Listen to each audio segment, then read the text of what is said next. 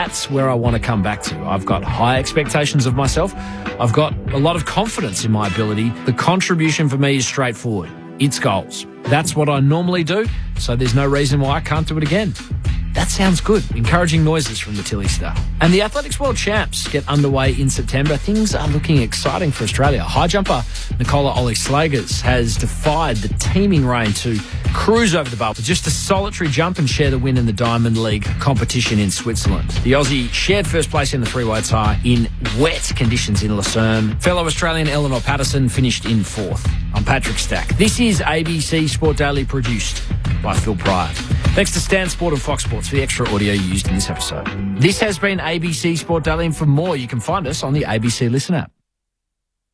Get your footy fix live and ad-free with the ABC Listen app. Whatever footy you're after, we've got you covered. Called by ABC Sports expert commentary team. ABC Sports coverage of the footy on the ABC Listen app. You're listening to the 2025 AFL Premiership season on ABC Sport. AFL. On ABC Radio. On digital. And on the ABC Listen app. Look for the AFL button. The Bombers' injury hit season has a couple of games to go, while for Carlton it is the end of the line tonight. An underwhelming season, having played finals in the two previous years. The Blues sitting 8-14 on the year. They come up against their arch rivals tonight to complete their campaign in season 2025. It is Essendon and Carlton right here, Thursday night footy on ABC Sport. It's not a free-to-air game, as it has been on television for most of the season. So if you're with us tonight and you don't have access to pay TV, welcome.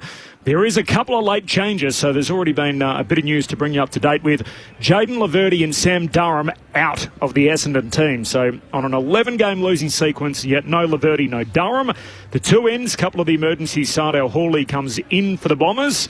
He technically played last week, was omitted, now comes in as the late inclusion.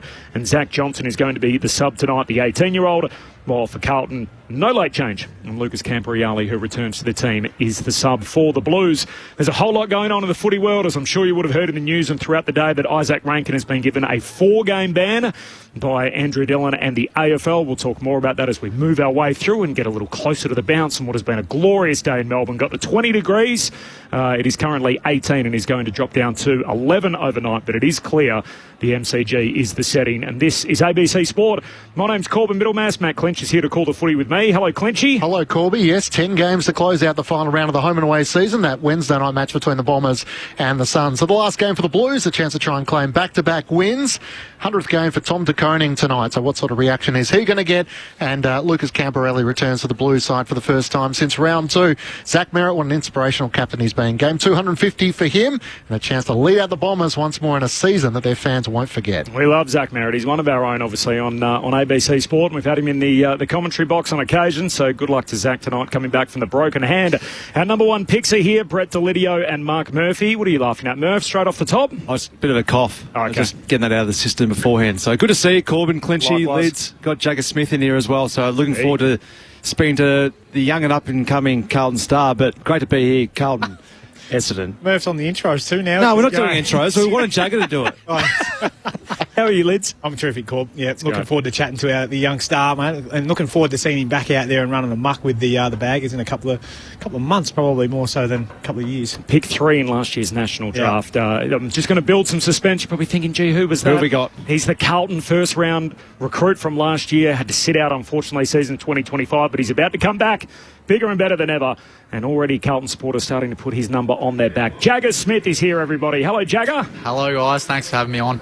How are you, firstly? How's the knee? Yeah, it's going well. Thanks, mate. It's been a long year, and like I've said before a little bit, I hadn't missed a week of footy before this year, so it's been something different. But I've taken a lot of learnings this year, and the knee's progressing well, and looking forward to getting into it in the pre-season again. How'd you go as a spectator? Yeah, not great. It was really tough early on. Did the first few weeks watching all my mates that got drafted with debut. That was really, really challenging. And then kind of got a little bit easier in the midway in the year when I kind of got my head around things. But as the year started to finish up and my knees start to feel really good, it's got tough again. So it's been challenging, but hopefully back in there next year. So does this mean you can do a full pre-season, or when will you join in sort of full activities with the rest of the group? Pretty much full pre-season, mate. Yeah, so looking forward to getting into it with the boys and getting back into some contact and little things like that. So yeah, can't wait for that. And Jagger Smith with us on ABC Sport, just repeating a couple of late changes. Laverty and Durham both out for the Bombers. Yeah, Jagger, obviously the disappointment of missing out throughout the whole year. What are your little goals that you set yourself throughout? Is it just being able to get back, obviously running first, and then you're into hopefully training with the boys and actually getting some enjoyment out of that? Is that what you get your kicks when you got to spend the whole 12 months on the side? Yeah, it's tough. That's the tough thing about the ACL injury, mate, is it's a long time, so you got to take little things from it. And obviously there's little goals early on. It's to get back running, then integrate back with some skill stuff. But the main goal that I've sort of had in this whole process is just come back a better athlete. I think try to get a bit more powerful, but put on a bit of size and come back a bit quicker. So when my time does come next year, that I'm a bit more advanced and as hopefully a second year player. You've watched a lot of your young mates make their debut and get a chance to run out there. Who's impressed you the most of the boys that have had their chance this year? Obviously, young Harry O'Farrell is one that springs to mind for me. I really like the way he goes about it. Camporelli boys have obviously there as well. Cooper Lord, I reckon this will get a good run here. You like it? Yeah. Oh, yeah. Just with his haircut. What are your thoughts on his haircut? Oh, well, yeah, he's always had the mullet from back in the school days, and he cut it a little bit when the teacher said it can't be past the collar, but it has definitely grown a bit more than that since coming out of school. But yeah, he was my best mate growing up, all through school, and we've got a great relationship, and he's just such a hard worker and does his role really well week in, week out. So it's been great to see him develop and sort of lock himself in the side this year. And like you said, Harry O'Farrell as well. He's obviously devastating going down with a knee injury, but he's shown a lot of promise, and he's going to be a great player for us for the next decade. And hopefully I can be there and sort of help him, give him a few key tips with my knee this year as well. Yeah. So just on Cooper, so he was there on draft night with you, wasn't he? He was. I was there when he got mid-season picked up. When he was drafted, and he come along with me to draft night as well. So we've been bestest of mates all throughout school, and it's a shame that he got concussed. But hopefully the next time that we both run out together, it's on the G. That's the plan we've been saying. Did he have any inkling on the night, or did you know at that stage you were going to Carlton, or was that just you found out on the night with everyone else? Pure. Yeah, I found out with everyone else. So to go into a new environment with your best mate there, it's just an added bonus. It's unreal. It's just like a dream come true. So we love working hard together every day. And the challenges, Jagger, of missing an entire year and spending the whole program doing rehab. Looking at players who are currently playing in the Carlton lineup, but I used to look at players outside of that and who I try and benchmark my game on and who I would look to. Who do you look to in the AFL at the moment? Think I want to try and add that to my game, or I want to play like them? Yeah, it's a good question. I think I don't have to look too far. I just love the way Sam Walsh goes about it. He's the guy that ever since I've come in, I've just wanted to follow every single thing that he does. He's such a professional, such a hard worker, and he's just such a great bloke. And I just hope that I could try emulate some of his strengths, some of his running power, and things like that. But also Zach Butters from Port Adelaide, I just think he's pretty small stature and a bit like me, and he's just so dynamic and can really break games open with his speed and his quick feet. So it's probably those two that I look around for a bit of inspiration. Yeah. Is Sam one that's taking you under a bit of his wing this pre-season this year, and trying to, obviously he's had a bit of an interrupted season himself, but learning about professionalism and discipline, because going back to when I used to play with him, I thought he will be a future captain in waiting. What have you learned from him? Yeah, I've learned a lot from him. He's been amazing for my development. Every week, obviously I was injured, so I couldn't really watch myself play, so I went in and sat in on his individual reviews, and it was just great to learn so much from him. We made a little joke together that we've only been doing trainings together for 2 or 3 sessions, and he'd get injured, then I'd be back, and then I got injured, and so we're looking forward to hopefully linking up a few more times in the next couple of years. Well, hopefully for Carlton fans, we can see a bit of that over the next 10 to 15 years, these guys linking up together. The voice of Jagger Smith, who's come to join us in the commentary box upstairs ahead of the Blues taking on the Bombers. I'm interested, Jagger, once we get to the end of the home and away season, everyone starts talking about draft night. What's it like when you're one of those top draftees that all the hype around you, everyone's trying to learn as much as they possibly can about you? How do you try and stay level-headed, not being able to control what's about to happen? Yeah, it's a really interesting and exciting time, I think.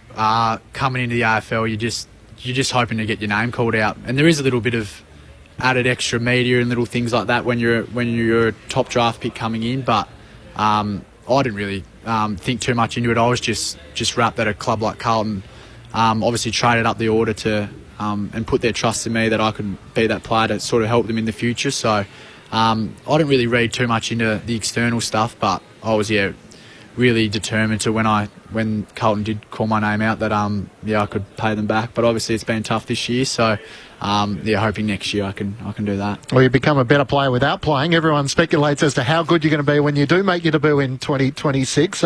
What's it been like the week to week where footy clubs are so, I guess, responsive to the win-loss nature, but you're not out there, so it's just an average week for you as you go about your training, trying to progress each week? Yeah, it's obviously been a difficult year as a football club, I think. I think everyone agree we haven't performed as well as we'd like to this year. So it's been a little bit difficult for the club. But me on a personal note, mate, it's my first year in the club and I just love doing the job every single day. It's sort of gone quick and slow at the same time this year, but I just love coming in every day and love working with some great players. So yeah, it has been a difficult year for the club this year, but I'm really excited with what the future holds next year. I think we can really bounce back up that ladder. Snoop Dogg on grand final day, yes or no? Is that in your wheelhouse? Yes, I reckon he's pretty good. I don't mind him. Hopefully, one day we can be playing in the big game. I didn't expect that question from you, Clint. Well, I thought he and Corby will be on the same page. They sort of go down the rap path, but I'm just interested, and we learn a bit about our young players, Murph, as to what type of music taste they have. Yeah. He's very old, though, Snoop Dogg, compared to probably Jack. Wouldn't even know probably he was until the AFL announced that he was actually playing on grand final day. I knew him, Murph. I knew him. He'll be all right. Hearing from the TV commercial or whatever he's singing on. Here's a couple of footy ones for you. So talk about the lasso rule coming in, last touch out of bounds. Yes or no? For me, probably a no. I love stoppages, so as a midfielder, I love stoppages, so it's probably a no from me. Stam rule? Stam rule, no, I like it. I think it keeps the game going quick and flowing, so yeah. I'm with you there. That. You're not a fan, Murph? No, running players would love the standing rule. Yeah. Stam rule. Because you can just run past and get handball and see without the mark exactly taking you out, which is a bit of You mastered it before it even became... No, I didn't. Yes, you did. No, I did not. You mastered it. No, not at all. And the future of the sub. Feels like everyone's in agreement on this. What do you feel about, should we up the sub or not? No, it's a big no from me, I think. I think get rid of it. I think it can hurt players' confidences. I think, especially young players, when they're getting subbed off very regularly, just give them a full run at it. So I think, making your debut as a sub, mate. Yeah, that stinks too. That's not ideal, but I think you'd just be pretty happy to be out there. To be honest. Right now, I would be. Yeah. What are the off-season plans, Jaggy? Do you get a chance to get away? I'll try to get away for a little bit. Just get away with a few of the boys. But I won't have as much as a break as most of the lads that have played all year. So just kind of get back into the routine and keep working hard. I'm just looking forward to get back into training, really. I don't really need a break like all the boys do. So, I'm looking forward to getting back. Awesome. And who's your favourite team growing up? Favourite team growing up was Collingwood, actually, was the arch enemy.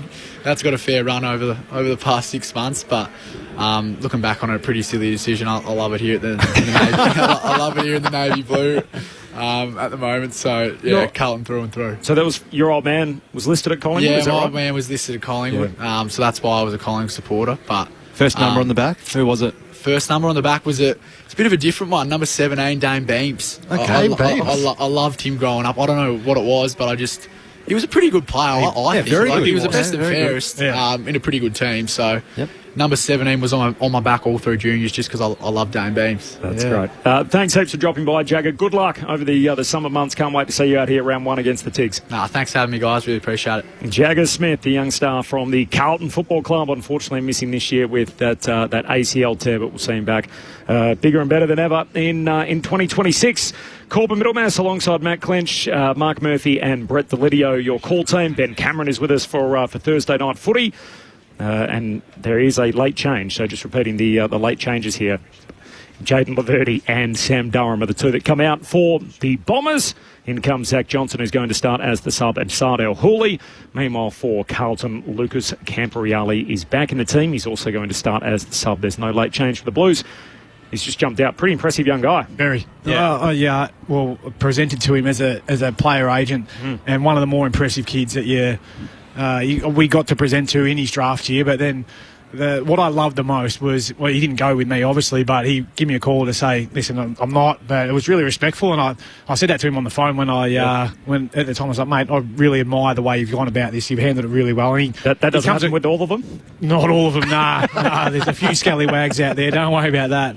But he very impressive kid, absolutely. All the best to him. I think we all agree on that front. Be wearing the number 7 out there for the Blue Baggers come round 1 next year. Carlton are about to end their campaign, their final match tonight up against the Bombers as round 24 gets underway. The preview continues next. The new neighbour. I'm Isabel. Who's not what she seems. Somebody here knows something. You'd be amazed the things you learn about a place if you pay attention. The Family Next Door. Sunday nights on ABC TV and ABC iView. The summer of cricket has arrived early. Clubs it straight down the ground for 6. He's on the pull shot. Boy, did he get that! White ball cricket takes centre stage in the top end as Australia take on South Africa. Shout for leg for 4, finger goes up. And it's on now on the ABC Listener. Down the pitch, there we go. Bang! Every ball live. Just click on the cricket button. ABC Sport. We begin this broadcast by acknowledging the traditional custodians of the land on which this match will be played today and pay our respects to their elders past, present and emerging. We extend that respect to Aboriginal and Torres Strait Islander peoples listening.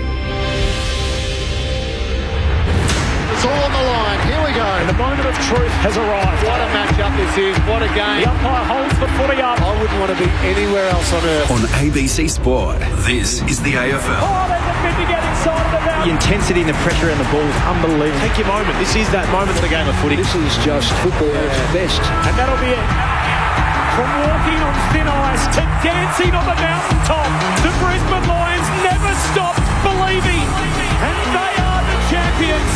Sit back, relax, witness the greatest. Don't get better than He called the through for a magnificent goal. Comes out, gathers, snaps, goal. An extra bit of class. He smashed that through. What a kick. Goes bang with everything he's got. They are leaving nothing out there. Listen to the roar. The drop punt. He's gone. And the building is jumping. We know he's a big shot taker. He's a big shot maker. Leans back on the kick. Game on. Night camera action, baby. Countdown to contact. From the right forward, off it. Oh, he's a sharpshooter, all right. Step up in the big moment. Close to the man on the mark. Drop punt. He's there. Gathers, snaps. It'll bring the house down. Sit back, relax, witness the greatest. And don't get better than this. He'll put it on the boot. Kick up towards the logo. You take a seat, cause it don't get better than He this. defies the laws of gravity. He runs onto it 50 from goal. He's in Dusty's pocket. He shoots. Oh, he's as bloody good as Dusty. Oh, yeah. Rose snaps goal. The drop punt. It's good. And you can hear that body roar. Ball's one way and the next and the snap. There's the finish. 60 out. Oh my goodness. That's a massive kick. Big time spot. Big time goal kicker. That's why we love football. Brilliant to watch. From the centre wicket. Whacks it for 6. Scores level. Running past. Throws it on the left. Could that be the sealer? Seconds ticking down. We're not done yet. What a finish. Welcome to the 2025 AFL Premiership season on ABC Sport. on radio, on digital, and on the ABC Listen app. You take a seat because it don't get better than this.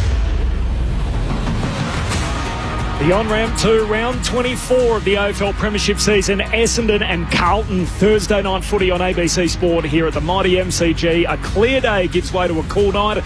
It'll get down to about 10 degrees at the moment. It is still a balmy 16 after a top of 20 today. It is a big night for the Bombers. They're going to bookend the final round. They'll play this game and then the last of the home and away season on Wednesday. But they only get to celebrate Zach Merritt once in his 250th game. He becomes the 16th Bomber to reach that milestone tonight.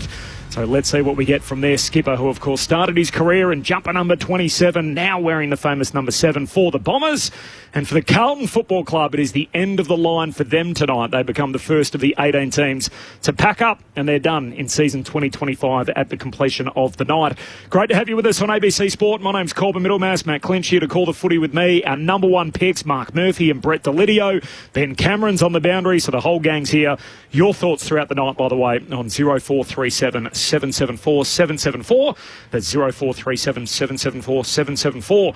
Couple of changes, Clinchy, already for the Bombers tonight. So it's been a dramatic year on the injury front. They lose 2 tonight before we've even started. Yeah, 44 players used for the season. And Laverty and Durham are out. And Hooley and Johnson come in. Johnson's going to be the sub. Lucas Camporelli playing his first game for the Bombers since the Blues since round 2. The Bombers have lost their last 11 matches. It's been an enduring season for them, so the chance to try and snap that losing streak. What better way to do so against the Blues in, as you mentioned, Zach Merritt's 250th game, and what a career he's had to date so far. A 5-time best and fairest, 3-time All-Australians, and you feel like his career is only halfway through. So what potentially he might be able to do? Can he lead the Bombers back into September glory? That will be his ultimate goal. And Tom de Koning will be the last time. Will it be the last time we see him as a Navy Blue? Game 100 tonight. So, like so many clubs, when the season comes to a close, the questions just start to roll on. That's a good point about Zach Merritt. There's very few guys that get to 250 before the age of 30. So he's only 29. I actually saw him during the week, and he showed me his hand, which is very bruised, by the way. So he only had surgery Monday week ago, and here he is playing some 10 days later. It was pretty bruised on his right hand, had a protective guard on it. But he said he hadn't missed too many games in his career through injury. He had one suspension, which he copped against the Blues here in about 2020. And other than that, he said he's missed something like 3 games over the last half a dozen seasons. All 3 games he sat in the coach's box. 3 different coaches along the way. Oh, wow. So, once with Woosher, once with Ben Rutten, and last week he had his first experience alongside Brad Scott. I said to him, how was that? What was Brad like? He said, extremely calm. He said, didn't get too flustered or anything like that. So he said it was a sort of different experience than what he'd had in the past. But, very, very measured. You got to tip your cap, I think, to Zach Merritt and his ability and what he's done and achieved in a side that hasn't really performed overly well over his journey since he's been there. 5-time best and fairest. That's just a absolute model of consistency, isn't it? And then 3-time All-Australian as well. Always, he's probably the first person tagged, let's be honest, in that side. Yep. And his abilities to still get the job done and lead as well. I think that's something that he's really worked quite hard on as a very good player, but then becoming the leader as well. I think that's something that he's added to his string as well. So he's going well, and he's going to continue to play there. I think, or we hope, Corby, for Bombers fans, that he's going to stick out his whole tenure. He's up to 12 years in the system now. Yep. 250 games. You hope he retires one club player potentially. The Bombers have 14 guys off contract, 6 of them playing tonight. So goes to show that even though it's technically a dead rubber, there's plenty to play for a number of the guys that are out there. Just repeating the breaking news today, Isaac Rankin's been suspended for 4 matches after his homophobic slur. So as a result, he will miss a key part of the final series for the Crows, clearly. And unless Adelaide lose their first final, the qualifying final, and then make it all the way through to the grand final, his season is also done. That is the only way that he can play again in season 2025. More on that and Andrew Dillon's comments in just a moment, but let's head inside the Essendon camp. Ben Cameron's downstairs. Hello, Ben. Hello, Corbin. I certainly am. I've got Zach Reid, the Essendon defender, with me. Just before that, interesting to note that a Konings are here today. It is TDK's 100th game for the Blues, but maybe his last in Carlton colours. So the family are along for the ride once again today. But Zach, from an Essendon point of view, what should we expect from the Dons tonight? I think it'll be a good contest. I think we match up well with them, and we've got a good plan coming in. The loadouts haven't helped, obviously, but I'll back the boys in tonight. My mail is that the boys are up for tonight. They've really got themselves up. Is that accurate? Oh, mate, we're always up. The boys, it's obviously a big game against Carlton. These young boys' first probably big game against some big Melbourne clubs. So, they're all excited. The hamstring injury at the moment, how are you tracking? Pretty good, on track. So, I've done this surgery before, so I sort of know what I'm in for. Everything's on track. I'll probably have a couple more weeks after the season's done in rehab, and then I should be cherry ready for the pre-season. There's been a lot of injuries, period, at Essendon, a lot of soft tissue injuries. You've regrettably almost been the poster boy for that. What explanations have you been given by the club? They're still doing a bit of investigating. Obviously, Sean's finishing up with the program, which would be good to get a new set of eyes on. It's a bit of the speed stuff for me with hamstring stuff. I think more speed will probably be the likely thing coming for us. But they're still doing some investigating, and I'm sure that I'll back the club in to get what they need to be doing well. What do you mean more speed? Like you'll do more high-speed running at training to be ready for that in games? Is that what you mean? I think it starts in pre-season, probably just having more metres in speed. So when I get to games, it's not such of a jump. I think that's probably going to be the main thing, yeah. I'll send you upstairs a man who knows a lot about this, Brett Delidio and Mark Murphy. Zach, Mark Murphy here. Interested to hear about maybe some of the rivalry chat. I remember Essendon always being probably the number one rival of Carlton playing against them. I remember Sticks Kernahan coming in on various occasions, coming in and talking to the boys. Have you had anyone in this week or anyone in the past that has been a great speaker in these big rivalry games? We haven't this week, but one that's always come along is Terry Danaher. He's a very funny man. Gave a few pump-up speeches in the rooms, and he's always very funny. So he's the one that's been over most of the time. No, he's one of the greats. Terry, who was actually one of my assistant coaches back in the day in my first couple of years. But some of the opportunities tonight for some of the younger guys, who are you looking at tonight that can surprise us if we're watching tonight? I think Reece, after his first game last week, he'll be a bit more comfortable tonight. I love Clarkey. He comes from a pretty hard-working background, and he's a great character around the club. Hopefully we see him back on the wing tonight, potentially, after that 3-goal debut, but they're probably the two that I love watching at the moment. Zachy, Brett Delidio here. I'm assuming Ben's talking about my speed and not my injury woes with that little clip as he left us, but... Mate, I want to ask you about Liam McMahon, obviously a mid-season pick. How have you been impressed with his work rate and his ability to kick goals for you guys? Something that's a little bit different up front for you guys? Yeah, I mean, Liam's, we were the same draft year. I played on him back in the day, but I haven't seen much of him at the moment. But his lead-up stuff's great, and the most important thing is probably his finishing work. I don't know if he's missed yet. He's probably missed 2, but he's kicked about 12. So that's probably a very important thing, being a forward, so he's doing that well. Zach Reid with us on ABC Sport as we count down to Essendon and Carlton. We're about 20 minutes away from the bounce. Zach, it's Corbin Middlemaz here. I imagine it would be incredibly frustrating for you, the problems that you've had with your body. Has there ever been a moment where you thought, maybe I'm not going to get back? Maybe it's not going to happen for me on the injury front. Have you had those doubts in some dark moments?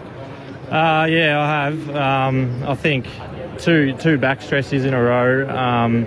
Probably put a bit of doubt in my mind, and then recurrent hammies are never a good sign. But I sort of always had that. I had that thought, but I always had the belief that I'd get back. And I think at the start of the year, I probably showed to myself that I'm capable of being a good AFL player. So I can take a lot of confidence out of the first half of the year. Zach, all the very best for the summer months ahead. We can't wait to see you back out there in 2026. Thank you. Thanks for having me. Zach Reid, the injured bomber, with us downstairs inside the Dons camp. It's a season like no other. Yeah. We made reference to the fact that they've used 44 players, they've had 15 debutants. Only the 12th time since the 1930s that the Bombers have used 40-plus players. So 3 times since 2000. One was in 2015 under James Hird. One was in 2005 under Kevin Sheedy. So it's an abnormal amount of injuries in which they've had to endure, Lids and Murph. But how do they try and use it as a positive, given the fact that they've exposed some talent, they've got some big list management decisions to make, and then ideally to target what they need next? Oh, exactly that. I think they've got a games experience into young players, ones that probably would have normally just played VFL for the whole year. They've had a taste of what it's like to play at the highest level, which is it's invaluable for some of these young guys. So that's probably the silver lining in it all. I mean, obviously, you don't want injuries. You want your best 22 running out there for as many games as possible. But in the injuries crisis that they've had, they've been able to maybe unearth a few that they weren't sure about. Yeah, that's right. And individual players will come off games and they might not have got a taste in other seasons, but they would have come off ground and gone, well, you know what, I actually need to work on my speed, or I need to work on this. So gives them a taste of what it's like at the top level, and then a few things to actually try and bring into their own game and work on in the pre-season. Just before we go to the news of the day, Corby, the Dylan Shield conversation where the club and he come to a mutual agreement that it's not going to continue beyond tonight. Are they easy conversations? Are they hard? Do you have a reality that you know it's going to happen, and then when you finally find out it's sort of deflating and you come out and try and show what you can do to a new club, or...? Yeah, well, I think the reason why it's come to this is more, you're not going to be offered a contract, but you don't want to retire because you want to be open to anyone else who might potentially want to pick you up as a delisted free agent. So I think for Shealy, when he was coming back from injury and then spent all those weeks in the VFL, or he was a sub, the writing was a bit on, I think it was on the wall for him. Being a close friend, I knew that's what he was thinking. What do you think? Do you think he's worth an investment from an opposition club absolutely. who's right at the top point of their period of challenging for a premiership? Not even that. I think even if you're going to someone who's at the bottom end who needs some professionalism, someone who prepares themselves to the nth degree, got some speed still, got some power, can show and lead these young blokes, I think he'd be very valuable for any side looking at him. Or you can top up with, and like you're saying, someone at the top end to bring in someone who, at his best, was one of the most damaging centre bounce players. I just think being in, like, trying to put myself in his situation, you'd want to go to a club that is going to be challenging, wouldn't you, rather than going to a club where you might be playing but you're going to try and bring the youth with you. Yeah. You want to go and try and add something to a team and try and get a lick of the ice cream playing in a side that's going to win week to week. We both know that you're a long time retired, Murph. So that's a good call. You're trying to play for as long as you can. If you still think you've got something to offer, I don't think beggars can't be choosers, can they? That's right. So ideally, you go to the Cats or the Crows and you top up and hopefully you win yourself a flag or something like that. Very few guys retire, don't they? Like, at the end of the day, even a lot of the guys that do retire, ultimately, it's you have a conversation with the club. You say, I'm thinking I could get another year, and the club says, we don't think so. Yeah. You think, okay, I'll retire then, because I'm not going to get another gig somewhere else. And how can you blame him? Well, Mitch Duncan is the other example from the Cats. They've agreed that it's unlikely he'll continue at Geelong next season. He's open to other possibilities, whether that's as a sort of playing coach and transitioning into that level, but they are interesting stages of the season because you are tested as to how much durability your body has put through over the journey, how much do you still have left, and what can you offer to those other clubs that you can bring in and add that point of difference. 6 of the 14 that are off contract playing tonight, so that'll be an interesting watch for the Bombers. So just because you're playing tonight in the last game of the previous year, in Carlton's case, it doesn't mean you're necessarily playing round 1 of the next season, and the Bombers have a number of those guys in that position tonight. We'll talk about that as we progress through closer to the bounce on Thursday night footy. We're about a quarter hour away from the start. Corporate Middlemass, Matt Clench, Brett Delidio, Mark Murphy upstairs, Ben Cameron on the boundary. The news of the day is clearly Isaac Rankin, who has had this 5-day investigation finally conclude after a homophobic slur on field last Saturday night. The AFL announcing a 4-game sanction. So the sequence of events here, basically the AFL pushing for 5. They handed that down on what would have been Tuesday. The club had until the close of business on Wednesday to respond. They asked for an extension to that. The response was considered today. And then after the 5-game ban was initially handed down, the AFL have settled on 4 due to basically leaning on medical reasons, compelling medical reasons as to why it was 4 games instead of 5 games. Here is Andrew Dillon speaking a short time ago this afternoon. One incident is one too many, and the fact there have been multiple incidents over the last 18 months shows there is still much work to do.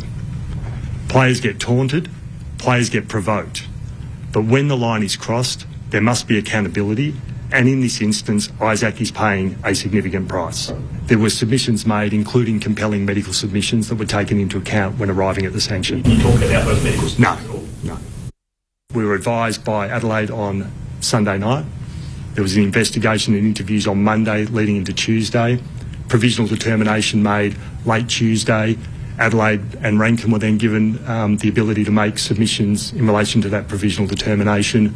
We received them late last night. They were considered today, and we've made the determination this afternoon. In light of this issue, I also want to address the recent commentary in the last couple of days around our grand final entertainment. We cannot vouch for every lyric in every song ever written or performed by any artist who has or will appear on our stage, Australian or international. But what I can say is our pre-match entertainment on Grand Final Day will be family friendly and consistent with the audience at the MCG and those watching the broadcast. So that was Andrew Dillon a short time ago addressing a number of matters, including obviously the grand final entertainment and Snoop Dogg, which sort of felt a little distracting to the broader point, but 4 games is what Isaac Rankin is going to miss. So we're allowed to pick up a little bit. What this medical thing, so what does that mean? What is he saying? How does that... is someone controlling Isaac and made him say what he said, or is it... Because without telling us, we're open to all sorts of innuendo. So Mitch Cleary reported a short time ago on Channel 7, it's understood Rankin's compelling medical submission centred around mental health concerns and having the impact having his season being cut short immediately would have taken on him. Crow CEO Tim Silvers pointed to the carrot Rankin has now that his season isn't immediately over. So as a result, it's come back from 5 games to 4. It's the 6th occurrence in the last 2 seasons, and the Bands have gone 3 games, 5 games, 6 games. This year back to 4 games, 5 games, back to 4. So, but obviously involves the final series, which is something that none of those other sanctions have had. What do we reckon? Where did it come out compared to, I guess, what you were thinking going in? So when you first heard about it, compared to the final ban? Well, if you look at it just purely on precedent set, it fits in line with that around 4 weeks when you probably average them all up. So that's the issue that they set from the get-go, was that, well, you're going to get, what was the first one, 5 weeks, was it? The very first instance. Finlayson, which is 3. 3, and then they said at the time, and Will Powell was. They said 5. At the time it'll keep getting accelerated until the behaviour stops. So it went up to 5, then it went up to 6. Yeah, which in itself is a silly statement until it stops, because then someone's going to get a year. So it's just. Well, then it came back to 4 at the start of this year, and part of the reasoning around that was Jack Graham had self-reported, so he only got 4. Riak Andrew and the VFL got 5, and that was what the AFL were pushing for in this instance, and they've taken into account the compelling medical evidence, and as a result they've decided to settle on 4 games. Yeah. I mean, what does it mean for Adelaide now? So can they win the flag without him? They can still win the flag. Teams have won flags without their best players. So I think it certainly hurts them. No doubt. He's a needle shifter. Yeah. He changes the course of a game in the short space of time. Doesn't dominate from go to woe, does he? But he doesn't need 30 touches to kill you. He can get 12 and he can change the momentum of a game in a very short space of time just by doing some really clever stuff. And now, and more often than not, when the chips have been down and against him a little bit, he's been the one who's stood up. Obviously, Jordan Dawson to an extent as well, but without him and Rochelle, I don't know how many. He's only just started running back, hasn't he? I think so. He's not back in the side. There's another forward who's missing. Yeah, they've got some. That's real questions there and a big hole to fill. I don't think they've got someone in their Sandford that's coming in to replace an Isaac Rankin. Well, it's interesting when you look at their teams for this weekend, and their squad dropped a short time ago. So Laird, Draper, and Dowling are the 3 that come in. So Sid Draper there as the sort of small forward midfield type that will get the opportunity, and they dropped Lockie Murphy. So you would think it already sort of short in that position with Rankin going out, and instead Murphy misses. Yeah. Schomburg's the other one who departs from that Adelaide Crows team. So that the carrot that Tim Silvers talks about him playing again, the way that would happen is the Crows would actually have to lose a qualifying final week 1 and then win their way through to the grand final. That's the only way that he would miss 4 games between now and grand final day, which gives him the chance to play again. If the Crows win their first final, his season's done. So either they go out in a prelim or he misses a grand final for it. Yeah. Well, learn your lesson, mate. I still can't believe that the medical advice is taken on and you give him a less week because he feels like he's disappointed about missing the rest of the year. I'm with you. I think that's rubbish. I think that's the part that's become increasingly clear, is that there are no winners in this. Certainly Isaac Rankin, who made the slur, who now possibly his season might be done, and if the Crows make the grand final and win the grand final, he will be the cautionary tale if they go through in straight sets. The AFL, who haven't had a clear policy as to how they've handled this and have to deal with it over the best part of 5 days, where they should be leading into their final round of the home and away season. They've had the added complication about Snoop Dogg and the grand final entertainment, which has been a bit of a distraction.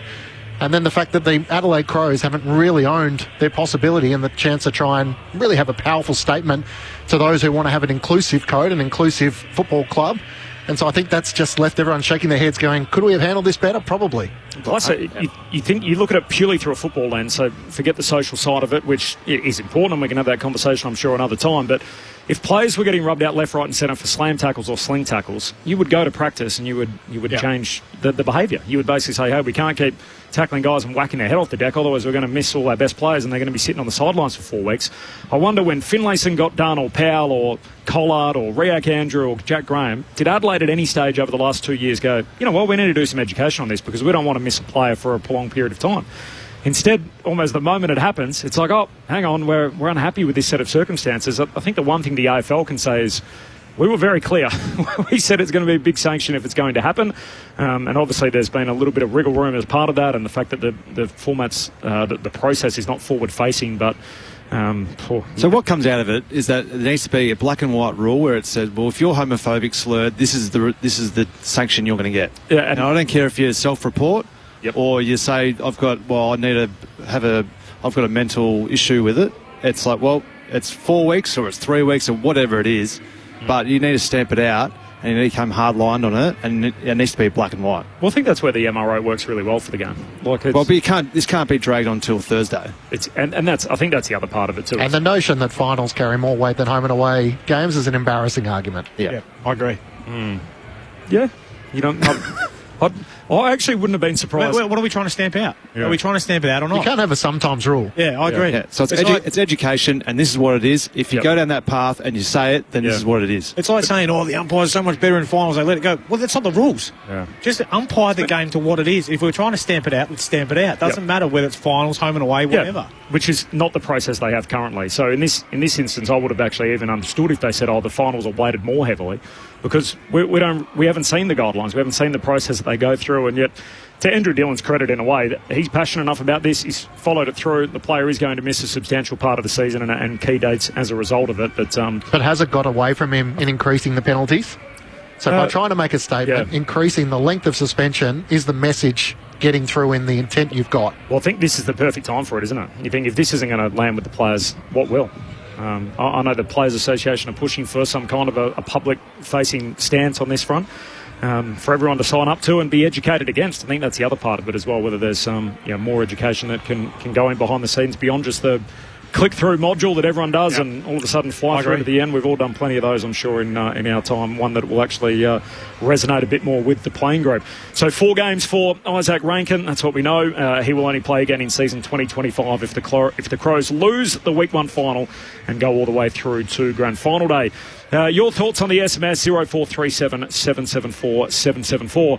Both teams are out on the ground. Just repeating, there are a couple of late changes. Sammy Durham and Jaden Laverty, 2 big outs for the Bombers.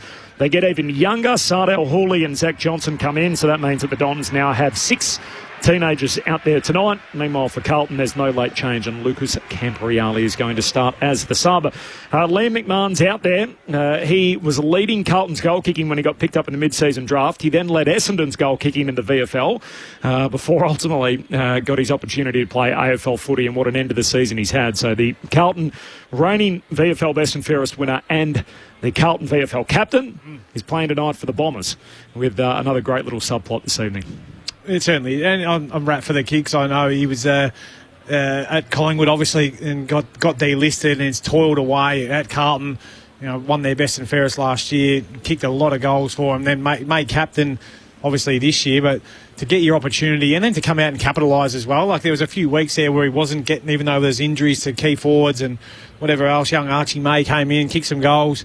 He's got his chance and he's been able to come in and have an impact, I think. And to see, some of the other, guys that watch the footy and commentators say that, he's been one of the shining lights for them. I think it's a real feather in the young lad's cap. Surely if the Bombers don't keep him, someone else will. Well, you think he'd get his chance, wouldn't you? Yeah, I think he's shown enough at the level that he can kick goals. And they're, big forwards who can move like that and can kick goals in a side that's arguably, they've struggled a lot this year, let's be honest. So, there's something to work with there for sure. Zach Merritt just made his way out a short time ago, had his little pub with him as he ran through the banner. So 250th game, the 16th Don to reach that milestone tonight. Tom DeConey, Murph, is this a milestone game or a farewell game, playing his 100th for the Blues? Well, it's probably both, to be honest with you. So I think everyone can probably read into that what you will. But he's represented the football club really well in his time at this footy club, and well done on reaching 100 games. I saw about 30 of his family out there, which is good to see. There's a lot of them, the DeConnings, but he's been put in a situation, I think, where it's pretty obvious what will probably occur, and hopefully for his sake he goes really well tonight in his 100th game. Geez, what a big week it's been for the Saints without playing. The signature of Nasiah Wanganeen-Miller and then Tom de Koning going there. All of a sudden it feels like they've landed a couple of big fish. And it's probably the first time, ever, that they've actually gone after some blokes. And I know one of them's still on their list, in Nasiah Wanganeen-Miller, but being able to try and get someone in from another football club and also hold on to... I know that Tom de Koning hasn't come out that he's going there or not yet, but we'll watch that as Monday, of probably Tuesday. Monday, Tuesday. But yeah, I think to be able to hold on to one of the best talents in the AFL at the moment, it's a real feather in their cap and to their coaching staff and to what they're trying to build at that football club. So they're also into Leclerc from the Giants, and a key signing will be Rowan Marshall. Can you keep him as well, and where does he fit with de Koning? So.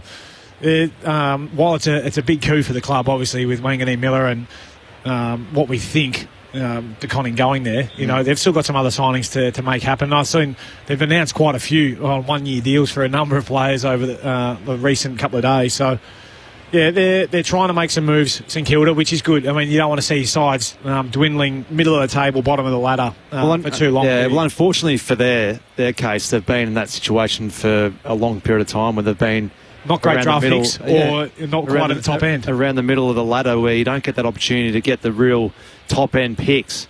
So they're going to have to go the other way about it, and this is probably the route that they're trying to do, which is, all credit to them.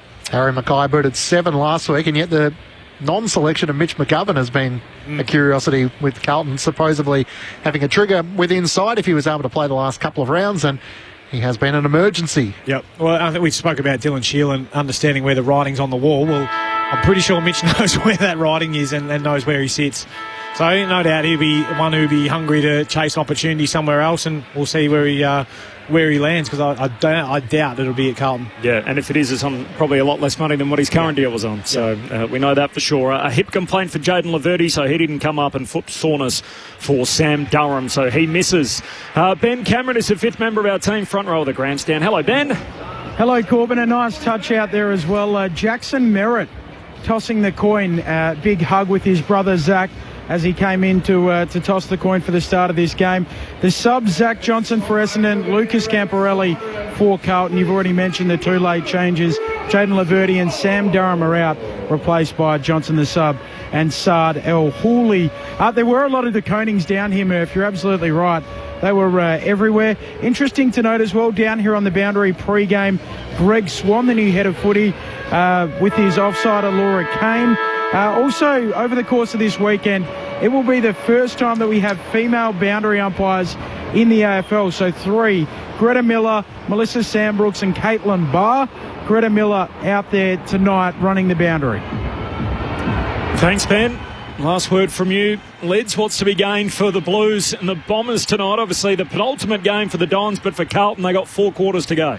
Yeah, I think ultimately it's just more trying to finish the year off with something for the Blue Baggers, and then for the Bombers, it's you're looking for positive signs from their young kids, I think, aren't you? I mean, just wanting to see, can they finish off the year? It's been a long year. They've still got another game to go in about 3 days, which is going to be a challenge. But look, it's been a long year for Essendon, and the end is close. But for the Baggers, they're the same. They're just wanting to finish off and give their fans something to cheer about, albeit it's not their home game tonight. So can the Bombers snap an 11-game losing skid in their skipper's 250th game, or can the Blues finish strong? The end of season 2025 for Carlton on ABC Sport. You're with Matt Clinch. Goldstein and de Koning in the middle of the ground. Goldstein slips over but wins the opening tap. The Blues get the clearance. Hewitt away to Walsh and now to Patrick Cripps. Skips up towards half forward. Roberts in front of Zach Williams. Spills out to Merritt. He's tackled and held up. Still in the centre square in the middle of the MCG. So the Blues heading to the city end in the opening quarter. Harry Mackay at full forward. Goldstein wins down the tap, looking for Kako, dragged off the footy by Hollands. Little toe poke out in the path of Haynes, who tries to get a hand pass to the Blues. To Cowan, he's locked up by Perkins. And also El Houli, and we'll do it once more. Archie Perkins as well, celebrating his 100th game for the Bombers tonight. As it's thrown up in the air to Koning and Goldstein. Goldstein was held out of it. Contact over the shoulder, though, and a free kick going the way of the Blues. Hewitt gave the hand pass to Haynes, out to the wing to Flynn Young, who gets the hand pass to Walsh. Great to see him back and running for Carlton. That hand pass is a turnover, though. Roberts, hand pass to McGrath, back across half-back, and here's Perkins. Milestone for him tonight as well in game 100. Gives it to Shield. His last as a Bomber. Hands it out to McGrath. Kicks down the wing and a turnover. Nick Haynes with the intercept mark. Another one who's been made to wait on a contract despite playing every game. He shares it with Hollands. Kicks goes down the wing, and Walsh takes the mark against the boundary line. Did his game last Saturday against the Power. She said, nice to have him back. 28 disposals and 2 looks at the sticks. Missed both of them, and this is his target there as it rolls out of bounds in the forward pocket. George Hewitt, as we expected. Job on Zach Merritt. Try and keep the 250 gamer quieter tonight. He's been terrific this year. George Hewitt probably would win their BNF if it was called tonight. Could have just let him run around, surely. 250. Yeah, nothing to be gained. Bombers have had 6 touches of the footy, haven't hit a target as Goldstein wins it down to the front. Cripps for Carlton. Hand pass to O'Keefe, trying to get it to Hewitt. McGrath gets in down low for the Bombers. Hard against the boundary line. Zach Williams comes charging in, lays the tackle. Ball spills clear. Cripps has an arm pinned as he's tackled. Umpire circles and will ball it up. He's a pseudo-run with George Hewitt these days, though, isn't he? He starts there. He's not as hard lockdown as what he was, but around the stoppages, certainly making him accountable. Mackay doing the ruck work against Goldstein in the forward 50 for the Blues. Spills out the way of Roberts. Shields gets a hand pass forward. Looking once more for Archie Roberts, who knocks it on in the path of Kako. Kicks the ball up the worn wing. Too slick for Peter Wright, who can't take it. McMahon tries to use his body. Got rid of Wiedering. And here's Guelphy running the worn wing. Sends a high ball inside 50 in the direction of Menzies. Used his body. Gets out the back. Trying to gather. One way, then the other. Has 2 he has to compete with. Hand pass to Merritt. King is smothered. Hang on. Free kick shepherding. It's going back the way of the Blues. And Cowan to take it inside the defensive 50. On the ball, I think it was Clinchy. Was it? Yeah, right. It's been a throw. To Adam Sard, who just chips it short and away to Hewitt. Back to Adam Sard and just dabs it further afield to Williams. Kicks across the half-back line to Carroll. Now the long, daring kick out wide finds Haynes patrolling that southern wing. And send Carlton down to half-forward. Still no score through 3 minutes. Goldstein arrives late and knocks it out of bounds. Has Goldie got another one in him, do you think? What is he, 37 years young? Well, they've just signed young Brian, and I'm not sure what Draper's going to do. So well, I doubt Sam Draper's probably staying. And then they've got Visentini there as well. So I thought he was all right in his debut. Showed a little bit. Keep on to him, I reckon. Hang on to him. DeConing in Goldstein from the boundary throw-in. Goldstein wins it down. Perkins shoots a hand pass out wide. Misses El Hawley's intended target. The ump says insufficient intent to keep it alive. Well, maybe not. It's a tough score. Free kick for the Blues. Hollands to take it out at high half forward. He veers out to the right, drives Carlton inside 50. Where's Mackay? Gets to the very back of the pack. Racing back Langford in the defensive goal square. Hand pass to Redmond. Thought about rushing it through. Instead, hacks a kick to the back pocket. Straight to Hewitt. Opens up the angle. For the first of the night, he hits the top of the left goal post. And the Blues are on the board, but it's been pretty scrappy through the opening 4 minutes. Thursday night footy on ABC Sport. Long kick out wide to Kako. Half back in the bright red boots. Dabs it down the wing. He's Menzies. Marks. Thought about moving it quick and now just goes back to take his kick. 3 consecutive behinds last week before his first goal. Heads to half forward. Wiedering in the box seat. Marks in front of McMahon. So McMahon hurt his hand late in that game last week. His left hand, so he's got the supportive glove on tonight. Wiedering off the back flank, back down the wing. Running, leaping out at O'Keefe, punched away from him and out of play. So boundary throwing right on the wing. Thursday night footy on ABC Sport. Blues by a point. Corporate middle mass, Matt Clinch, Ben Cameron on the boundary, Brett Delidio, Mark Murphy. And your thoughts throughout the night on 0437 774 774. Bombers led at quarter time last week against the Saints. That was the first time since round 11. They have led at the first break. Thrown back in. DeConing takes front position, but it's Goldstein who wins down the tap. Hollands for the Blues. Hand pass to Zach Williams. Kicks up towards half forward. Bouncing ball. It cleared Durden. Pryor slides in. He's tackled by Akers, but breaks out of the tackle. Hand pass to Roberts. Squeeze a kick forward to Perkins. In game 100. Up towards Peter Wright. He takes the mark. In front of Tom DeConing, the chest mark, and then he spots his skipper. Herring around the boundary line. The kick was just wide of Zach Merritt. He goes out in front of a couple of Bombers fans, leaning over the fence and offering their applause. Carlton by a point. 6 minutes gone, opening term, Thursday night footy on ABC Sport. What are you looking for, Murph, tonight from a Carlton perspective? One last look at them before the season's done. Well, they've had a strong couple of weeks, Corbin, so they want to finish strong tonight and play that quicker style of ball movement. Hollands through traffic to Motlop to Cripps, trying to get out here. Hand pass went in behind his intended target. Cowan cleans it up.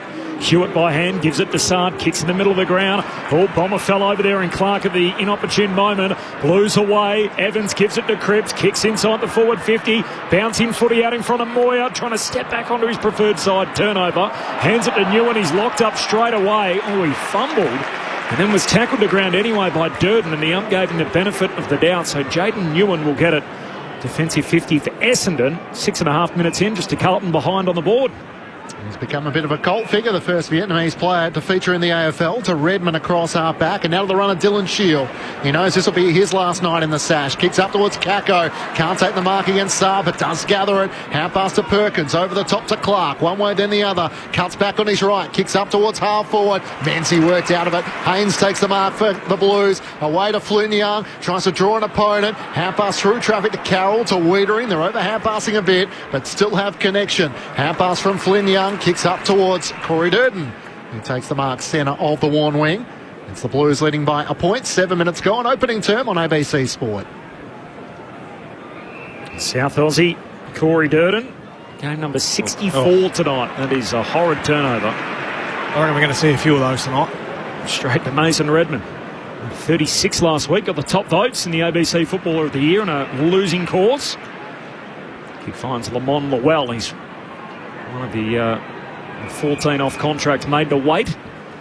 Made his debut last time these two teams met on the King's Birthday Eve. Blockbuster. Short to the acting captain, or the acting captain last week in McGrath. Coughs it up as the walls close in. Cowan for the Blues to Motlop. Away to Hewitt. Back to Motlop by hand. Kicks beyond halfway and Mackay's got it. Got nothing. There is nothing out despite the fact they were able to capitalise on the turnover. And now back in the slow play on the southern wing. Carlton just behind. The only score through 8 minutes. Oh, risky kick into the middle of the ground, looking for Hollands. Merritt made the spoil. Got it back from Zach Clark. Angus Clark, I should say. Into the middle of the ground and finds McMahon. Back to Merritt. Umpire's blown his whistle. He's run through the mark, Zach Merritt. So the footy will have to come back. And McMahon has it at the back edge of the centre square for the Bombers. The Blues by a point. Only score so far. Back up wide to the members' side for Clark. Runs his full measure and looks to load up and send it inside 50. Wright will compete against a few. In from the side, Young dropped the mark. That's Lewis Young for the Blues. And it's Sardal Huli who can't break clear. He was one of two inclusions alongside Johnson for Laverty and Durham, who were both late outs for the Bombers. Umpire tosses it up inside the forward 50. Whacked away by Sard. Goldstein tackled, lost it. Perkins hands it out to Kako. Tumbles a kick goalward. It's offline. And behind for Isaac Kako. So behind each through the opening 9 minutes. Enthralling start. Oh, yeah. It's all happening out there. Edge of my seat stuff here. There's a real fizz in this game, isn't there? Isn't it? I reckon I tell you what, the Blues wouldn't want to allow the Bombers just to get a little bit of a sniff, because they're young players. They'll get ignited by that, I think, Murph. And I think there's a chance for a little W. No doubt. Sad to bring the Blues back into play, the former Bomber, as he chips it into the path of Wilson, who takes the mark in the right back pocket. In front of the Olympic stand here at the MCG, a crowd expected of around 50,000 for a game which isn't on free-to-air television tonight. Coverage, of course, on ABC Radio and via the ABC Listen app. Up the wing to Koning. Kicks the ball up the wing, but it's Gresham who cuts it off. Hand pass to Clark. Blackiston had a fumble. Motlop tries to slide in. Knocked out to Goldstein. Links up with Clark once more. Kicks the Bombers inside 50. Looking for Peter Wright. Wiedering got back there. Got a hand in there. Guelphy races after it. Hand pass to Kako. To Dersmer at right half forward. Kicks inside 50. What a pass. Nice kick. Perkins leading out. Hugs it to his chest with Cowan right there in tow. Yeah, it was a great kick. I mean, the numbers were getting back for Carlton, and when you're looking inside 50, you just want to sometimes lower the eyes, and it wasn't that obvious the option was there, but there was numbers flooding back for Carlton, so it was actually a smart move just to lower the eyes, penetrate the ball a bit shorter, and good little grab there from Perkins. In game 100, he's going to kick across his body from the left forward pocket, 40 metres out from goal. Perkins curls it around the corner and misses to the right-hand side. 17 goals, 6 so far for season 2025. His career best is 18 goals back in 2023. Can't start the milestone night on the right note, but the Bombers do lead by that behind. 11 minutes gone, opening term. Thursday night footy on ABC Sport. Saab, the former Bomber, goes long out to half-back and finds Walsh. What do you think coaches really think when they see a player go around the corner like that and then miss? I reckon they're not impressed, Liz. Yeah, I was going to say, the look on Brad Scott's face said it all. Well, short to Akers at half-back. Long kick down the wing. Arriving late, Redmond trying to intercept. Ball back into dispute on the wing. McGrath picks it up for the Dons. Hand pass away to Gresham. Handball inboard to Newen. Has to move it quick and does. Back to McGrath. The Bombers running in number here. Picked up by Langford. Hand pass over to Roberts. Usually a good user, and he is again here. Just kicks it to Peter Wright, who marks it left half forward. And there's a team build-up for the Bombers. It was impressive, wasn't it? They had just a wave of numbers running all together across the ground there. Langford and then Archie Roberts. He's had a really good year. Chance for he'll be high up in the Rising Star votes, I would imagine. One of your favourites, I know, Corp. Yes, no doubt. There's no chance of this bloke kicking it around the corner. You'll knock this one through comfortably. Top three even. Here's Peter Wright. To light up the game, he kicks the first goal. A dozen minutes in. The Bombers with the opener.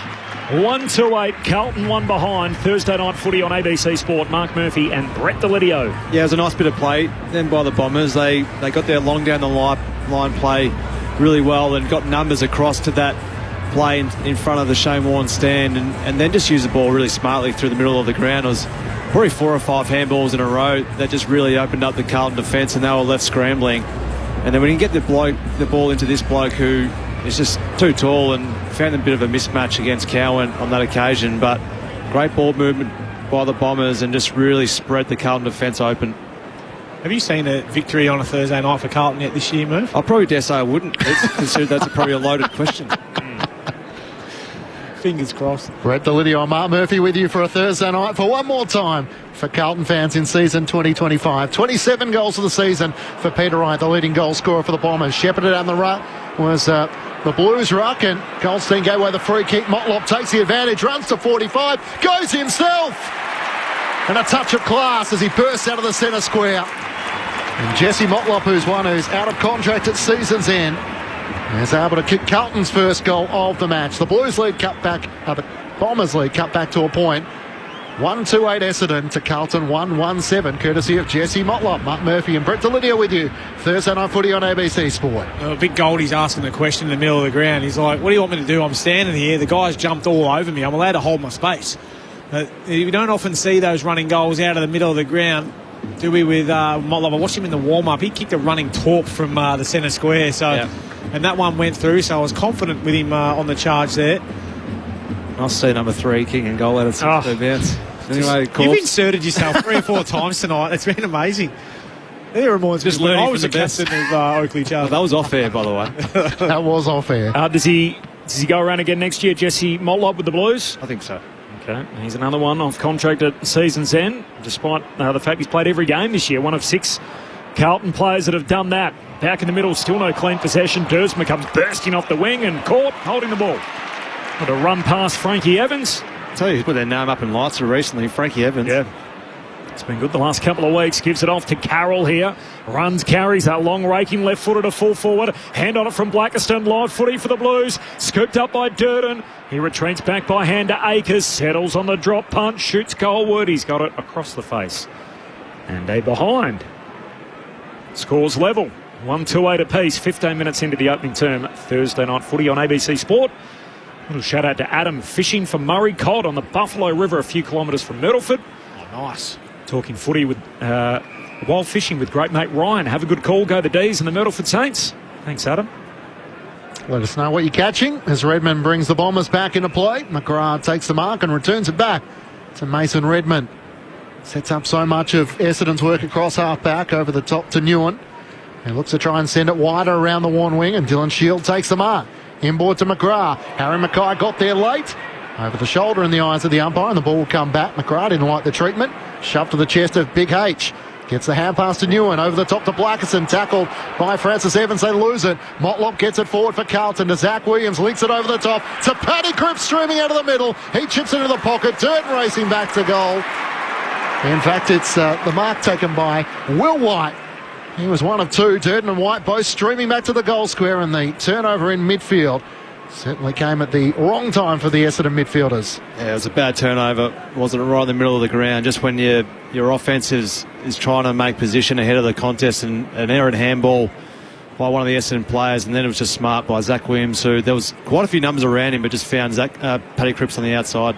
High goals 11 for Will White as he comes in on a 45-degree angle, and back-to-back goals for the Blues to take the lead. A slow start, but they are coming good late in this opening quarter, which is now 17 minutes old. Carlton 2-2-14 to the Bombers 1-2-8. Brett Delidio and Mark Murphy, your experts. Thursday Night Footy on ABC Sport. Yeah, we can understand why McGrath was upset with Harry Mackay. He's got an elbow right to the side of the head. You want Essendon to try and speed up the game and take it on, but you've got to be hitting your targets. Young Newen just missed it and put it behind Blackerson as he was on the charge as a big centre-half back. Makes it very hard to defend there when you turn the ball over and everyone's on offence, as you spoke about, Murph. Good decision by Paddy Cripps too, just not to blaze away and try and knock one through for himself. Put it to the advantage of one of his younger teammates. Any idea on the celebration? Tea time. Yeah, went with the big T, almost like he was calling for a review in cricket. As Walsh out of the middle, a 1-2 with Motlop. Walsh left it behind a second time. Shield went and got it. Hand pass out in front of Gresham. Handball to the wing. Merritt scoops it up. That glove on that protected right hand that he's just had surgically repaired. 1-2 with Menzie, and Merritt turns it over. Kicks to Wilson. And marks at half-back for the Blues. 6-point lead for Carlton. We've had a couple of lead changes already. Gives it to Akers. Long kick down the wing. Durden marks. Handball away to Walsh. Kicks inside the forward 50 and punched out of bounds. Getting back. Gus Clark puts it a couple of rows back. We heard from Zach Reid that he might have been playing on the wing. He's been full-time half-back so far, young Clark. Where's he play his best footy, Lids? Oh, he debuted on the wing, kicked 3. Got the Rising Star nomination way back in the Dreamtime game, I think it may have been. Yep. 11. So I think it might be there, but showing his wares at half-back. Mackay doing the ruck work against Peter Wright. Got it down beautifully to Wilson, who was on the run, but he was expertly tackled. They turn it over, and Zach Merritt, the Bombers skipper, in game 250, kicks up towards McMahon. Cleared his fingertips. Wiedering slipped over. Perkins hand pass inboard. Well, Langford, good to see him back. Hand pass to Dersma. Drives it in the pocket, looking for Guelphy. It clears him, and also Carroll, and rolls out in the left forward pocket.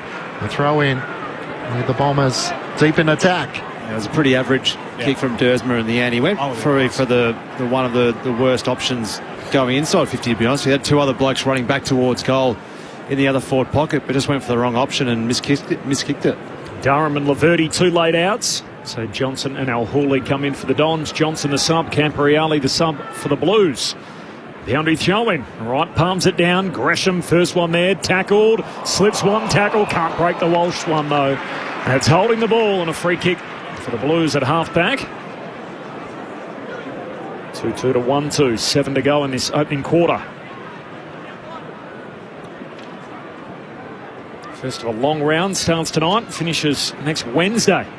10 games in the final weekend or the final round of the home and away season. Long kick down the wing, and Peter Wright picks it off, keeps him in the front half of the Bombers. Back inside 50-day head in the McMahon direction, and Wiedering clears out the pack, takes the mark. In fact, there's going to be a free kick paid to Louis Young, who's going to get it. It's still in the back pocket for Carlton. Sends it up to right half back, where Tom de Koning takes the mark. So Blackerson alongside Harry Mackay in the forward 50. And mismatches with O'Keefe alongside Pryor. Up towards Big H with Peter Wright in front of him. He reached over the top, couldn't take the mark. Cripps with a hand pass to Hewitt. Links up with Akers, up towards half forward. Moyer, but in front, a great Clark. Gus Clark was able to time his run superbly and takes the mark at left half back for the Bombers. Carlton by 6 points. Clark in the middle of the ground. Not sure who that was intended for, either Shield or Langford. Neither got it. In the end, Dylan Shield makes good of it. Hand pass to Blackerston, gives it back to Shield, running across the back edge of the centre square. Hand pass over the top to Dersma, who links up with Newen. One way, then the other around Harry Mackay. Back onto his right, drives it up towards 50. Tough kick in the end. It clears the intended target, and Wilson runs onto it for the Blues, straight through the middle of the ground. Finds Flynn Young, takes the mark, hands it back away to Wilson. Sweeping hand pass, down round the bootlaces. Holland's made it look clean, gives it to Motlop, kicks for Akers, runs into Dersma. Ball slides past them both and heads out of bounds. He was looking for a block there, Akers. Didn't get it. Boundary throw in.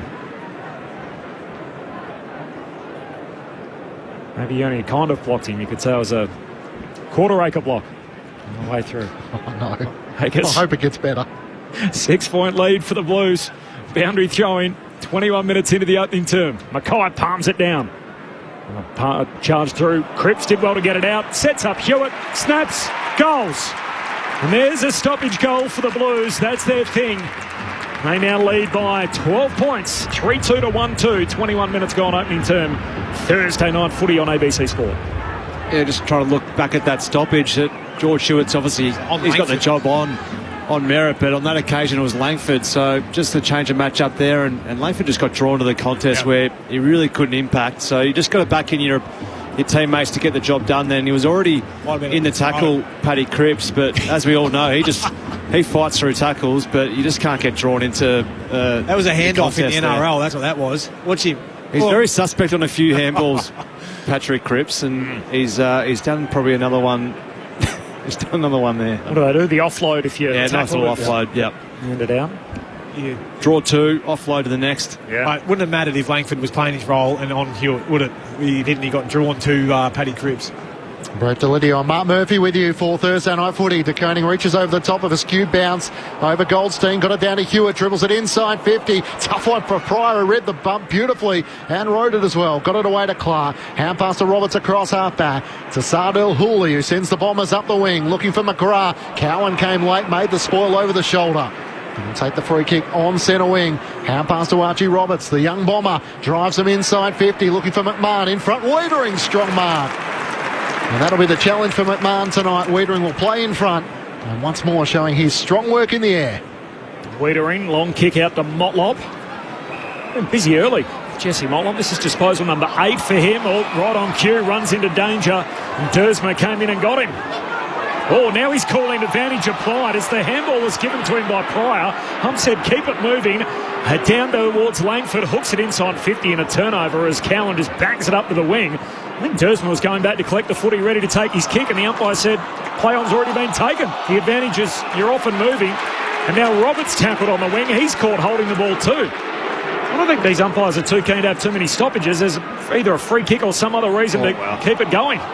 3 holding the balls in the space of 2 minutes as Flynn Young drives it inside 50. Harry Mackay on the lead. Hugs it to his chest. Well, luckily our listeners can't see the game at the moment. We can talk it up. It's been a tough minute and a half out there for all players concerned, hasn't it? Oh, some of the decisions, Murph, like just handballing the blokes under pressure and playing on when they didn't need to. Do you think that Bombers took that advantage when he did, because the Essendon player, I can't remember who it was, but he certainly looked at the umpire and saw that it was there for a kick and decided to flick it on. But Dersma just had no idea that was the case.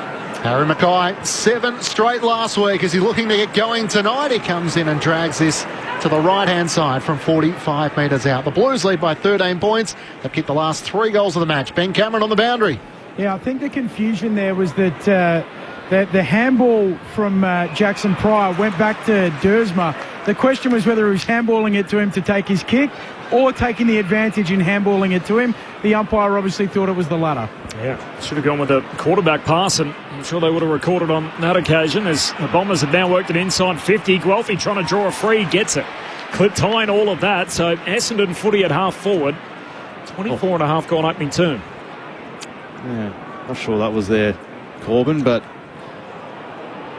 see how he goes here from about 55 out. But what I've been enjoying so far from this is they want to try and take the ball on and move the ball quick. So they're trying to catch the Carlton defence out by moving the ball quick, which you want to see. They're going to make some skill errors, but from time to time they're going to penetrate and get through. 10 inside 50s each.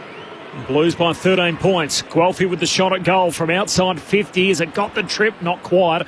McMahon competes on the line, and in the end it's helped through by Louis Young. Rush behind, and one more for the Bombers, so you can make that a 12-point game. So 3-3 to 1-3, 25 minutes gone opening term. Blues by 12. As they look to quickly bring it back into play. Wilson has it across half back. He chips it around the boundary line and Cowan takes the mark, the Tasmanian. With the Bombers trailing by 12 points.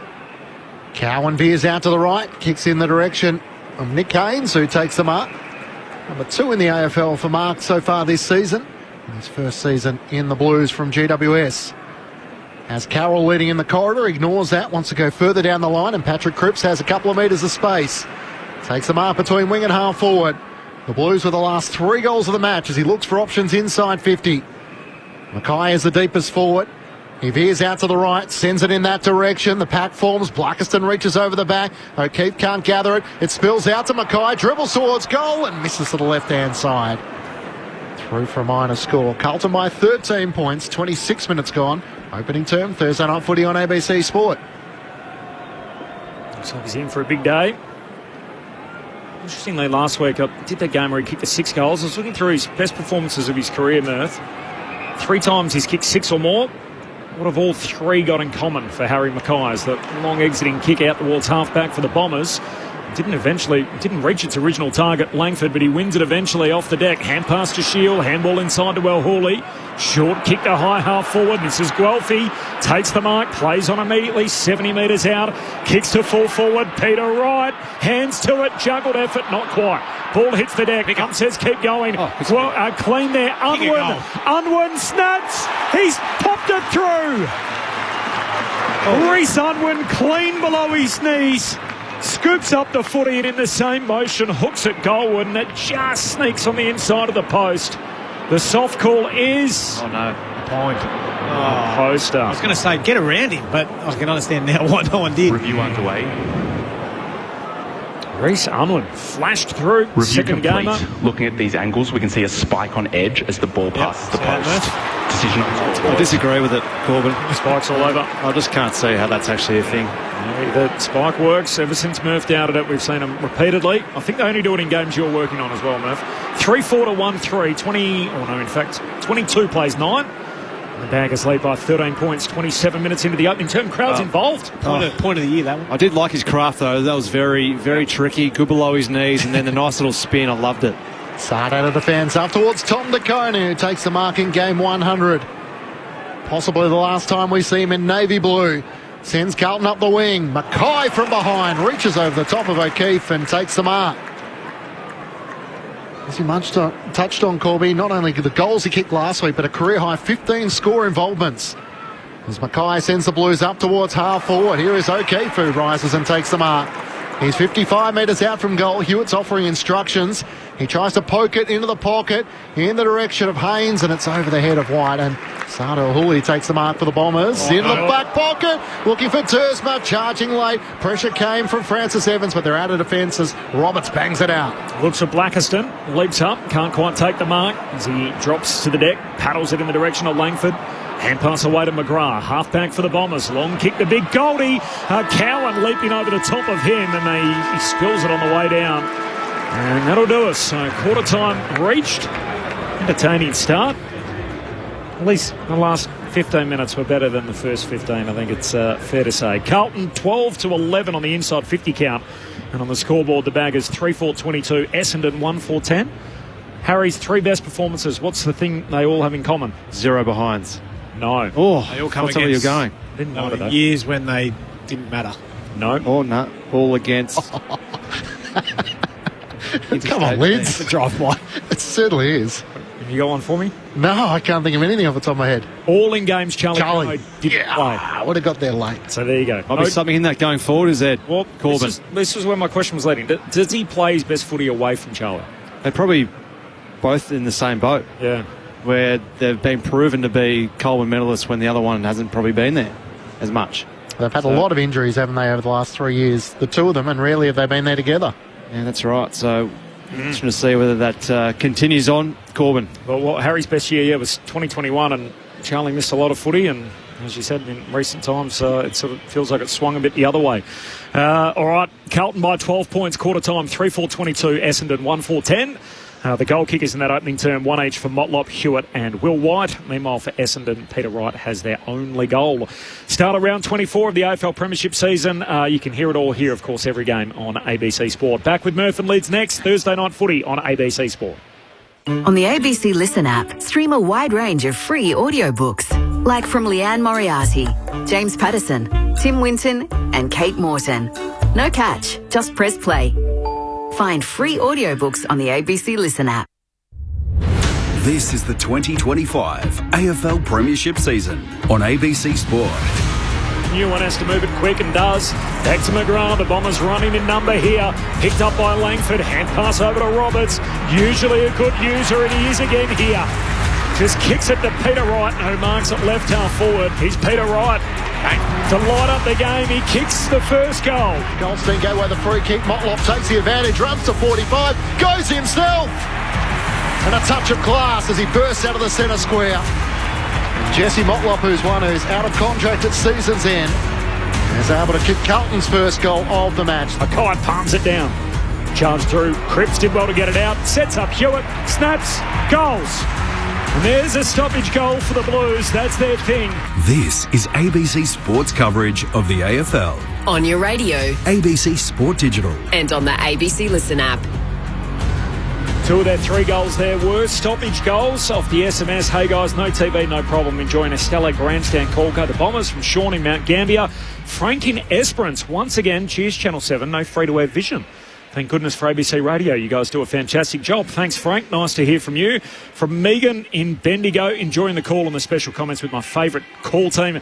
It helps me when I recover from a knee injury. Great calling. All the best, Megan, on the recovery from the knee injury there.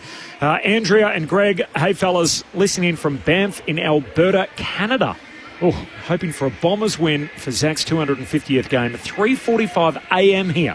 So do your best to make the call exciting to keep us awake. From Andrew and Greg, appreciate you guys getting up and following along, and particularly being with us on ABC Sport. Jude in Collins in WA. Hi, guys. Love your call of the footy. This September will be 7 years with no TV for me. You call the footy as it is. Thank you. From Jude. Appreciate that, Jude. And from Craig in Canberra, we will get a royal commission over the Cripps handball. Or does that only happen when it's against Collingwood? From Craig. So a little conspiracy theory there around the crow throw last week. And obviously that big moment in the waning moments of the Adelaide Collingwood game. Just repeating the news of the day, a 4-game ban for Isaac Rankin. So the only way he plays again this season is if Adelaide lose the qualifying final and then still qualify for grand final day. So they would have to then he would miss this week, round 24. He would miss qualifying final week 1. He would miss the semi-final. He'd miss a prelim. That's his 4-game ban, and he'll be back ready to play in the grand final if the Crows are able to make it there through that passage. Mark Murphy, Brett Delidio are number 1 picks. What do we see in that opening term with the Baggers on top by 12? Yeah, a bit scrappy, Corbin. I think probably the main area of the game where there's a real difference at the moment. I think the skill-wise, they're still working themselves out, but around the clearances and the stoppages, you just feel that Carlton have got too many winners around the ball. So they're currently leading the stoppages 10-4. It's a real danger sign when the centre bounce clearance is already 4-1. So they've already scored a couple of goals directly from those centre square clearances. That's where Carlton do their damage, and we're seeing it again tonight. Yeah, I agree, Murph. I think the skill level certainly hasn't been A1. There's been a lot of turnovers, and I mean that's probably why the inside 50s are relatively even, 12-11. In favour of the Blues, but because they're trying to make the game up a little bit as well. And Essendon's pressure hasn't been too bad. Their ability to turn it over, but it's been lack of polish that's probably brought those turnovers on. So, look, they're 2 goals down already. Carlton could quite comfortably be 3 or 4. I like how they're trying to move the ball quick, though, Essendon. And we've seen a few mistakes where then Carlton have capitalised on those turnovers and scored directly from them. But you'd rather them see them trying to play that way rather than just going slow and stagnant. They're trying to obviously spread the game really wide and spread the Carlton defence and then try and work their way through, which they've done a couple of times and scored goals on the back of. So I think they'll be looking to see a bit more of that in this second quarter, but then just around the stoppages, trying to limit a bit of the damage coming out of there. Have you seen the respective games of George Hewitt, who leads the way with 11 disposals and 4 clearances? He'd have to be right up there in Carlton's best and fairest. And Andy McGrath's being used as more of a link player throughout the middle of the ground. Yes. So attended 22 centre bounces last week, 20 the week before, and has 10 disposals to quarter time. But his kicking efficiency leads at 33%. Yeah, it's a concern, isn't it? I mean, because his kick's usually not that bad. But I think because he's trying to play fast and being speed on the ball, that's what's causing him to rush a little bit, maybe trying to bite off a little bit too much. But he's only had the 3-2 clinchy, so not a huge sample size just yet. Blues by 12 points. Second term underway. Thursday night footy on ABC Sport. Ruck share it down. Walsh, hand pass to his mate Cripps. He gives it back to him. Walsh now, hand pass over his shoulder to Hewitt. Blues walk it out the front door. Kick inside the forward pocket. Redmond can't trap it. Slides back in for a second go. The Bombers just paddle at a dangerous position, but Newen's there to clean it up. Hand pass to Dersma, gives it to Merritt. Kicks out wide and finds Kako on the back flank. So a 12-point lead for Carlton as we start in his second term. Long kick down the wing. Punched away by Louis Young. The Blues back with it to Wilson. Hand pass away to Hollands. Kicks laterally, trying to get it to Walsh. Broken up. Walsh is going to go get it. Hurried handball down the wing. Hand pass to Lewis Young. Hand pass to Sard. Releases the run of Hollands through the middle of the MCG. Inside 50. Mackay out of the lead. He takes the mark. Had the mismatch with Pryor on this occasion, and he marks out to the left, 45 metres out from home. Yeah, it was great hands from that turnover. It was Sam Walsh who stood up in the tackle and released to a teammate, and then Ollie Hollands just used his legs. He's great at running and dashing off that half-back flank, and it was great ball use. So he didn't try and overkick the ball, just put it out into space and let Harry Mackay go to work. A career best 7 straight last week. He's kicked 2 behind so far tonight, Harry Mackay. As he comes in from just inside 50, that's a better looking kick. Straight through the middle for Carlton's 4th.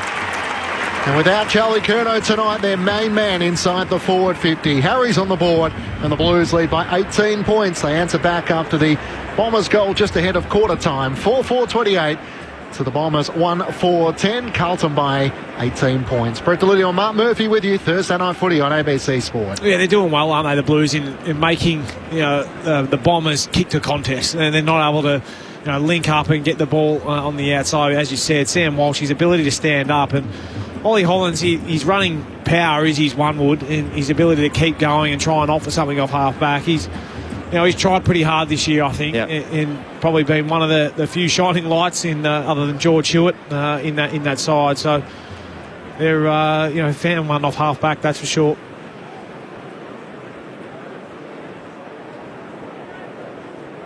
$18-point lead for the Blues. They get the first of this second term. Thursday night footy on ABC Sport. Walsh to De Koning. Hand pass away to Flynn Young. Coming off the wing. Gives it to his captain. Cripps.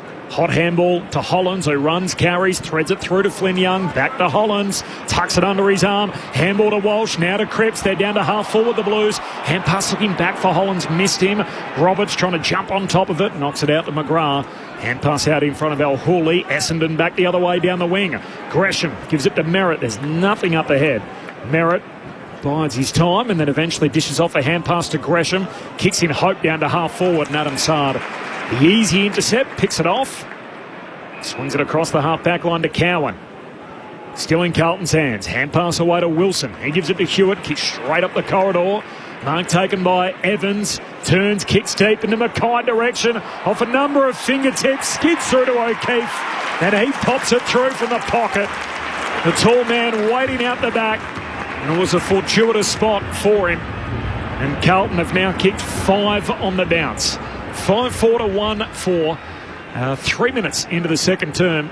They've got a game-high margin. It is 24 points in the Blues' favour. Thursday night footy on ABC Sport. Yeah, just a bit of a bad turnover or a bad decision from Gresham here on centre wing. Rather than try and use his legs and try and make something up and make a teammate come at the leg, he just was too quick to get rid of the ball. Lids, he needed to just take a little bit more time and just wait for his forwards ahead of the contest to actually go to work and provide an option. So just too quick to bang it on the boot. Straight into Carlton's hands, and then on turnover they were never going to stop them, and it was actually good lengthening from both Harry Mackay and his teammates, who were actually running really hard back towards goal, which opened up a lot of space, and they were able to get one out the back. Hudson O'Keefe with his 3rd goal of his career. De Koning wins down the tap, got it to Hewitt, squeezed out a kick out towards Evans on the wing. Can't take it, Dersma's first there for the Bombers. Hand pass away, sent out by Gresham. Lual takes the mark at right half forward. He looks inside 50 and decides to go laterally. Zach Merritt takes the mark in game 250. Possession number 7 coming out for him as he veers onto his left. Pierces a kick inside 50. Down low for Menzies. Not many players can deliver a pass like that where they ask the forward to lead into the space. Yeah, absolutely. Clinchy, that was right into the bucket, wasn't it? That kick, you can understand why they want to get the ball into his hands as much as possible because good things happen. That was basically seeing the space and just said, get there, Menzies. He just drew the defenders into thinking, well, I'm going to just go long here. So it was almost mid-ball drop. He decided just to, I'm going to pull it back into a bit of space here and let a teammate come onto it. Jai Menzies, another who's out of contract at season's end. The activated sub on 4 occasions this year. He comes in and leans back on the kick and misses to the right-hand side. So the Bombers have 1 goal, 5-11 to Carlton 5-4-34. They've left a few chances out there, the Bombers so far. The Blues by 23 points, 5.5 minutes gone, second quarter, Thursday night footy on ABC Sport. We spoke about it last week during our coverage, but Jai Menzies, those 3 straight behinds and came off. Had a little chat down the tunnel with Ben Robbins, who's the club psych, came back on, kicked a goal last week in the win against the Saints. So Ben Robbins sits on the Essendon bench. Not every club uses one of their spots on a club psych. As Flynn Young receives it on the wing for the Blues, kicks inside the forward pocket and Pryor just shoves Mackay over the boundary line. So throw in forward pocket for the Blues. Do they have a certain amount of spots you can have on the bench, do they? They're only allowed 12. Right. That doesn't include the club media person or the GM of footy. But if you don't have the media person or the GM of footy, you can't have anyone else. So it's 12 other officials, of which it's up to you to decide who you want to put there. Physios, doctors, whatever it is. Trainers. We used to have a property steward there. There you go. So make the most of the 12 spots. Yep, injured player, whatever it is. So that's the maximum number. From the boundary throw-in, there's a ball up here, centre half forward for the Blues. Just on the injury woes for the Bombers too, Laverty coming out tonight. We called Jackson Pryor's name a couple of times, playing sort of key post in defence. He's having to. Jeez, that's a stretch. O'Keefe wins down the tap against Goldstein. Spills out, still a chance for the Bombers. McGrath gathers, tackle by Hewitt. Ball spills clear. Haynes, hand pass to Motlop. Hemmed in, kicks it towards the goal square, and in the end, intercepting mark is taken by Duursma up against the right behind post. Would you want the sports psych on your bench, Lids? Would I? Yeah. I didn't utilise the sports psych a hell of a lot, to be honest. What about you, Murph? I think they're certainly useful for some players. Yeah. Particularly in the scenario the Bombers are in. Like to have 6 of their 14 tonight that are playing for their careers. A lot of them young players. Like it's a. I mean, what they would do is pick up on body language as well and being able to tell coach, well, I'm getting a sense of this, or just even just a word or two here. I think just reassurance is really important for some young players. Handy in Essendon situation. Ben Robbins, a former player himself, played 90-odd AFL games as the Dons win it from the stoppage here. Merritt, hand pass away to Shealy, gives it to Wright, 60 metres out at half forward, kicks to full forward, Menzies competing for it, slides off hands, through to Guelphy, snaps and goals. And the Bombers break the run of 5 straight Carlton majors. 1 back for the Dons at the 8-minute mark of the second term. 2-5-17 Essendon. Carlton, twice their score, 5-4-34. So 17 points the margin in favour of the Blues. Thursday night footy on ABC Sport. Ben Cameron on the boundary. Yeah, Matt Carroll came to the bench, had a little bit of strapping added to his right ankle. He's back out there at the moment, just running onto the ground. Any sign of Ben Robbins down there? Is he on the bench again tonight? He certainly is, Corby. Sitting down here, I had eyes on him with that Jai Menzies shot. Pretty emotionless, stoic, I would say, as those sports psychs tend to be. It's got to open up pretty easily then, the Carlton defence. It was a D50 stoppage for Essendon. They were able to walk out the front door and find space out the back. So just completely defensively broken down. The Blues, where usually from a D50 or a 450 for Carlton, they should be set up really well behind the ball. But Essendon's credit, they moved the ball really well and found some space out the back. 7th goal of the season for Matt Guelphy. He's had a frustrating year, missing the 10 to 12 weeks at the start of the season with a hamstring injury. To Koning out of the middle in game 100, takes a bounce, kicks up towards half forward. Roberts picks it up, hand pass to Pryor. Newen's hand pass is a turnover, taken by Durden. Back to TDK, kicks towards Mackay, getting back. Blackiston reaches over the top and slaps it towards the goal mouth. In the end, it was an awkward ball for Angus Clark up against the left behind post, and it rolls the other side and out of play for a throw-in. Pretty ambitious, the bounce from De Koning. He only took 3 steps and decided to bounce. He's quicker than Heath Shaw. He used to love just bouncing like he was playing basketball. Yeah. He would play on, wouldn't he? Heath Shaw kicking out of defence, 3 steps and take a bounce, throw in. Mackay and Goldstein. Goldie follows up his ruck work, wins the footy. Hand pass to Sardal Hooley, hacks the kick out of defence. Bouncing ball looking for Hollands, who runs onto it. Hand pass away. Hewitt has an arm pinned by Merritt. That's a good effort when you have a broken hand. He's able to lock up one of the big movers in the middle of the ground and locks the ball at centre half forward for the Blues. Glove on that surgically repaired hand for Merritt. Rare miss last week. Played so much footy over the last 3 or 4 years. As De Koning was tackled twice, ball comes out. Ump says holding the ball, Bombers take the advantage. McGrath to Shield, hand pass down the wing for Perkins. Thought he was being held before he collected. Ump again says advantage, kicks down to half forward. Right reaching for it, spills off a number of fingertips down to Guelphy, still at half forward the Bombers. Gives it to Shield, ugly hand pass inside 50. Sard picks it off for the Blues. Gives it to Walsh, another advantage call. Not keen to hold it up, the umpires tonight, as Cowan goes to the long kick out wide looking for Haynes. Pitches and runs away from him and out of bounds. Another throwing. Shealy's really trying to bring speed into this game, but God, I wish he'd kick it. Keeps handball. He's had 2 kicks, 9 handballs so far. Just need to use that leg a bit, so get it a bit further. He's trying to be unselfish and bring his teammates into it, but it's been a bit of that tonight, hasn't there? Over handballing. Yeah. Essendon 65 kicks and 69 handballs. Carlton 70 kicks and 69 handballs. So plenty of run and dash and handballing on offer tonight. Goldstein down to Merritt, tried to break out of a tackle. Luau trying to knock it forward. It's Clark who gets a hand pass for the Bombers to McGrath. High kick to half forward. Kako tries to lead out in front. Can't take the mark. Cowan hand pass back to Wiedering. The ever-reliable Carlton defender. Hand pass out to Hollands. At right half back, he looks to pierce his kick to Haynes. He takes the mark at right half back. Nick Haynes with Carlton leading by 17 points. He kicked 5 goals on the trot before the last goal by Matt Guelphy broke that. Ben Cameron on the boundary. Just going back to Ben Robbins on the boundary, what I do note with him is he sits in the front row, has the headset on. I might come back to that. Carroll finds Moyer, who marks centre half forward for the Blues. Dabs it further inside 50, and Flynn Young marks up against the boundary line, left half forward. He'll kick from 30 out, Ben. Yeah, he sits in the front row of the bench, has the headset on, so he's clearly speaking to the coaches upstairs. It's a far more involved role than other sports psychs that we've seen in the past. Jackie Lauder for Collingwood sits at the back of the bench. Players can speak to her if they wish to. Emma Murray we've seen with Richmond. His seems to be a very, very involved role at the front of the bench. As I sort of touched on, I think his playing career, he's drafted to West Coast, spent time with the Bears, who then became the Lions and the Kangaroos, so played with Brad Scott at Brisbane. So the fact that he's played over 90 AFL games and been on the list for multiple years obviously gives him a fair bit of footy nous as well. I wouldn't be surprised to hearing on the headset to the coach as Flynn Young goes back and beautifully bends one back. Starts it at the left-hand goalpost and swings it through. And Carlton answers straight back. Back out to 23 points, 6-4 to 2-5. Thursday night footy on ABC Sport, 13 minutes into the second term. And Flynn Young, in his 8th game, as his 4th goal.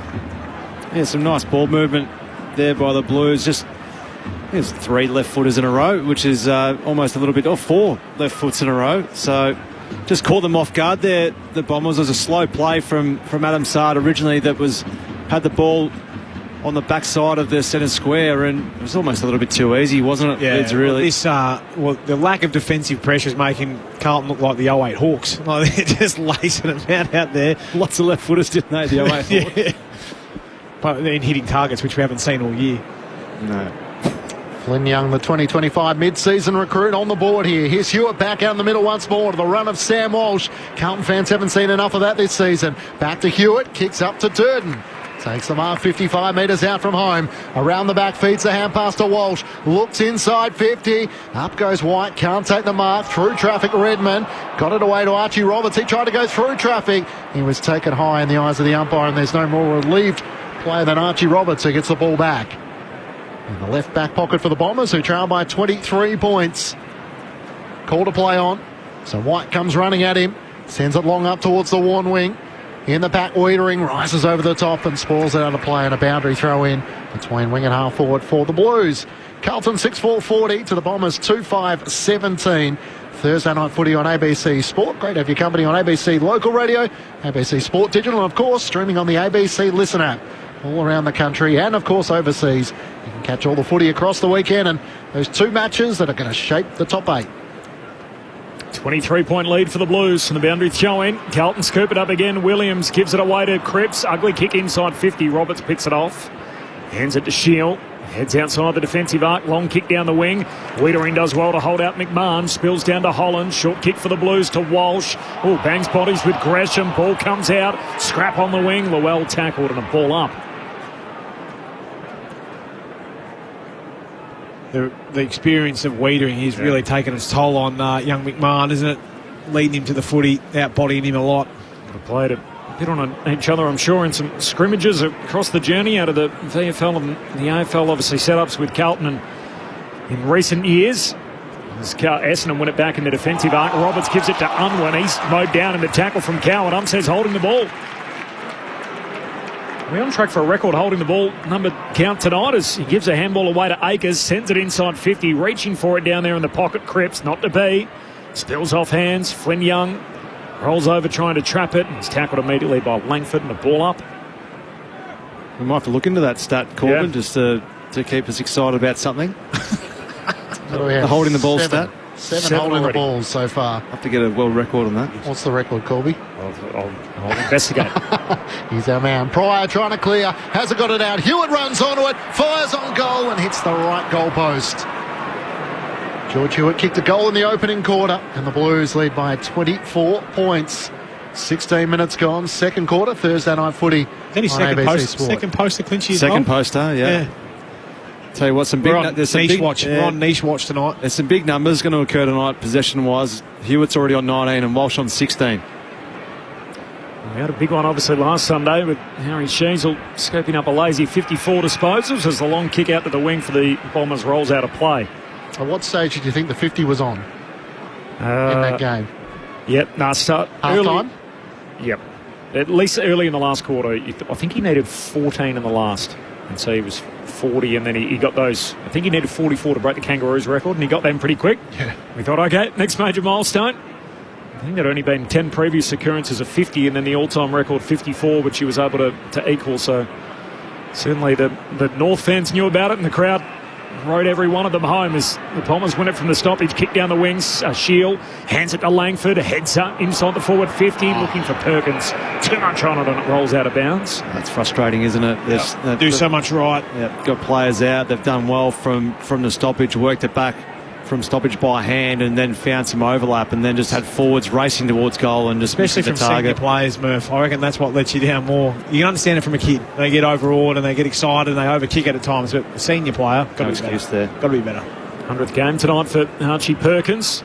By way of comparison, his fellow top 10 pick, Zach Reed, who we spoke to pre-game, has played 19 games. The same draft. There's a hurried kick up the wing for the Blues. Blackiston wins it back for Essendon. Broke through the Harry Mackay tackle, kicks up towards half forward. Peter Wright in the pack. It's spoiled down by Hudson O'Keefe and it goes out of play. And a boundary throw in between wing and half forward for the Bombers. Oh, you'll love this one, Murph, off the SMS. Neville from Croydon. Hi, panel. I'm a Blues supporter. Would like to know your thoughts on where Carlton has improved since round one and which players have developed / improved their skills this season. Why aren't Carlton wanting to sign key performing big robust players from other clubs like St Kilda? I'll have to get back to you on that one. Okay. The way this game is tracking, we might get to run through the Carlton list. Sam Walsh gathers for the Blues. Hand pass back to Zach Williams, who always tackled. Quick hand pass to Walsh, back to Williams, into the middle of the ground. Risky kick looking for Flynn Young. Can't take the mark, spills out. Here's a chance for the Bombers. Hand pass from Shield, into the middle of the ground for Mason Redmond, trying to find an avenue to goal. Sends a high ball looking for Kako. They're getting back. Kako Rices can't take the mark. It's 3-on-1. Great defending by Carroll for the Blues. Taps it out towards Zach Williams. Toe pokes it towards the boundary. Right slides in. Zach Williams gets it out to Sam Walsh against the boundary. He jags it around his shoulder. Up towards Haynes. That was a push in the back by Langford. The umpire spotted it. Cole Langford, who's missed a lot of footy, is making a few errors and maybe just a bit of frustration there. A blatant push in the middle of the back. Geez, the overlap's on here, isn't it? Haynes goes back to Carroll, and now the switch is on. Numbers out on this northern wing. Akers marks. Hand pass away to Cowan, who's off and running. Looks back inboard. Durden marks low down, front edge of the centre square. 24-point lead for the Blues. Kicks inside 50. Big H hitting up, and Mackay's got it in the corridor. 30 out, straight in front. Yeah, it's got completely sucked in Essendon to the contest in their forward half of the ground, and Carlton just had probably 3 or 4 numbers spreading hard for the outlet kick, and then they were just able just to work the ball up pretty easily from that point on, and just left their Essendon defenders just really hanging out with really no option other than just to give up a leading lane up to Harry Mackay. Kick 2 behinds in the opening quarter, Harry Mackay. Now in this second quarter, he makes it 3 behinds as he misses out towards the left. So he's got 1 goal, 3. Harry could have had a big day against an undersized and undermanned Essendon defence, but not to be so far. Ben Cameron on the boundary with the Blues on top by 25. Yeah, Zach Merritt, we've spoken about this before. Certainly one of the most demonstrative captains in the AFL, particularly when he's on the bench. Murph, you've obviously been an AFL captain. How aware were you of your body language when you're on the bench with a young team around your teammates? Yeah, you've certainly got to take a few deep breaths at times and almost go for a walk just to try and let off some steam, because I know, thinking back, when you're in a side that's not playing the type of football you need to, or you've got a young side that mistakes happen, and you've got to make sure that your body language is certainly up there with, not being disenfranchised or upset too much. So maybe it's a bit of a work on for him. Zach Merritt was held up there by Jesse Motlop. He thought he could have got 50, went short to Shield, and the kick is chopped off as Carroll takes the mark across half back. He's one who's certainly enhanced his reputation as he sends it up the wing. It's over the head of Paddy Cripps. Clark dropped the mark for the Bombers. Shield gets a hand pass back to Redmond on the worn wing. Hand pass away to Zach Merritt, who feeds it wide to Roberts. Corralled by Durden, chips it back into the corridor, and Redmond takes the mark. Now looks into the middle of the ground. Lual has space. He marks in the middle of the MCG. He's got Dersma all on his own at right half forward. He takes the mark 55 metres out. Waits for McMahon to lead. Ignores Goldstein. Dersma sends it long to the goal square. Langford sets himself for the right. He can't take the mark. Spills to the front. Walsh is there. Tackled. Had to get a hand pass away towards the boundary line. How does the umpire view that? Throw it in. Up against the left behind post. I was just watching the movements of our own Ben Cameron on the interchange. He was chatting to the other boundary riders down there. I felt sorry for the people behind him. He was standing up and they were trying to watch the footy, Ben, as they were looking either side of you. Can you sit down in front? I was actually a bit frustrated because one of the FM stations just think they can do a stadium tour here. Oh, no. And they've brought guests down to the boundaries, walk right past me as I'm trying to do my cross. I was displeased. I don't walk through his office on a Monday morning. I think the guy behind you wants a refund as well for... what's the old saying? Make a better door than a window. We got a free kick here as Reece Unwin is coat hangered from the boundary throwing. In fact, somehow Gresham got it. I was about to ask the same question. So Jade Gresham's going to get the kick for an incident that might have happened before that. So Unwin wore one around the collar and he won't even get the free. His teammate Gresham hits it skinny and it doesn't get the trip. 20 metres out, marked on the goal line. Where's Brad Scott on camera? Get him up. Weeder in the intercept mark, goes to the back pocket, and here's Carroll. So the umpire deemed the earlier tackle by Patrick Cripps was high, so that's why Gresham had the free kick. So in the end, they had the shot on goal, but probably not in the hands they wanted.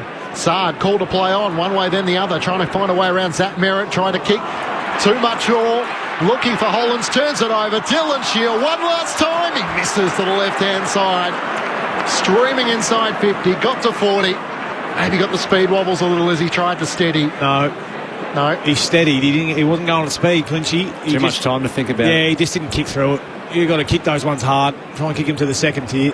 He's trying to give him an out, Lids. You give him no out. Carlton by 24. I just wanted to kick the goal. Cowan goes long to the wing, finds De Koning, marks in his 100th and perhaps farewell game for the Blues. Gives it to Carroll, sends his kick down the wing. Akers marks, hand pass to Cripps between wing and half forward, dishes it off to Durden, kicks inside the forward 50, turnover, and Clark takes the intercept mark. A boy from Tantanoola, a wood chopper, Gus Clark.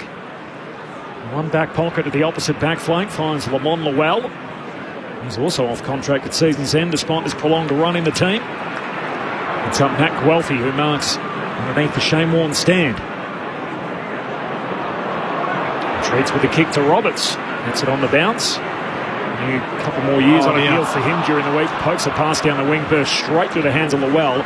Williams intercepts. Hand pass goes out wide for the Blues to Haynes. Short kick to Flynn Young, who marks it right half forward. He's now 55 metres out for the Blues. Bit of a yucky game, to be honest. 24 minutes into the second term. Carlton by 4 goals. 6-6 to 2-6. Young with the kick to fall forward. Evans competes. Ball spills down to Newen. He's tackled. And a ball up top of the goal square for the Blues. They're kicking to the punt road end. Carlton with 3 goals, 2 to the Bombers, 1-2 so far in their second quarter as Ashton Moyer comes streaming through. You can put down another as Moyer gets on the end of one there and finishes from about 7 metres out in the right forward pocket. Carlton have their 7th goal, their 4th of the quarter, 7-6-48 to the Bombers, 2-6-18. In the end, Hudson O'Keefe was the provider to Ashton Moyer, who made sure he made the most of his opportunity. Yeah, that's as bad of opponent. I don't know, what are you checking? You'd see from about 10 metres out in front of Carlton's goal, and Ashton Moyer's run to the stoppage by himself. And just trying to work out who was actually on him. I think it was Llewell.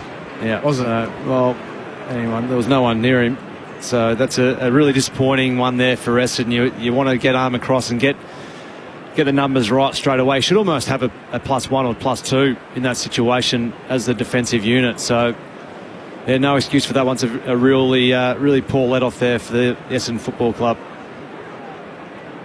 Blues by 30 points. Start of round 24 of the AFL season. Dead rubber really for both teams, but a number of guys out there playing for contracts for next year. Motlop, one of those. First possession at the bounce. Got it to Hewitt, now to Akers. Long kick inside 50. Clark back with the flight, no marks. Spills to Redmond. Handball away to Pryor. The Bombers with it. Gives it to Clark. Long kick out to the wing, and here's Goldstein. Good spread. 37 years young. Still able to push out there to the wing. Goldie down to half forward. Standing in front of the pack to Koning. Can't quite take the intercept mark, but still intercepts anyway. Kicks back inboard. And Perkins outmarks Motlop. Can get the Bombers going forward. Kicks wide to El Hooley. Marks front edge of the centre square. He's got a few options out wide. He puts it in front of Langford. Sard drops in the hole. Wiedering cleans it up. Clever. He's had a good night, and he finds Akers, who marks at half-back for the Blues. Tough night for the Bombers fans. They had a 2-on-1 there and couldn't capitalise as Akers chips it out to left half-back, and Corey Durden takes the mark. The Blues 7-6-48, leading the Bombers 2-6-18. Thursday night footy on ABC Sport. Durden up the wing, looking for O'Keefe. Redmond made the spoil, kept alive by Young. Hand pass to Akers. Hewitt slipped over as he tries to get a hand pass to Mackay. Blackiston lays the tackle. Ball spills clear. Pryor gets it away to Archie Roberts. Hand pass to a stationary McGrath. Gives it back to Roberts. Hand pass now to Merritt. The skipper in game 250. Looks to try and pull his kick. Kako wasn't on the same page, and Sard leads up and takes the mark for the Blues. Short to Hewitt. Marks on the wing coming up at half-time. I'll take you through a couple of the key names on the team sheet. Obviously a Thursday night with a whole lot of footy still to come this weekend. Teams dropping for the other 8 games, and then there's still the outlier Wednesday match, which we'll clean up next week. Teams for that will come out on Tuesday night. As Cowan heads down to half-forward, and here's Mackay. And again finds himself with the mismatch with Pryor for the time being. Mackay. High kick into the forward pocket. DeConing's down there. They all compete for it. Ball spills off the pack. White, hand pass back inboard. Slick handsome O'Keefe. Got it to Evans. Handball back inside looking for Cripps. Broken up. Bombers win it back. Blackiston just hands it to Perkins. Hurried kick out of there. Straight to Akers. He drops the chest mark.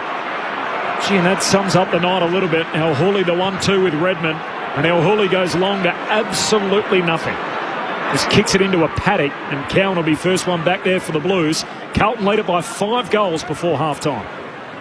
He chips it out to Akers. 1-2 with Hewitt. More stats for George Hewitt as he works it back across half-back, and Cowan takes the mark.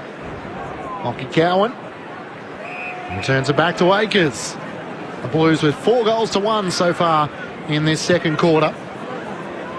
The Blues led by 12 points at quarter time. Up the wing, Harry Mackay presents and takes the mark. No Laverty or Durham for the Bombers tonight. El Hooley and Johnson came in. Johnson's the sub tonight. As is Lucas Camporelli. Mackay into the pocket, into the direction of Patrick Cripps, who can't take the mark. Clark wrestles forward at ground level for the Bombers. He's wrapped up by Flynn Young, and the umpire will ball it up in the left forward pocket for the Blues. Not sure what that kick was, Murph. Just kick it to the boundary. Hit and hope, isn't it? Goldstein and Mackay in the ruck duel. Goldie wins it down. Duursma gets it out of there for the Bombers. Down the line, and Wright takes the juggled mark. And that'll be the last key moment of the half as the siren sounds. And we are done in the first half. It is a 5-goal advantage for Carlton. 7-6. They lead Essendon 2-6. The Bombers losing Laverty and Durham before the game started. A couple of late ends, Johnson and El Hooley. And the subs, Johnson and Camporeale, both unused to half-time. 7-6. The goal kickers for the Blues, 1 each. Motlop, Mackay, Hewitt, White, O'Keefe, Moyer and Flynn Young. Meanwhile, for the Bombers, Peter Wright kicked the first of the game and Matt Guelphy kicked their only goal in that second term. So after 3-1 in the opening quarter, Carlton's way, it was 4-1 the Blues' way in that second quarter. For Carlton, it's the season ender tonight, so this is it. At the end of tonight, their year will be done, while the Bombers still have that outstanding game to clean up against the Gold Coast Suns, which will come up on Wednesday night, the final game of the home and away season. Head of Murph and Lids, couple off the SMS. G'day team, Grant here in Hobart enjoying the call.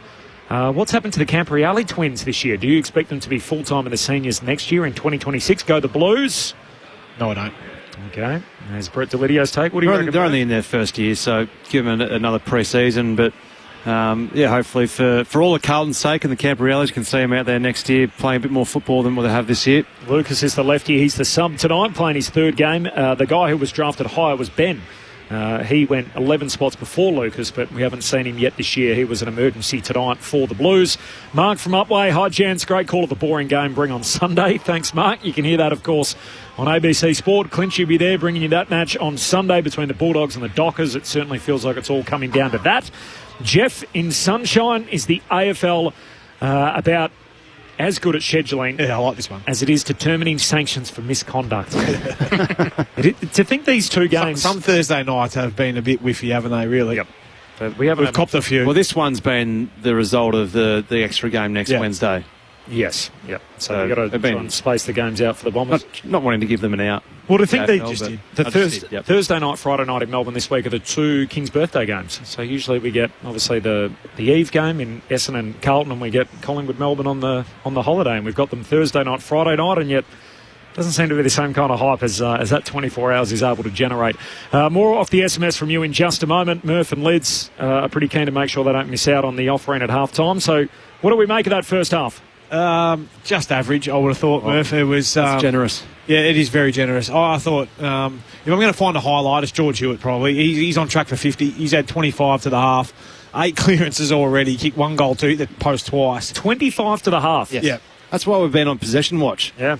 Fair enough too. That's why I was asking what Harry Sheasel had at half-time last week. And on the opposing side, Dill Shields had the 20 as well. So, look, it hasn't been it's lacked polish. A contested, free-flowing, back and forth, bit of circle we wouldn't even say free-flowing, just more. Clunky. Bit of kick it around, handball around, miss a target or two, and then try and find a mark where you can. But side 50. Yeah, it's reached no heights, unfortunately, this game, and you feel that it's almost playing out a bit of the season, isn't it? Yes, absolutely.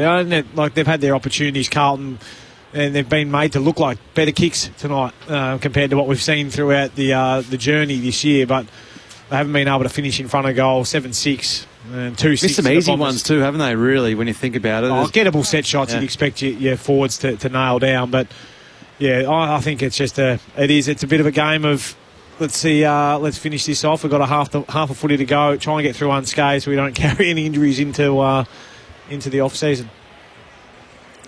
All right, short and sweet. More from Murph and Lids coming up in just a moment. I think from memory, Harry Sheasel was in the high 20s, but we will check that.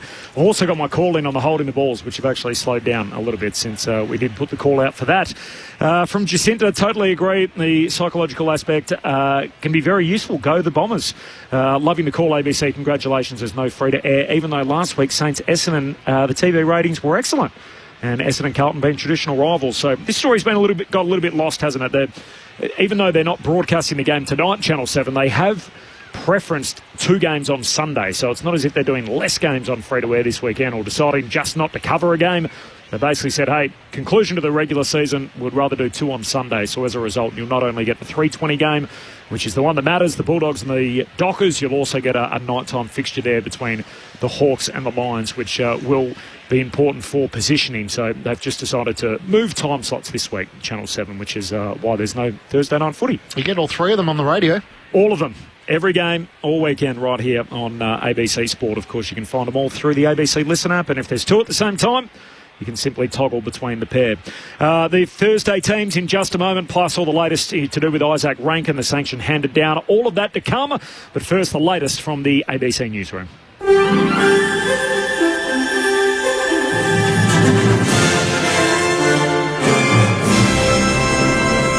Sarah Hall with ABC News. Finance Minister Katie Gallagher says there's growing consensus that Australia's tax system has an intergenerational inequality problem. It comes as the third and final day of the federal government's economic reform roundtable in Canberra wraps up. In his closing statement, Treasurer Jim Chalmers has flagged 10 areas of agreement that set some reform directions for the government, including a better tax system. Senator Gallagher has acknowledged things are getting harder for younger Australians and says it's an issue that must be addressed. I think you can look at some pretty clear data that shows that it is getting harder for younger generations. And I think there is a responsibility on us to make sure that the systems we have, whether it be tax or the systems we provide, how we provide services, that we deal with those things. Australia Post has temporarily suspended transit shipping to the US ahead of new tariffs coming into effect next week. That means goods from other countries will no longer be able to be shipped to the US via Australia. From August 29, parcels of goods from Australia worth less than $1,200 will no longer be exempt from taxes upon arrival to the US. AusPost says its decision is in line with a number of other postal operators, including some European services, who are halting US shipments altogether. Poland says operations by Polish and Allied aircraft related to Russian strikes on Ukraine have concluded and that no violations of Polish airspace were observed. The comments come as Ukrainian President Volodymyr Zelensky condemns the latest massive Russian bombardment of Ukraine, which he says has been carried out as if there were no efforts by the world to stop the war. He says more than 570 drones and 40 missiles were used. Poland's Foreign Minister, Radek Sikorski, says jets were scrambled after Russian attacks came close to Polish airspace. We've had these incidents before. A Russian cruise missile landed 10 kilometers from my house in western Poland. They keep losing these drones or missiles or are testing our air defenses. It's completely unacceptable, of course. People in the city of Khan Yunis in the southern Gaza Strip have woken to a large blast following an airstrike as Israel's military announced the first steps of an operation to take over Gaza City. Israel is pressing ahead with plans to expand military operations in Gaza's biggest urban centre, despite international criticism of an operation likely to force the displacement of many more people. Officials there say large numbers of Palestinians are fleeing Gaza City, where more than 1 million people are living.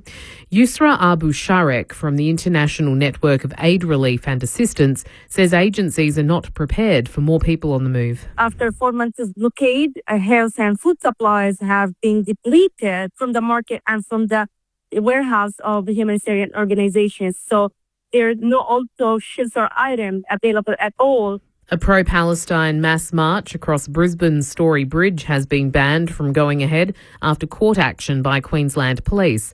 The protest, planned for Sunday, is part of nationwide action against the Gaza war, but a magistrate today ruled in favour of police, who'd raised concerns over the route and safety issues. Acting Assistant Commissioner Reece Wildman says the event posed significant challenges. Not only of the bridge itself, but in the starting location of the protest in Raymond Park and also the end of the protest in Centenary Park.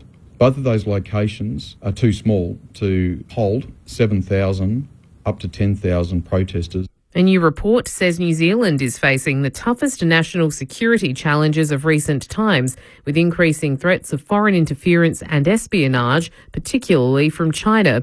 The New Zealand Security Intelligence Service report says there is almost certainly undetected espionage activity harming the country's interests, and that foreign states continue to target critical organisations, infrastructure and technology to steal sensitive information.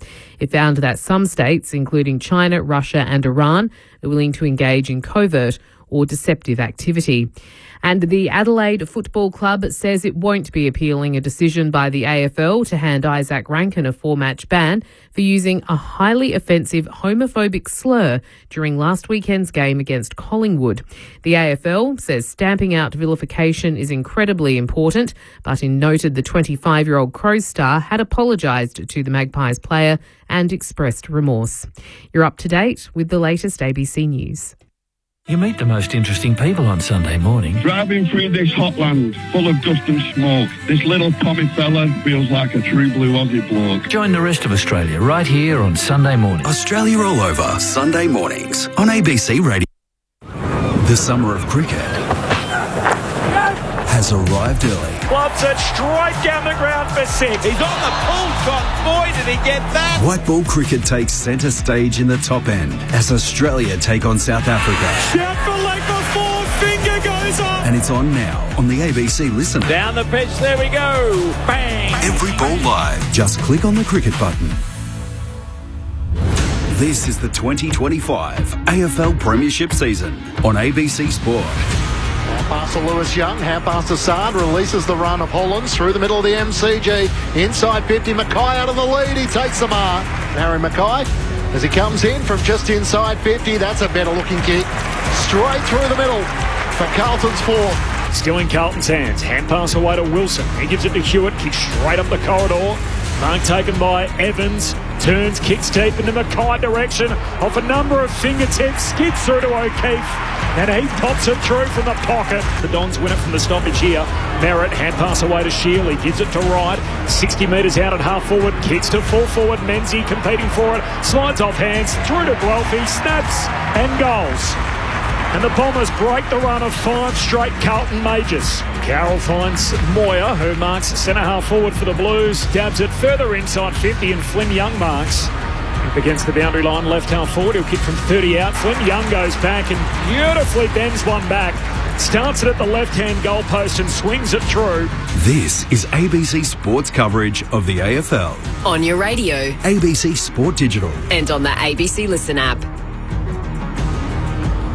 Sounds there from the second term. It is Carlton by 30 points over Essendon in what is absolutely a dead rubber in the context of the season, and it is playing out that way on the park. 7-6 to 2-6 in what has been a rather flat opening half of footy here at the MCG, and what is a pretty good crowd, all things considered, upwards of 40,000 to watch the Bombers and the Blues. The Blues season is ending tonight, while for the Bombers, they, of course, still have one game to go.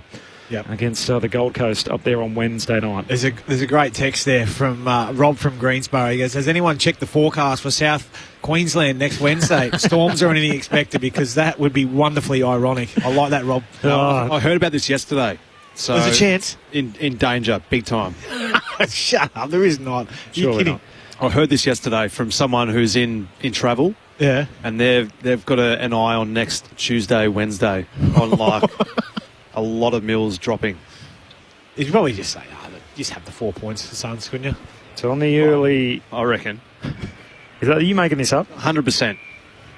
Right. I've just had a quick look. It says 24 degrees and sunny next Wednesday. Well, I don't know. I got told that yesterday. There we go. Someone's confirming it there. One of our loyal listeners, which is great. Okay. Where was the Bombers' end-of-season trip before Brad Scott arrived? That was a bit... Ibiza. Yeah. Ibiza.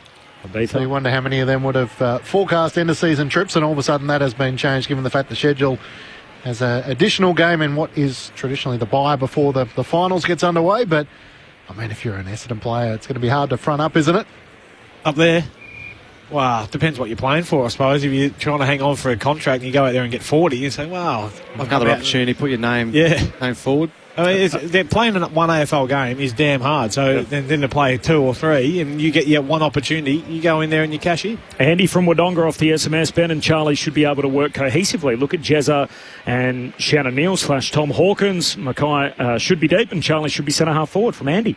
And we also had a different text message from David, which basically called us all idiots, that it should stand to reason that when one of them misses, the other one will kick a lot of goals, as if somehow there's 10 goals to be kicked and you've got to divide them up in a certain manner. That is not how it works, David. They don't necessarily have to kick a certain amount of goals and they have to be distributed across certain people. So there are some examples where having 2 actually makes individual players greater, spreads the load, and you get a weaker defender and all the rest of it. Look at Darcy Norton. Yes, look, there's a great example. Great example. So averages this year almost 4 goals a game, Aaron Norton, when Darcy plays. Yep. When Darcy doesn't play, averages 1 goal a game. So there you go, David. Luca from Largs. Up your jumper. Essendon don't have a great record in games involving the captain's milestones. Okay, I haven't done the recent history on all that, Luca, but appreciate that. Mark from Maryborough, you can't tell me that TDK is worth the money the Saints are offering. Plus, I don't think we need him. Oh, a lot of optimism around St Kilda after... I don't mind that question. He's had an interesting season, Tom De Koning, and it's hard to get a value as to what his potential might be. Yeah. Max Gawn came out and said I'd offer him 40 mil when he'd earlier in the season. It was very good in the first probably 6 to 8 rounds, and then all this discussion started to occur and Carlton losing week to week, and then that's when it sort of felt like it dropped away a bit. So is it more likely going to be going back to normal next year for De Koning, even if he's in different colours, or will the fact that he's there on big money put a big red target on his back, and maybe that will come with its own level of expectation? Yeah. I would expect that if he's not performing well, which can be hard in your first year I think Dangerfield's one of the only guys that I've seen that have gone Smith. So I'll just keep reeling them off for you. Okay, sweet. No, but even like Dan, you're right. Dan Houston does take time. That's knowing from someone who has changed clubs. It can be hard to find where you fit in and how you gel after spending so much time at another club. And I think the one thing too from Tom De Koning's side of things, he hasn't played a year where it's been a really consistently strong year either. So we haven't really seen him he's just been dominant through the year. So it's a lot of money for someone who hasn't proven across the 23 rounds. Brett in Perth, question for Mark. Sorry, I was just going to say, I'm not sure he's going to be a forward after this year. That's probably the one conclusion that we've learned. So is he going to be a Brodie Grundy who accumulates the ball, or can he be like a Max Gawn who puts himself... He's a Max Gawn type for mine in terms of marking-wise around the ground, tap, ruckman. He's not like Brodie Grundy where I think he hurts you from stoppage in terms of run and being able to use the ball. He's certainly more of a long-down-the-line player and take big grabs and be able to put it on a platter for his midfielders. We love this one. Brett in Perth, question for Mark Murphy. What will be a pass mark for Carlton next year? Oh, who knows what their list looks like. And how do you and how long do you think until we're a genuine contender for the flag? Yeah, it's a couple of big questions and I don't have the answer. How long have they been coming for? Since 07? I reckon we had that slogan, they know we're coming. In 07? All right. Dwayne The Rock Johnson, I think they grabbed a bit of that, but that was a good one. Look, who knows what their list looks like, to be honest with you. Are you expecting dramatic change or just subtle changes to the list? Is there going to be a bombshell? I reckon there might be. Yeah. Ooh. Well, Silvani we expect will potentially leave. Well, the Conning obviously gone. And you reckon there could be one more? Possibly, but I think you're definitely probably at this stage losing De Koning and Silvani. So your side's losing those 2 players straight away. So then you've got Pitton as your starting rack. Then they've got to try and find others, don't they, to try and bring in. I feel they'll bring probably 4 to 5 in. How they do, that's another story because they get They get a top round pick for De Koning when he leaves. They'll probably on-trade that to try and get a few players in. Okay. And then few players for 1 pick. Would you entertain the Charlie Curnow conversation? Oh, yeah, at a level. What would it take for you to get interested? Oh, Errol Goulden and maybe a few other blokes. But at least 2 first-round picks, wouldn't it? Well, we saw Jezza leave, and he got 3 first-rounders, didn't he? Yeah. From the Cats had to give up for him. I think they want players more than picks, because where they're locked in with Paddy Cripps and Wiedering, Harry, Charlie, which one? Yeah, but high picks give you a chance to go and get players, don't they? I mean, say what if it was pick 25 and something lower than that, top 10? No, you want more. You want more for that. Do you think Charlie Curnow's best is still in front of him? I think so. Yeah. All right, I think in a good side that delivers it. I think absolutely. He's placed, for mine, looking at him, and I don't know this personally, like he looks like he's been injured and underdone for the year. Yeah, he hasn't looked his normal self this season, has he? No. Biggest names on Thursday night teams. Jeremy Howe's back in for the Magpies. They play the Demons. Aidan Corr comes back in for the Kangaroos. Laird, Draper and Dowling are the ins for Adelaide. Murphy and Schonberg have been omitted. Isaac Rankin's been suspended for 4 matches. We learned from the AFL they've discounted a week from what they were originally asking for due to compelling medical reasons, which they didn't detail. But Isaac Rankin, a 4-match ban. The only way he can play again in the season is if Adelaide make the grand final after losing the qualifying final in week 1. Gibcus gets another go at it, coming back from his latest injury setback for Richmond. And Luke Traynor also returns. Yeah. I was just got his Christian name for a moment. Yeah. Brody Grundy's back for the Swans. Meanwhile, in the Harbour City as well, Buckley and Daniels, 2 big inclusions for GWS against St Kilda. Hayden Young's been named for the Dockers, which we learnt on ABC Sport last Friday night. And Kyle Loman and Oscar McInerney among the ins for Brisbane. So that's the shorthand of that. Second half's on deck here. Matt Clinch is with you on ABC Sport, and the Blues lead by 30 points. Bounces crooked out to the right, so will be recalled. Of course, a doubleheader tomorrow night. Collingwood and Melbourne at the MCG. And for the last time for Ken Hinkley and for Travis Boak, Port Adelaide taking on the Gold Coast Suns. Umpire throws it up. Koning wins down the tap. Goldstein goes to work. Wins it at ground level. Hand pass to Kako. Hand pass to Shield. Gets it over the top to McGrath. Drives the Bombers inside 50 first. Wright tries to shove his opponent underneath the way. It's gathered by Menzie. Cleverly tapped on by Wright to Guelphy, who dribbles through the opening goal the second half. Great team goal. That's a reason for the Bombers fans to get outside of their chairs. A 24-point lead the Blues way as the Bombers kick a goal in the opening minute of the third quarter. 7-6-48 Carlton to Essendon 3-6-24. And as Brett Delidio said, a beautiful team goal, which we haven't seen much of. No, we haven't. And it's real credit. I'm glad Guelphy got the lick of the ice cream because he was the one who brought that ball to ground. Yeah. There was some sharp hands in the middle of the ground, and Kako involved and Shield onto McGrath. It was really only a long kick into the forward 50, but Guelphy made the contest and he got it to ground. Great work from, who was it that followed up at ground level there? Menzie, it was. And then Peter Wright, great. And great little tap on to Guelphy. Good finish too, along the deck. Here we go. Second for Matt Guelphy, the first multiple goal kicker in the game. Restart back in the middle. Here's George Hewitt again. Another hand pass. That takes him up to 20. What's he up to now? 26 on the back of that handball. Blues work it down to half forward. Cripps on the end of it. Shoots goalward. Pryor gets across. Ball spills a mark he should have taken on the behind line. Follows up with a tackle on Durden. And the ball spills out of bounds. A throw in forward pocket for the Blues. Walsh didn't want to kick that. A couple of 1-2s, wasn't it? From Paddy Cripps, Sam Walsh. One needed to come across and block, and probably needed to be Paddy Cripps to come across and try and block for Sam Walsh running out the front door. I had a look for you. Harry Sheasel had 28 to half-time against the Tigers last week. With that magical record joining Tom Mitchell. Harry Mackay goes to work, lays a big tackle on Blackerson. The ball spills towards the goal line. The Bombers defended though. Roberts' hand pass away to Clark. Runs the boundary line, kicks out towards half-back. Can it get to Menzie on the bounce? He gathers. He looks up, doesn't have a lot of options up to half-forward, so sends it towards Guelphy in a 2-on-1. It's an easy pick-off for Carroll, who takes the intercepting mark for the Blues, with good support from Jacob Wiedering. He looks back up the worn wing, spots Nick Haynes all on his own. He marks centre wing. Carlton leading by 24 points after the Bombers kicked the opening goal of the third quarter. He can poke it over the top to Cowan, who kept running. Between wing and half forward, he veers out to the right, sends a high ball inside 50, presenting as O'Keefe. It spills off the head of Redmond, out towards Patrick Cripps, hand pass to Hewitt. Was there a push in the back? Umpire calls play on. Cripps through traffic, 3 of them try to bring him down. Shields spinning out of his own traffic, tries to get a hand pass forward. Walsh is onto it for the Blues, tackled by Archie Roberts. Umpire will ball it up at the edge of the centre square, just short of half forward for the Blues, who lead by 24 points.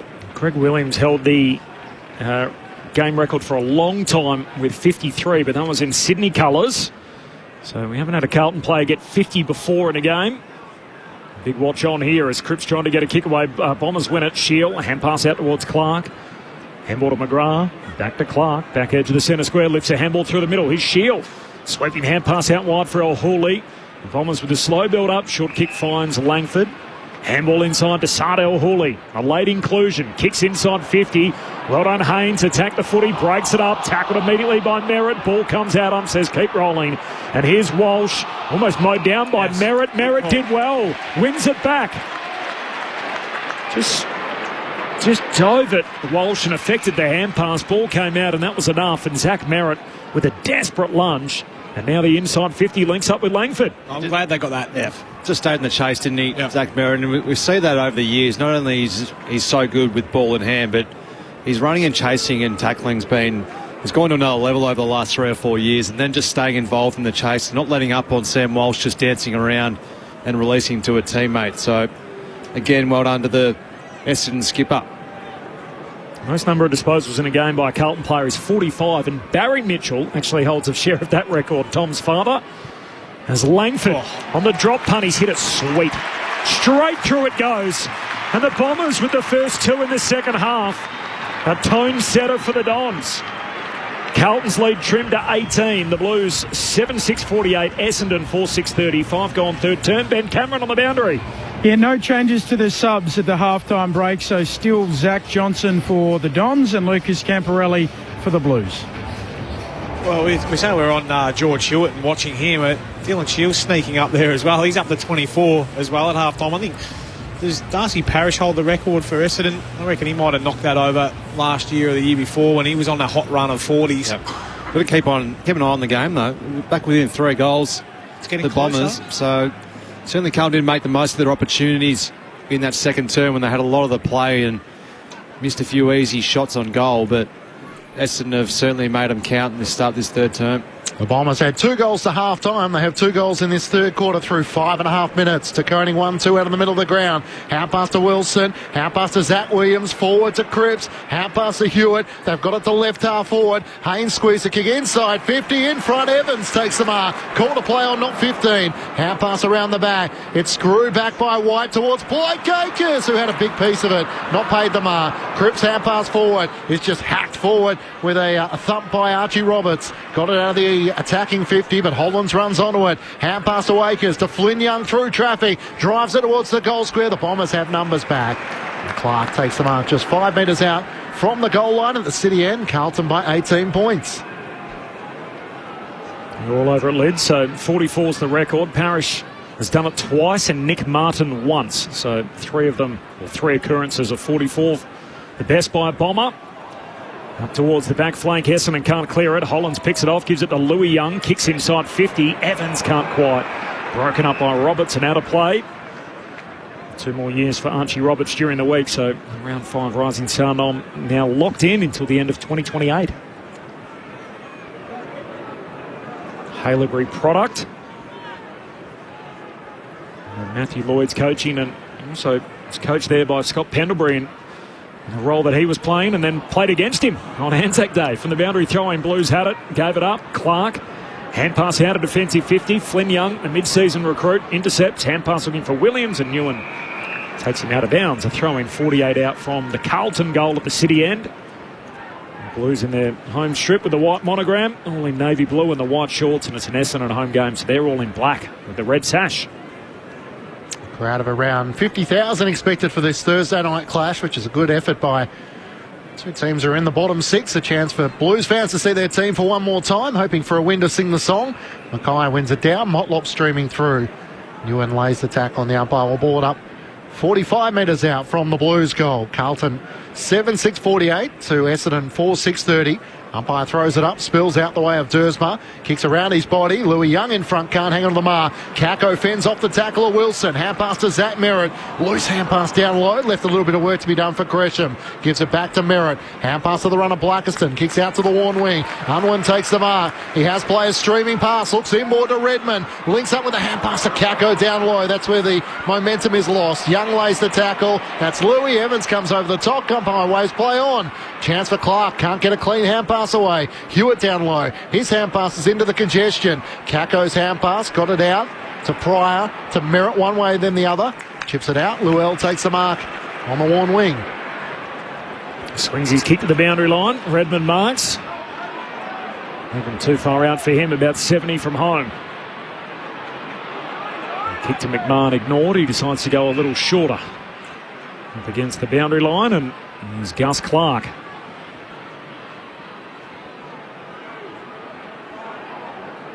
Clark. Centering kick to the hot spot. Flying in front, Perkins can't quite rip it down. Scrapped on again at ground level. Becomes the tackler and a ball up. As Flynn Young is tackled straight away. Do it all again. 15, 20 metres out from the Bombers' goal at the punt road end. They've kicked the only 2 goals so far of this third term, which is 9 minutes old. One more will certainly bring the game to life. De Koning one down the tap. Good. Goldie trying to get a clearing kick. Zach Williams can't break clear as he's tackled by Perkins. And now Kako has a go. Zach Williams has a second effort trying to charge his way through. 35 metres out from the Bombers' goal, the punt road end. Umpire throws it up. Neither ruck gets a decisive tap. Perkins spinning through traffic. Kako can't gather. Perkins once more. Up towards right. The kick towards the goal square. Louis Young gets a hand pass back to Akers. He's looking for an avenue out of defence. Kicks looking for Flynn Young. It's right on the boundary line and the umpire says it's just in the field of play. Oh, that was tight. Bombers fans leaning over the fence for a look just to check. And then Flynn Young decides he's going to switch from the right back pocket to the left. And Nick Haynes takes the mark for the Blues. Flynn Young, premiership player with Werribee last year in the VFL. Also played junior footy at Ocean Grove with Henry Walsh, who was the little brother of Sam Walsh. And obviously they're reunited with the Walsh family here at Carlton. And what a year he's had. Flynn Young, from playing VFL footy to being on a list and now playing 8 games at senior level before the year's out. Wilson, another one of the 7 debutants for the Blues this year, links up with Carroll. Long kick to Flynn Young. And then I was speaking of, who marks on the logo. Broadcast side, turns and kicks Carlton inside the forward 50. Ewan slips over, it works out in his favour, then drops the mark he should have taken. Ewan on his knees for the Bombers, tackled by Motlop, has to get it out and does. Hollands drilled in the tackle by Llewell, too high. Free kick for Hollands. And hair's getting longer too, Ollie Hollands. The headband on. Oh, my God. Just butchers it. Kicks it inside 50, straight to Dersma. Takes the intercept mark, back pocket for the Bombers. Dersma sends it up the wing. Peter Wright sets himself. Louis Young in from the side, spoils it down. Akers runs on for the Blues. Hand pass to Evans. Tries to chip a kick over the top to Mackay. And reaches up and takes the mark. Hemmed into the right forward pocket.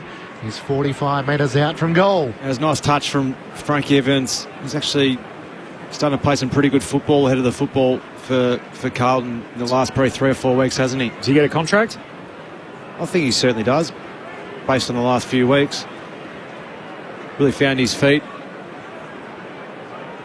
1 goal, 3 for Harry Mackay tonight. Deep in the right forward pocket. He starts on the synthetic turf. As he starts his approach, he'll kick from right on 50. The left footer, it's across the face of goal. Goldstein didn't clear it. At Moyer, who tries to keep it alive. I think the goal umpire's gestured and went through from behind. So a 19-point lead. The Blues way. 12 minutes gone. Third quarter. Thursday night footy on ABC Sport. I mentioned the left footers. There's 9 on Carlton's list. 8 of them playing tonight. Coming down to defence, Redmond, long kick finds Wright, who marks defensive side of the wing. So probably thinking, gee, who's the only player that's left footer on Carlton's list not playing tonight? That, of course, is Nick Newman. Really been the forgotten man, hasn't he, of Carlton's season after being injured in the summer. Hasn't played a single game, and boy, they've missed him off the back flank. We've missed nothing out there as Redmond just goes on a trot to nowhere, gives it to Pryor, kicks out wide for Wright, and we're back in the same spot. Defensive side of the wing for the Bombers, laterally to Dersma. Geez, been lacklustre, hasn't it, this third term? It's an understatement. Handball to Pryor, kicks down the wing to his mate Roberts, who takes the mark. 19 points, Carlton's lead, 13 gone third term. Thursday night footy on ABC Sport. Roberts in front of the Carlton bench, closed down by Akers. Long left footer inside the forward 50, and De Koning just kills it as he swats it away from Guelphy. Boundary throw in half forward for the Bombers. Your thoughts throughout the night, by the way. 0437 774 774. Even our disposal watch has slowed down. Hewitt after having 25 to half time, down to 29. His career best is 39, so he's up to 29, but you know what I mean. He's slowed down his rate. Goldstein wins down the tap. Hollands trying to get clear. He's tackled, brought down. The umpire will ball it up. 0437 774 774 is that SMS number. It's interesting. Wrestle footy fans at this time of year. One last time to see your club, and you walk away sometimes thinking, you know what, a break might be good. crashed into was Motlop. No whistle. He has a second go here. Toe pokes it forward. Roberts for the Bombers. Hand pass chopped off by Hewitt. Taps it back to Motlop, who's taken over the boundary line. Throw it in front of the Olympic stand here on the members' side. Carlton by 19 points. Gone are the days of the disposals being up there on the big scoreboard. When you used to get to the breaks, Corbin. I remember Lids used to look across quite heavily to see where the numbers were at. Mate, you set yourself goals pre-game, and that's why you got to see whether you're achieving them. Keep yourself accountable, Murph. Position yourself. High standards. Position yourself in the huddle, Lids, just to make sure you could see the screen. No, I just didn't look at the coach. Hurried kick down the wing from the Blues, picked up by Evans, short inboard on the 45 to Durden. What opens up here for Carlton? He kicks out wide for Akers. Tongue firmly in cheek for all those listeners. Yes. Had to say before you cop a bit of feedback. Yes, exactly. There's Akers, short down to Walsh. This is one positive for the last fortnight. It's nice to see him back after missing so much of the season with a foot complaint. Kicks to full forward, a mark down there for Will White. Top of the goal square. And he'll kick here from about a dozen metres out, right in front. There's about three of them that could have raffled that one, Murph. It wasn't exactly the quickest play, was it, from Sammy Walsh? Easy mark, wheeled around a couple of steps and put it at the top of the square. They paid a free kick here for a block, so Will White's going to lose it. You should just pay the mark there. I agree. That's very unfortunate. So he's had to give it to his mate in the same spot. And instead of Will White having two, it's Ashton Moyer who's going to double up. He slams it through, and the Blues keep the Bombers at bay. 16 minutes gone in the third, so 8-7-55 Carlton. Got the Bombers at arm's length at the moment, 4-6-30. So Thursday night footy on ABC Sport. Mark Murphy, Brett Delidio. Yeah, I'm glad you brought up Sam Walsh's name in that last passage of play, Corbin, because his work rate, I watched him from that stoppage, was probably the only one who really went hard trying to get the ball going forward. He ends up getting on the end of it, and it's so important watching him last week, just being able to run out of stoppage and try and draw players, create handball, and create that overlap. He's not the quickest bloke, but what he does, he opens up lanes for other players to work into, and he's just such a hard worker and been sorely missed throughout this year. And there'd be so many people last week thinking, why bring him back now? Season's lost and everything else. Like, as much for him, surely, as anything, so he can prove to himself he's still got it. I like hearing him talk about, just any opportunity to play for the jumper. If you're ready to go, I think it's a good sign for other players around him to see that he wants to be out there playing football for the footy club. Mark Murphy with you on ABC Sport. Peter Wright wins down the tap to Kako, who dodges his way out of the middle. Kicks out to the members' side. Xavier Dersma takes the mark. Kicks towards the skipper, Zach Merritt, with one arm. He can't reel in the mark. And it goes out of play at left half forward for the Bombers. Who would you say has been the Bombers' best tonight, Lids? Redmond's been pretty good down back. I think Shealy's, he's got a fair bit of it in the end. He's tried to create with his hands. Clark off half-back's been good. Clark's been good, yeah. Tried to give a bit of run. Challenge for Essendon in 2026 is trying to get that composure with their execution. Perkins had it for a moment, lost it. Taken by O'Keefe, hand pass forward to Akers, got it to Cripps. Quick 1-2 with Akers. Got bumped into by Merritt as he kicks up the wing. Big fly from Evans into Moyer. Can't take the mark. Redmond tackles as he gets a hand pass into the middle of the ground for the Bombers. To Peter Wright, to Clark, who looks to switch, and Nguyen takes the mark at centre half back for the Bombers. Long kick out towards that southern wing. Lamont Lowell will take the mark. Slow build up for the Bombers. Short kick down the wing. Finds Reece Unwin, the Cobden boy. Great story last week. They had 3 buses scheduled to come and watch Zach Merritt's 250th game. They ended up using them for him on debut. The Cobden product. He turns it over here. Cripps marks centre half back. Ben Cameron is on the boundary. Ben. It's you, Ben. Sorry, I just got my cord caught on the chair in front of me. Blake Akers has come to the bench, and he just, in being bundled over there by Zach Merritt, cradled his shoulder. He's had a lot of issues with those shoulders. He looks really sore in that left shoulder at the moment. Thanks, Ben. Does it feel like a dead rubber in round 24 to anyone? If we're basing it off Ben Cameron's performance. So, what do you mean? Just gets the cord tangled up. And what was interesting, though, on that play was whether or not Akers actually hit the AstroTurf. Yeah, with his head. Yeah, that's the one thing to keep an eye on, because it is pretty close to the boundary line, that AstroTurf. I don't understand the reason why it's there in the first place, really. If Ben can untangle himself from his cords, we might be able to get a further update from him in a moment as the kick heads down the wing. Cripps hand pass out wide, rolls out of bounds. So throw in 70 out from the Blues goal. Ben Cameron. Yeah, he did get up cradling the shoulder and was rubbing the back of his head, Murph. So he absolutely might be onto something there. Just every now and then you get a look behind the curtain, and it's not quite as high-tech as what would you imagine it is in today's era. I'm getting a bit of a look at it now. And Carlton by 25 points. Hudson O'Keefe wins down the tap, but it's Pryor who kicks the Bombers up the wing into the pack. McMahon can't take the mark, and Wiedering's had a good game. Gets it back to Lewis Young. Dribbles a kick up towards Sam Walsh. Veers out to his right. Spots a player at left half forward. It's Flynn Young, and he takes the mark. Hemmed in against the boundary line at left half forward. Can hand pass to Hewitt. He can poke a kick over the top. It's either Mackay or it's Paddy Cripps. Cripps says, it's all yours, H, and he leads up and takes the mark in the left forward pocket. George Hewitt up to 31 disposals for the match. What a great kick from Sam Walsh over about 50 metres. Just turned inside and didn't see anyone, but just saw a player to his far left side and just pinned him from a good 50, 55 away, and that just opened up the entire ground. You little blokes look after each other with their metres, don't you? You feel like Harry needs this for his own confidence. 1 goal 3. Mackay comes in from 45, and he misses to the left. 1 goal 4. Minor score the Blues by 26 points. He could have cashed in the last 2 weeks, Big H, couldn't he? My word. We did last week, kicked 7. That's what I'm saying, but he could have done it back-to-back weeks. He's had 5-6 shots on goal. 1-4 for him tonight as Pryor comes out of defence but turns it over. Wiedering takes the intercept mark on the wing. He's had a good night. It's been tough sledding for Liam McMahon in that forward line tonight. Short kick to De Koning. He centres it to a dangerous position. They come from all directions. Pryor lost his landing underneath him, and he gets a free kick for the contact in the air. It's an interesting case, Jackson Pryor. So he's had to play in sort of above his weight class, key post in defence, but played every game this year, and yet he's off contract for next year as Perkins shares it with Reece Unwin, trying to share it with his big brother mate from Cobden, and completely butchers it. Ball rolls out of bounds. We'll have a throw in here, 60 out from the Bombers' goal. Yeah, unfortunately for Zach Merritt, ran about 120 metres for that and was in a lot of space, but unfortunately couldn't be connected with. That's just the frustration part of, isn't it, playing with a side or teammates who are young and inexperienced.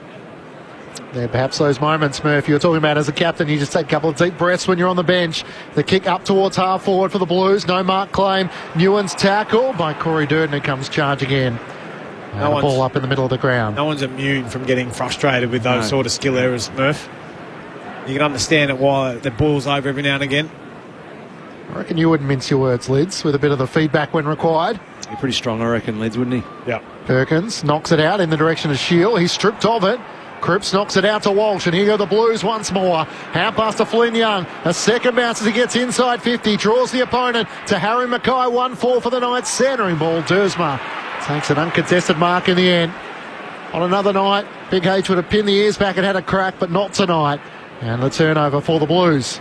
A long kick out to that outer wing. It'll be marked there by Blackiston. Dish a hand pass off to Sardo Ahuli. Comes darting through. And the mid-season recruits from last year. Kicks down to half forward. Merritt didn't take it on the full. Gets there off the deck. Hands it to Shields. Sells a dummy. Trying to give it back to the skipper. He's missed him by hand. Walsh has got it. He's tackled by Merritt. He's done a heap defensively tonight, Zach Merritt. The Blues win it anyway, though. Down the wing they go. Motlop the 1-2 with Cripps. Motlop off the wing. Kicks to half forward. Straight onto the chest of Durden. Blues going inside 50, and Evans on the end of it takes the mark. The Bombers fans unhappy. The tackle went unrewarded. A free kick, or in fact a shot at goal, rather, for the Blues here at left half forward through Evans.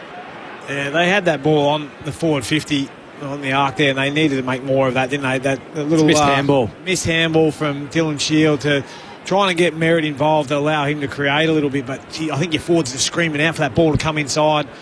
Creates a turnover, and then your backs and mids are just caught on the hop. Merritt's had 8 tackles, by the way, twice as many as any other Bomber and 3 more than any other player on the ground. He's got a hand that was surgically repaired 10 days ago. As Evans pulls the trigger, and straight through it goes. From out wide at left half forward, and he joins in the party for the Blues. Their growing list of goal kickers. He becomes the 8th different goal kicker tonight. Carlton's lead now out to 32. 9-8 to 4-6. 24 minutes gone in the third term. Ben Cameron on the boundary. Ashton Moyer came from the ground, had a little bit of a chat to the docs, and I think it's a left ankle injury that he's just dealing with. He has gone down to the rooms, though, so I'll keep my eyes and ears across that. Yeah, no wonder the Essendon fans are a bit disappointed with that non-holding the ball decision on Sam Walsh from their skipper in Zach Merritt. He basically spun him around and tried to make contact with the ball by foot, but just completely missed his boot, so should have been holding the ball. And as you are well aware, the goal results on the back end of it. Just interesting watching him in the back tray as Francis Evan kicks that goal. He's explaining to the umpire why he thought it was holding the ball. The umpire's listening to it, and he's such a competitor in game 250. Zach Merritt back in the middle of the ground. Motlop squeezes the kick forward, and Flynn Young takes the mark right on 50, long to the goal square. Hudson O'Keefe can't get there, and a good mark taken by Mason Redmond. Sends it out to the back pocket for Sardal Hooley, who takes a bounce as he runs to right half back. A second as he runs the worn wing. Looks into the middle of the ground. That's not a great kick. It does get to Langford. Hand pass to Llewell. Links up with McGrath. Hand pass over the top to Merritt. Crunch by Carroll. Got it away at the last moment. Back to McGrath. Drives it inside 50. Here's Guelphy. Far from pretty, but it was effective as Guelphy curls it around the corner and is able to put through his third. After the Blues have kicked 2 goals in succession, the Bombers strike back, and it's a 26-point lead Carlton's way. 9-8-62 to the Bombers, 5-6-36. 25 minutes gone, third quarter. Thursday night footy on ABC Sport with Mark Murphy and Brett Delidio. Well, Murphy was a hold-your-breath kick from Al-Hooley inside, wasn't it? It was the risk reward, and it did come off. And then the forward handball from McGrath even put Merritt under a fair bit of pressure, but his ability to get his backside into his opponent, just to get that separation, to give it back, and then the kick forward. There was 3 or 4 of them down there. They could have raffled it. You know, Shield pushing forward. I think McMahon was down there as well, and Guelphy, who ended up taking the mark. 3 goals as a small forward. It's a pretty good return on limited opportunities. It's been rewarded tonight, Guelphy. Yeah, they did lengthen really well then, the Essendon forwards, so it just made the options pretty easy for their midfielders ahead of the football. 26 points, the Blues lead. Goldstein knocks it down. Kako at the centre bounce, won it, but then coughed it up. Hewitt gets the clearing kick out of the middle for the Blues to Williams at half forward. Shoots a hand pass back to Frankie Evans. He loads up for his second in the quarter. Bangs it straight through. And Carlton answer back again. Story of the night. They have had every answer, Carlton. 10-8-68. And just continue to just snuff out any kind of momentum the Bombers are looking to try and build. 5-6-36. We are 26 minutes gone in the third term. Carlton by 32. Mark Murphy, Brett Delidio on ABC Sport. Yeah, they've been pretty dangerous all night from stoppage, but especially from centre square bounces. They're currently leading 13-4 Carlton in that area of the game. So straight away you're putting your defence under enormous heat. So doing some great work in there. The Carlton midfielders are getting the ball out, and then just the Essendon defenders getting drawn 2 for 1, and then Frankie Evans just played smart, played off him, just allowed himself a bit of space to get that opportunity in front of goal. George Hewitt, 10 clearances, up to 32 disposals. Full. Up to 12 goals of the season. Francis Evans, not a bad pickup. One of the last selected for season 2025. McGrath sends the Bombers up towards half forward. Langford gathers, kicks towards Peter Wright. Over the top of the pack, can't take the mark. Guelphy tried to knock it on. Akers gets a hand pass back to Wilson. Hand pass to Hewitt, back to Akers. Through the middle of the ground to Jesse Motlop. Kicks up to Durden on the bounce. Links up with Akers, a third involvement. He runs the members wing. Takes a bounce. Inboard to Motlop. Can he screw it towards the teeth of goal? Hudson O'Keefe caught behind. Redmond taken high. Just as O'Keefe was about to fire on goal, the whistle came. And Redmond will take it in the left back pocket. At high contact. And the Bombers have it in the back pocket, trailing by 32 points. Probably lucky he had a clumsy ruckman on him, Mason Redmond, because he did bumble that one off his chest. As Clark out of the defensive 50 turns it over. And an intercept mark taken by Frankie Evans. If you've been on another planet or in Antarctica or something for the entire footy season and you've come back and you've attended the game tonight and thought, I wonder why these two teams aren't playing finals, I don't think you've had to wonder for too long, having seen the way they've gone about it tonight, as the kick inside the forward 50 here finds Williams. And he marks 40 metres out left half forward.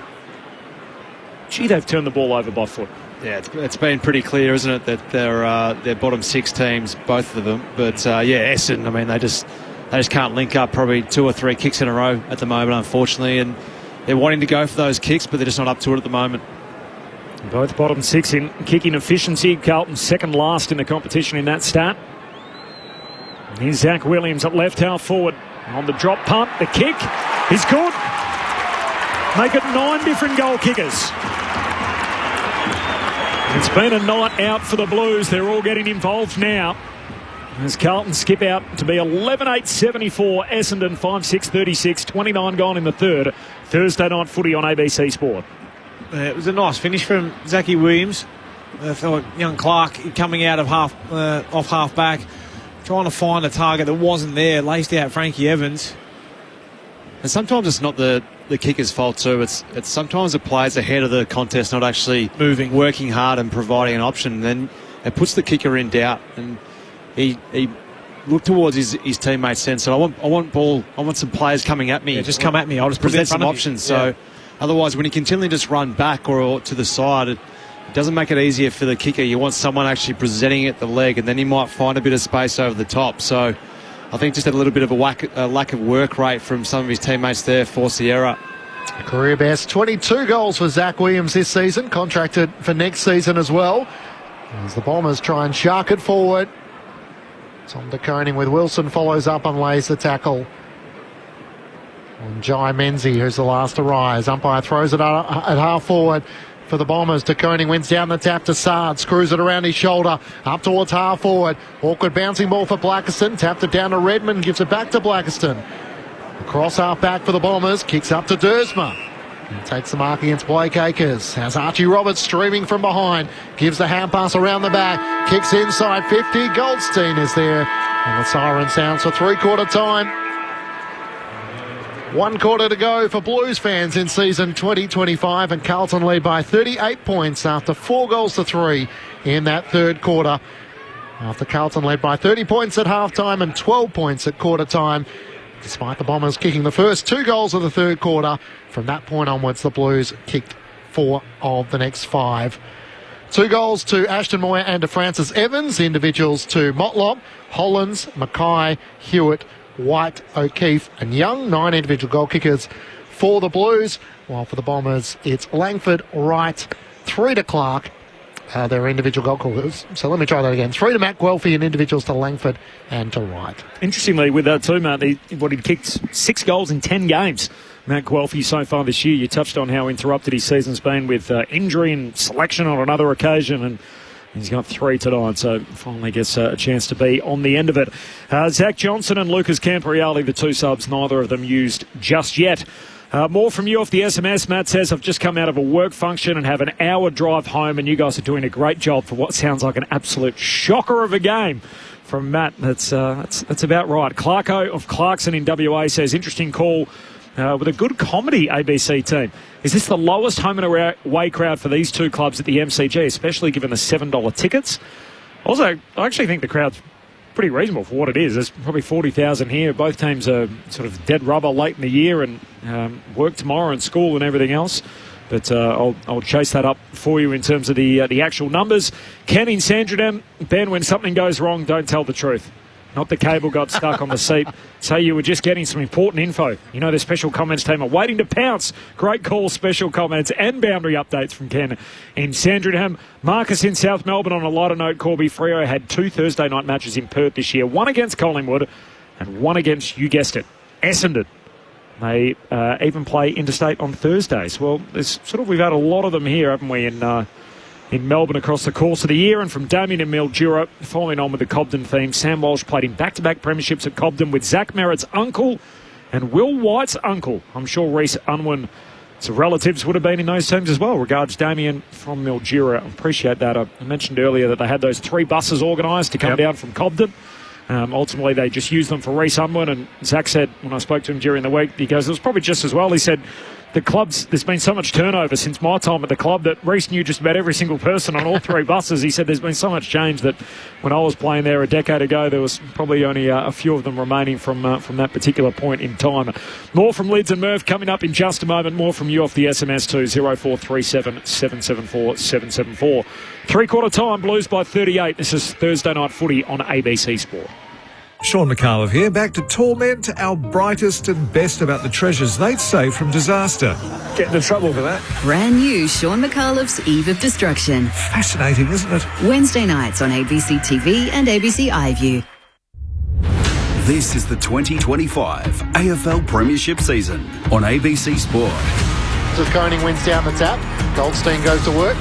Wins it at ground level, hand pass to Kako, hand pass to Shield, gets it over the top to McGrath, drives the Bombers inside 50 first, Wright tries to shove his opponent underneath the leg, it's gathered by Menzies, cleverly tapped on by Wright to Guelphy, who dribbles through the opening goal the second half. Well done, Haynes, attack the footy, breaks it up, tackled immediately by Merritt, ball comes out, says keep rolling, and here's Walsh, almost mowed down by Merritt did well, wins it back. Now the inside 50 links up with Langford. Langford on the drop punt, he's hit it sweet. Straight through it goes. Well, links up with McGrath. Hand pass over the top to Merritt. Crunched by Carroll. Got it away in the last moment. Back to McGrath. Drives it inside 50. Here's Guelphy. Far from pretty, but it was effective as Guelphy curls it around the corner and is able to put through his third. Goldstein knocks it down. Kako at the centre bounce. Won it, but then coughed it up. Hewitt gets the clearing kick out of the middle for the Blues to Williams at half forward. Shoots a hand pass back to Frankie Evans. He loads up for his second in the quarter. Bangs it straight through. And Carlton answer back again. This is ABC Sports coverage of the AFL. On your radio. ABC Sport Digital. And on the ABC Listen app. Sounds there from the third term. George Hewitt with 32 disposals. Sam Walsh has had 28. Meanwhile, could have been a big night for Harry Mackay. He's kicked 1 goal, 4. His Blues still way out in front. They lead by 38. The thoughts of Mark Murphy and Brett Delidio through three quarters. Well, we're just playing our time here at the moment, Lids. But what do you want to see from Essendon this last quarter? Hit targets, goals, take the game on. Well, just something exciting, I think, more than anything. And they're trying to do it. You can see that they're trying to, put speed on the ball and get the ball into their best users' hands. But unfortunately, they're a bunch of kids and they're making mistakes, which is falling into the hands of Carlton, which are capitalising on that. What I think Brad Scott would be imploring is don't give up on your standards in terms of defence and trying to apply pressure and the structures and things that we're trying to implement for us going forward. But at this point in time, it's been a bit of a hard watch, Murph. Yeah, they just don't need to rush themselves as much. You can do one thing, move the ball quickly without being rushed. So what I mean by that is actually take your time, reward the runners, see the easy targets, and then go again. I think sometimes you just get caught in this fact, we're just going to flick it on, causing yourself to run into a few issues. And Carlton are just sweating on that at the moment and really punishing on turnover. There's a great Alan Jones line, the broadcaster back in the day used to say, look, if you only got a short period of time that you got to fill, is be quick but don't sound rushed. So basically there's an art to it, isn't it? A difference between rushing and being quick. Just on the crowd numbers, by the way, in 2018 they had 44,000 and in 2016 they had 43,000 for this game. So are we around 40,000-ish? They'd have to be around 40, wouldn't they? I think the MCC were thinking it was going to be closer to 50, but... Okay. It's hard to tell when they're spread out the way they are around such a huge stadium, but certainly not as many as the mid-season meeting, of course, on the holiday weekend. Final term underway, 38 points is the lead for the Blues. Handball spun out, pumped forward by Roberts, just punches it in the direction of the half-forward flank. Campriali competes for that, and there's a free kick in all of it, and he's going to get it. Straight into a touch. A lefty dabs it into the middle of the ground for Cripps. He narks, hand pass away to Cowan. Through the middle of the G, short kick to Hewitt, who's up to disposal, number 33, inside 50. Newen punches it away for the Bombers. Can't quite trap it. Durden spills it in the direction of Gresham. He hands it to Roberts, who kicks to the wing. Sends it high to Zach Merritt, who takes the mark. So Ben Cameron, both teams have made their sub. Yeah, at the moment, Sam Walsh has just moved to the back of the bench. Lucas Camporelli is out onto the ground. I'm just trying to get my head around the Essendon sub at the moment. Yeah, Liam McMahon out of the game. As the kick comes inboard to Kako, who takes the mark from Kyle Langford.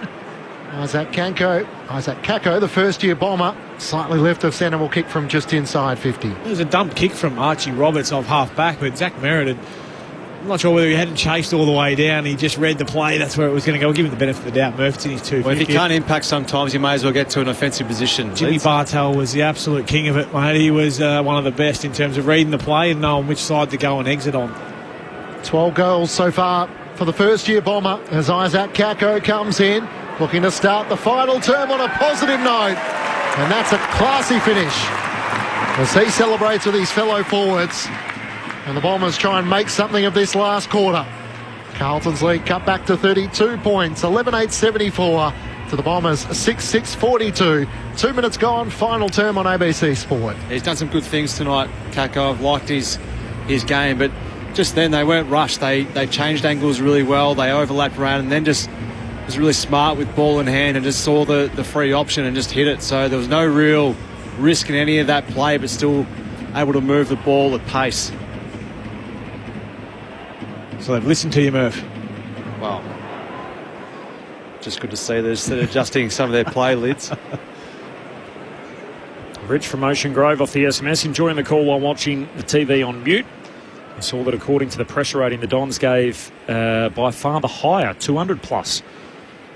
What more do we need to show? That silly metric that should be ignored is the premise of the message from Rich, basically saying if that's 200 plus, we should throw it out. As Carlton win the ball on the back flank, Hollands hands it away to Akers, kicks down the line. Oh, Clark went early, and at the back, Moyer. Slick hands. Able to take it clean, right in front of the benches. 32-point lead for the Blues. Moyer down to half forward. They all leap up for it. O'Keefe trying to trap it on the way down. Tackled, taken down by Redmond. Had an arm free, and the ump says holding the ball. In the interpretation, if you have an arm free, you've got to at least try and make an attempt. He didn't do that, and it'll be a free kick here for Mason Redmond at half-back and the Bombers. Final quarter of Carlton's season. They're on top by 32. The Bombers, of course, still have a second game to play this round on Wednesday night up at the Gold Coast, where Mark Murphy stepped into the Bureau of Meteorology and forecasting showers. Hopefully it's not too bad, yes. Corbin. I hope his votes are better than his weather forecasting by all reports. They've been strong this year, Clint. Actually trying to allude to that. We like checking the coaches' votes on a Monday just to try and compare notes. We won't see him this week. No, we won't. Roberts out towards Angus Clark at left half back. We'll just assume that we've got him right, Murph. Yeah. Would have thought. Won't be far off it. Nah, wouldn't be. If you want to know from this game. It's just an opinion at the end of the day anyway. The umpires don't always see it the same way. Clark kicks up towards the wing. Guelphy trying to break his way through. He's tackled across the boundary line by Sard and Tom de Koning, and the umpire says throw it in centre wing with the Blues leading by 32 points. You write them down, Lids, and compare them to what the umpires had at the Brownlow medal night as well? Well, there was a couple of times I was a bit bemused with... We're talking about experts though, aren't we? Yeah. They're not really the experts. No, they're not. You'd bake on the coaches, wouldn't you? They're the adjudicators. Probably the better award, if you ask me. I know our experts, they quickly look at what's happening on a Monday when the coaches' votes come out. The boundary throwing, McGrath, ended up with it. He's tackled in all of that. 4 and a bit minutes to go, final term. 2 Friday night footy games tomorrow night. Of course, it'll be Collingwood and Melbourne here at the G, and Port Adelaide in the last game for Kenny and Travis Boak at Adelaide Oval against Gold Coast. Back out of bounds here, half forward for the Blues. Ben Cameron's on the boundary. Ben. I think he just missed inserter extraordinaire Mark Murphy there, referencing the fact that he was once voted the best player in the comp by the coaches many moons ago, and they are the best judges of the best players in the game. Well, I actually didn't mention myself, but thanks for picking up on that one. We picked up the hint. I picked up down here, Murph. It's got to this stage of the match where we're all having cracks at each other, so hopefully we can keep you entertained as McGrath quickly 1-2s.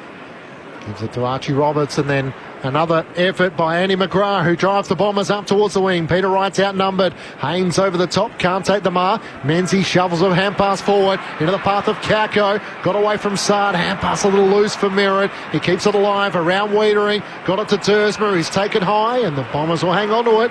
At left half forward. Carlton leading by 32 points. The only goal of this final term the way of Isaac Kako. Comes inboard to Andy McGrath. Possession number 27 coming out for him to join Mason Redmond leading the way for the Bombers. 33 for George Hewitt as he kicks inside 50. Kako up with one arm and juggles the mark. In front of Langford. He's just able to hold his position and showing some good forward craft to control the ball in front. Yeah, you just thought the numbers were going to come and really make an impact on that inside 50 kick from McGrath, but they just didn't come, and full credit to Kako, who stood there and accepted there was going to be some heat, but stuck the 1 mitt up and just stayed with the mark. Not sure who was on him though. No. Was he touted as the best small forward of last year's draft, Lids? Yeah. Isaac Kako? Yeah. Looking for his second goal in this final term as he comes in from 35 metres out.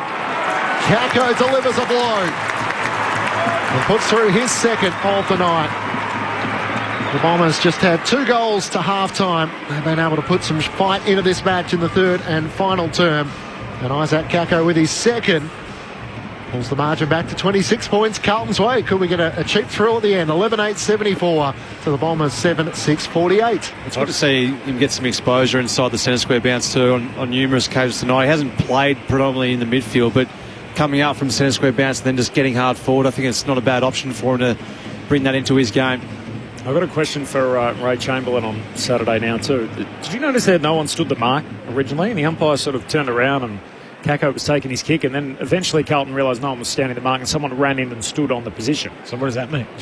No one was standing, so I thought if the umpire calls stand, or he should call stand within a certain period, there should be no one that should be allowed to stand there. It should be outside the 5 protected zone, and even if he's having a shot for goal, he should be able to walk in an extra few metres and pop it through. Surely Greg Swan changes that rule next year. You don't like the stand rule? I hate it. I like it.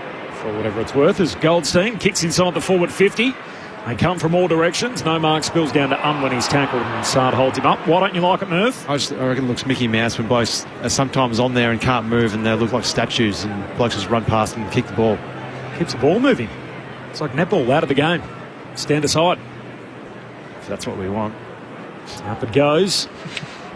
Down it comes, the way of Wilson. Hand pass away to Cripps, kicks out of the defensive 50. Durden takes the mark, but he didn't travel the required distance. Gives it to Hewitt, who's had a big night. Another one to his tally. Hand pass away to Hollands. Blues out through the middle. Wilson kicks to an unguarded goal square. The ball runs away from Redmond and out of play. Throw in forward pocket for the Blues. Ben Cameron on the boundary. Just that McMahon substitution. I've spoken to Essendon. No concerns there. Just tactical, the club says. Just the 2 touches for him tonight. Just the 1 kick after what's been a pretty good year for Liam McMahon after getting picked up with the last pick in the mid-season draft. The score, by the way, Carlton by 26, 9-goal final term. Jacob Wiedering for company, and I think it was 19-9, the inside 50s in that third quarter, so tough for him being a forward in the Bombers forward 50. Here's Nguyen, who gets a hand pass to the ruckman Goldstein. To Clark on half-back, draws Blake Acres, and then the hand pass to Roberts around the boundary line to Menzie. Links up with Llewell. Hand pass over the top to Clark. This is good ball movement by the Bombers, all by hand. Now the kick up to half-forward. Here's Wiedering in front. He has been a presence across half-back for the Blues. He takes the mark against Matt Guelphy and chips it back inside defensive 50 to Wilson. Releases the run of Ollie Hollands. He looks out to the Shane Warne Sands side. That kick won't get to Flynn Young.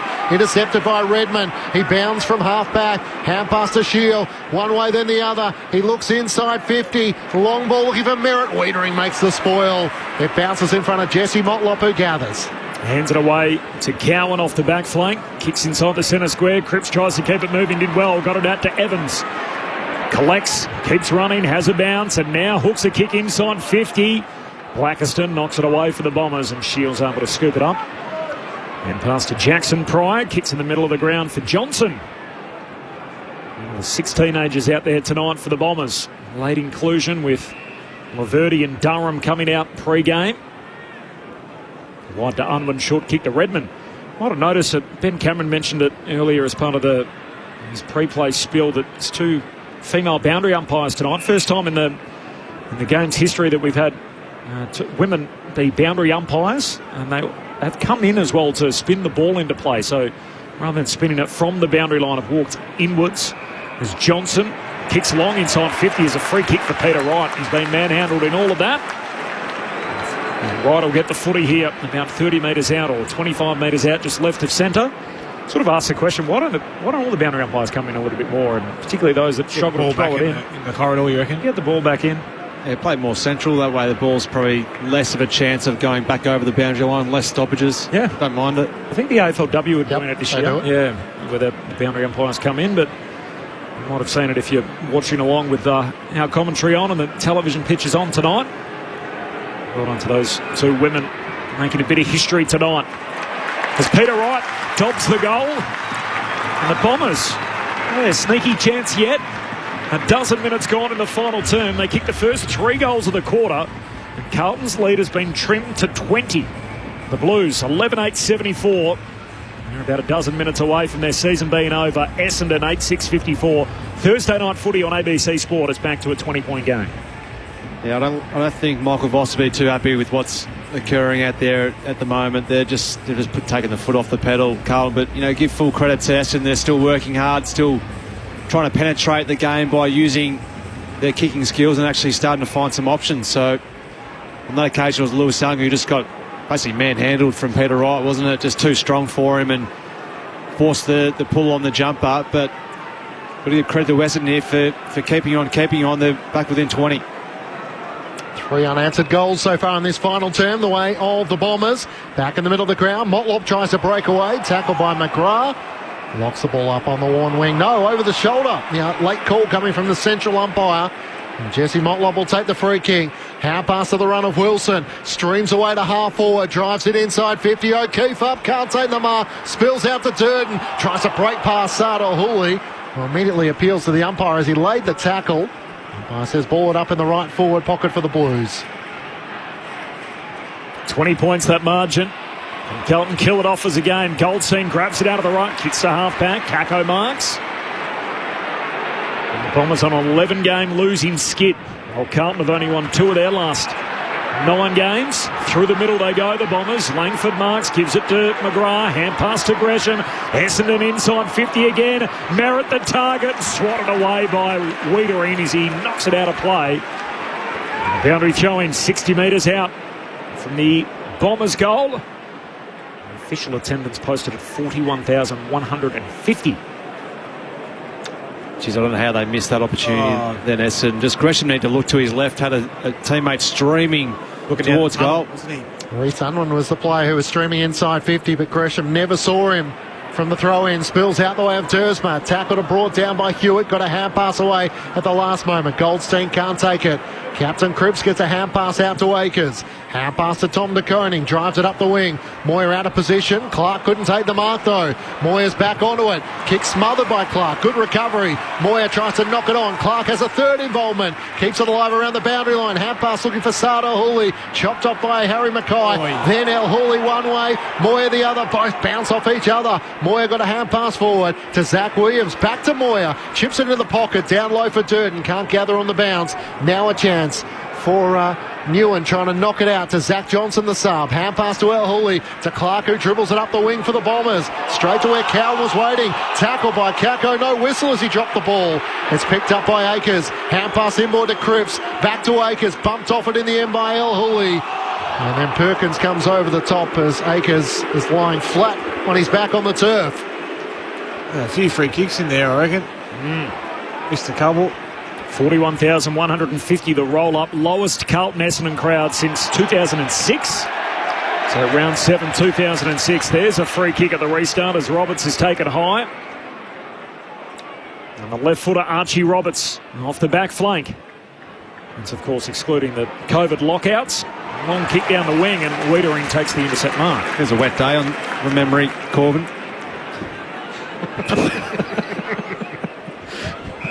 He's all over it, man. Short kick to Wilson, short to Motlop. Back to Wilson. Front of the benches. He was the 6th of the 7 debutants Carlton have had this year. Bombers, meanwhile, have had 15 debut. Kicks down to half forward, and there's Harry Mackay. Floats across the pack and takes the juggled mark left half forward for the Blues. Yeah, just really good craft then from Harry Mackay, who came back and I saw J Mark at it. He just pokes it into the pocket, Murph, and Francis Evans a little closer to goal. You sneaky little Frankie Evans in. He just finds himself in a bit of space, but pretty handy when no one's picking him up there. Hiding behind a blade of grass, was he?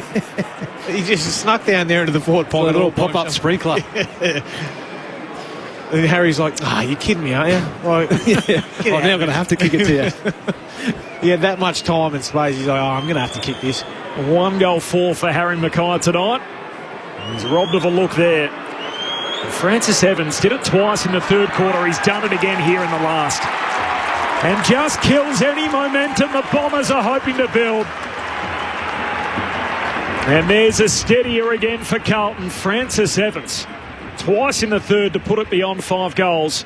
And now here puts Carlton back out beyond 4 goals in the final quarter. 12-8-80. They lead Essendon 8-6-54. 3 goals all in the second half for Frankie Evans. Yeah, it just keeps on finding a way just to, as I said just before, finding a little bit of space, and Big Harry just had to give that one off unselfish. Yeah. But just ever since the Essendon, I think it was a period earlier in the game where they kicked a few and got back within 3 goals, and then Carlton just do enough just to put the game beyond doubt. But I like the way in which Essendon have applied themselves in this last quarter. 11 goals in his last 3 weeks. 2 goals against the Dockers, 4 against the Suns, 2 against the Power, and then 3 tonight. Certainly showing that he can be their small forward in 2026 if they're happy to persist with him. Back in the middle of the ground, spills out. Here's Evans on cue. Volleys it up towards the 50. Mackay's onto it. Hand pass to Cowan. Chips it down in the direction of White and Flynn Young.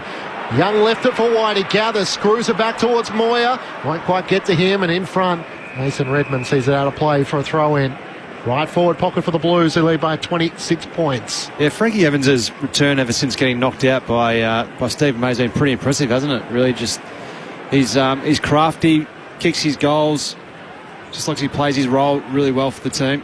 Third club was on the Cats list before being at Port Adelaide. Here's Mackay, tries to dribble it towards the goal line. It's rushed through in the end by Xavier Dersma, being tackled by Evans. 27 points is the margin. Don's working out to half-back. Taking the mark there, Johnson keeps it moving. Short kick to Unwin. On the left, he pokes it down to Merritt. Wasn't missing that one. He looks inside the forward 50. Kako the target. It's a superb kick.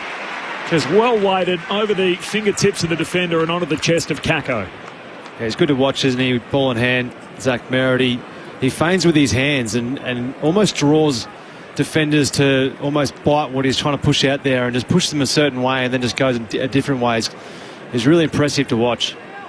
I've got a text for you, Murph, in a minute. Redmond running shotgun, collects the hand pass, loads up from long range and misses. Hit me with it, leads it behind. Off to watch the mighty Melbourne Storm tomorrow night and wanting to know if I'll need an umbrella, please, Rob Gell. Very good. That's really you. From the Traralgon Tiger. You won't be laughing next week when there's just mills upon mills dropping up north. Carlton by 26, 19 gone, final turn. Stand by, Tiger. The latest weather coming up with Murph in a few moments as Mackay across half-back. Hand pass to Francis Evans, puts it out in front of Durden. Hand pass around the boundary on to Motlop. Got it away from Pryor. Back to Durden, back to Motlop. They stream to left half forward, driving it inside 50. They're out the back here. And the kick to the top of the goal square as the mark is claimed. And Finn Young streaming forward takes the mark. Yeah, they're all trying to cash in at the moment, the Carlton small forwards. And what I did like from Motlop's run was he started his run on the half-back flank and then ended up getting the ball, but then just didn't get the ball and kick it. He ran probably 7 or 8 metres and just allowed his teammates to work into a better spot ahead of goal, and it's a beautiful kick in the end. Flynn Young has kicked 1 already tonight.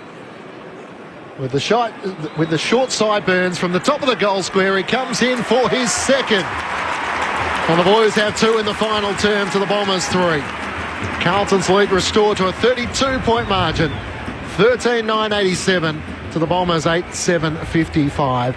Flynn Young with 2. Thursday night footy on ABC Sport with Mark Murphy and Brett Delidio. Oh, cashing in the last game of the year, Murph, it makes your summer a hell of a lot easier when you feel like you played a good game in your last quarter, especially. A few of these young forwards, as you mentioned, they are cashing in. They're getting out the back and being given a fair bit of freedom at this point in time of the game, which you can understand too. I mean, the Bombers have still got a game to go, but they've certainly found some holes in the defence of the Bombers tonight. Fast ball movement has really caught them on the hop. Yeah, what they have done well is they've gotten really high up the ground and supported their defence and then just streamed really hard back towards goal. So opening up pockets of space for one another and then using one another as well on the way through. 21 gone, final term, Blues by 32. Thursday night footy on ABC Sport. Dragged down in the middle is Archie Roberts. I think he's getting a free kick. Here he is.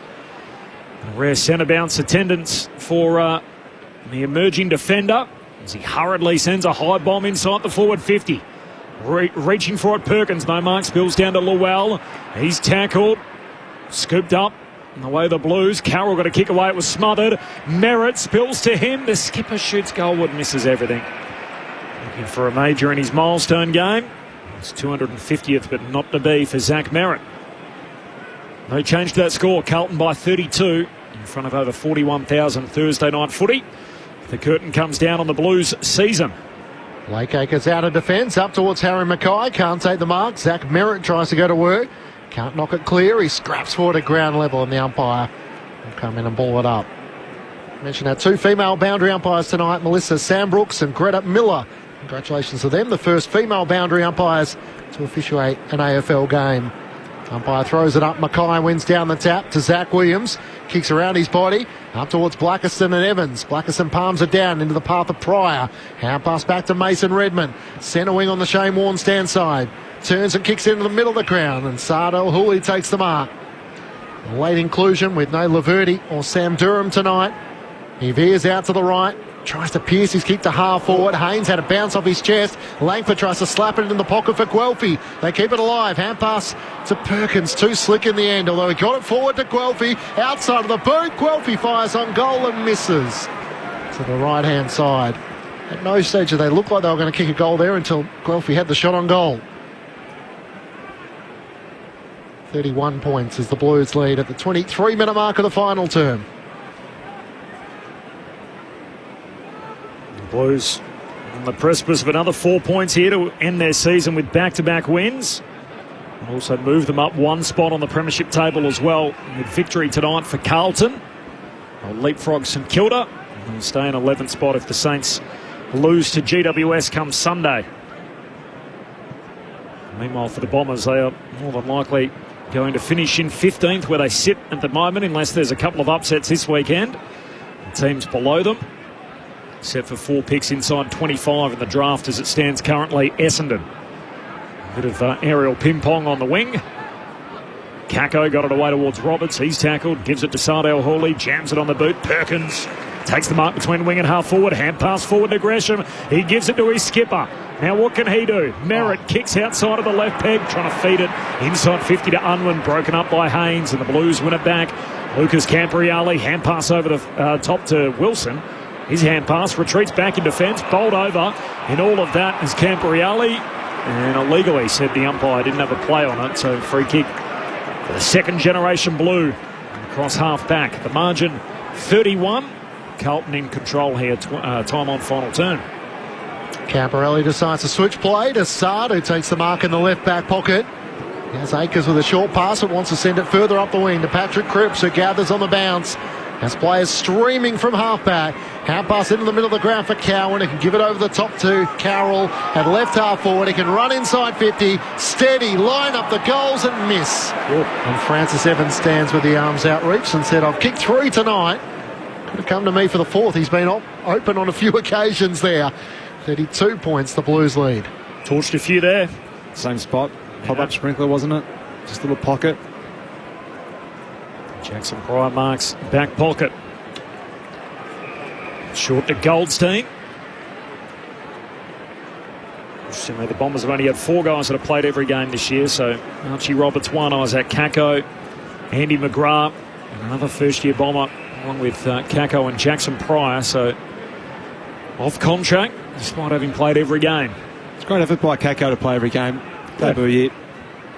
Absolutely, the 19-year-old. One of their rising star noms. This is Perkins, who marks at half-back, goes long down the wing, and Wiedering takes the intercept mark. He's been good tonight. Just makes it look easy, doesn't he? Yeah. Jacob Wiedering, probably in the top 3 players in the ground. We'll see with Lids' votes later on. You've already been handballed from Clinchy, mate. You can't give another one. You don't shepherd, so I don't want it. It goes out wide to Campriali, kicks down the line, and it rolls out of play. So throw in here, half forward for the Blues. Final moments of their season in 2025. And then the good news is, we're on air for another hour from now, so we'll have a deep dive, both camps. Stick with us. We can look ahead at the rest of round 24. Text in. Yeah, text in. Lots of text. Help us get through. Really looking forward to the list analysis by Brett Delidio. As Johnson kicks up the wing for the Bombers, chopped off as lunging forward Nick Haynes takes the mark. Centre wing on the Warne wing, chips it out wide to Ollie Hollands. He can go wider still to Camparelli. 26.5 minutes gone in the final term. It's Camparelli in no real urgency to move it quickly. Veers out to the left. There's a high bomb kick to half forward. De Koning sets himself, cleared his fingertips. Mackay tries to knock it on. Blackiston trying to slap it out. It spills the way of Jesse Motlop, kicks to the goal square. Hudson O'Keefe tries to get a toe poke onto it, having parried it down. And it trickles through for a minor score. 33 points the Blues lead at the 27-minute mark of the final term.